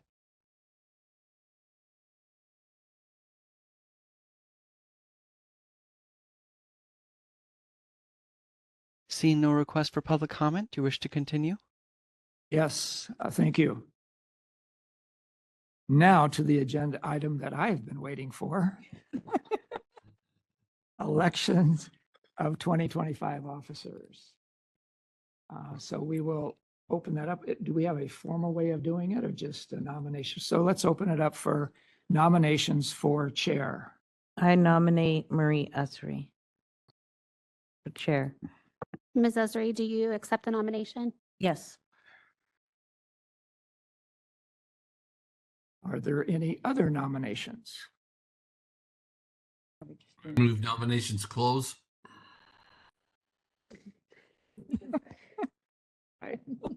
So is there a second to Ms. Pulaski's nomination? I second it. Nunez.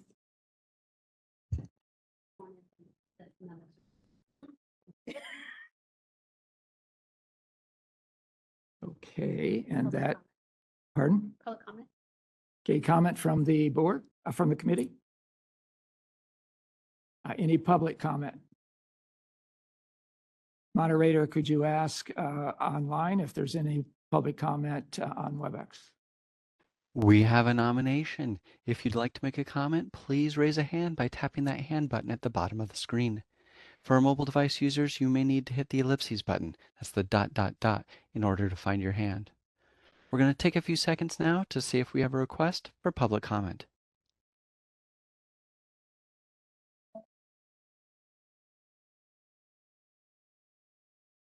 Seeing no request for public comment, do you wish to continue?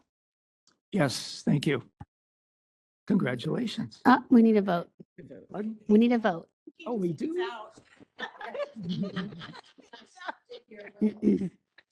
Dr. Sullivan. The door, you kidding? Dr. Sullivan. Yes. Ms. Esri. Abstain. See, we need a vote. Ms. Bowler. Aye. Dr. Getkin. Yes. Dr. Grant. Yes. Dr. Nunez. Yes. Ms. Pulaski. Yes. Ms. Shefelt. Yes. Dr. Waterhouse. Yes. Motion carries. Congratulations. Congratulations. See, I wasn't too premature. Okay, the next election is for vice chair, and it's the prerogative of the chair to nominate Dr. Waterhouse. I'd like to second that. Dr. Waterhouse, do you accept the nomination? Yes. I nominate Dick Sullivan. Dr. Sullivan, do you accept the No nomination? way, Jose.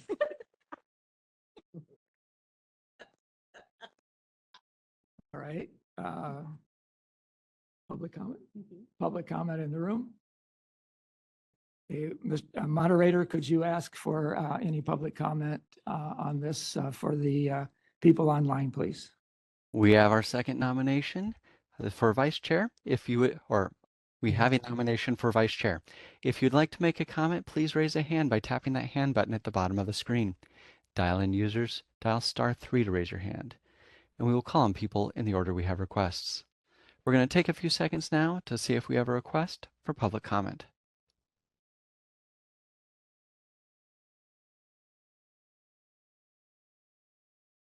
Seeing no request for public comment, do you wish to continue? Yes, please. I guess we need a vote again. Yes, we do. Dr. Sullivan? Yes. Ms. Essery? Yes. Ms. Bowler? Dr. Getkin? Yes. Dr. Grant? Yes. Dr. Nunez? Yes. Ms. Pulaski? Yes. Ms. Schafelt? Yes. Dr. Waterhouse? Sure. Motion carries. Congratulations. Thank you. Congratulations.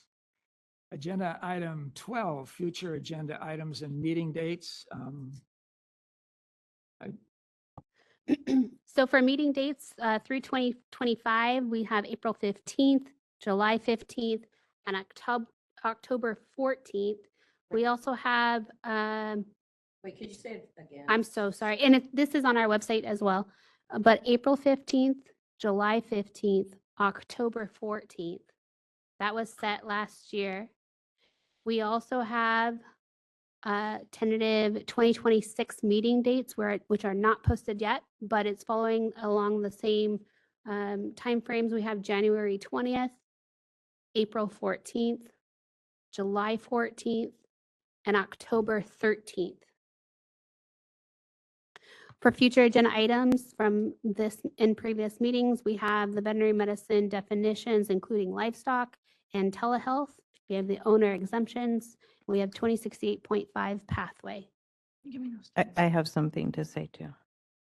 I got the. Yes. So we have many subcommittees going on and we have a lot of work to do. And we as subcommittee members need to do our part. And I think that this is really important.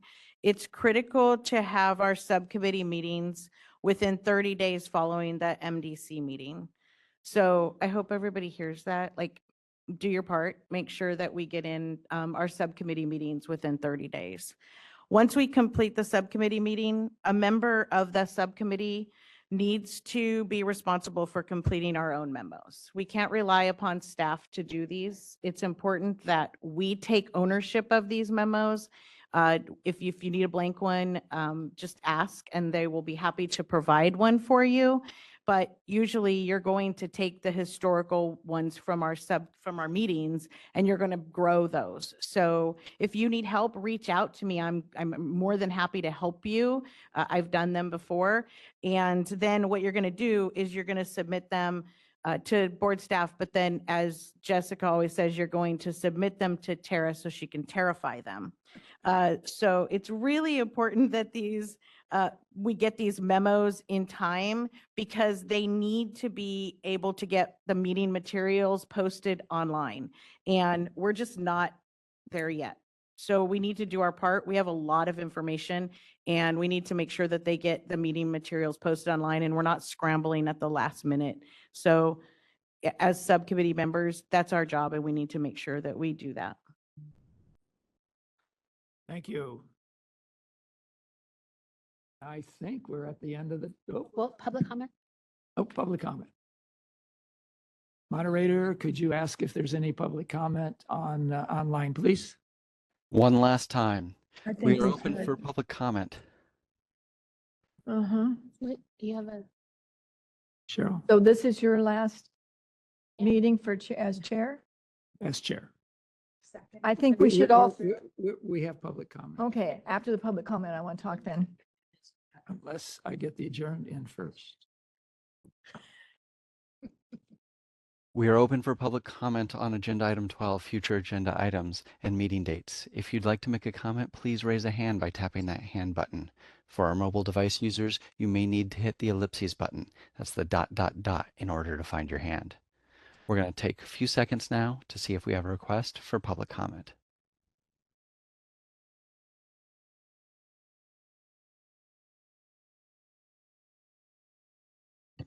Seeing no request, do you wish to continue? Yes, thank you. The meeting's adjourned. No, thank you, Dr. Sullivan. Good try. Dr. Sullivan, I can't think of anybody who's contributed more to organized veterinary medicine than you. I think it's a real testament to your dedication. And so we all thank you for everything that you've done. You're welcome.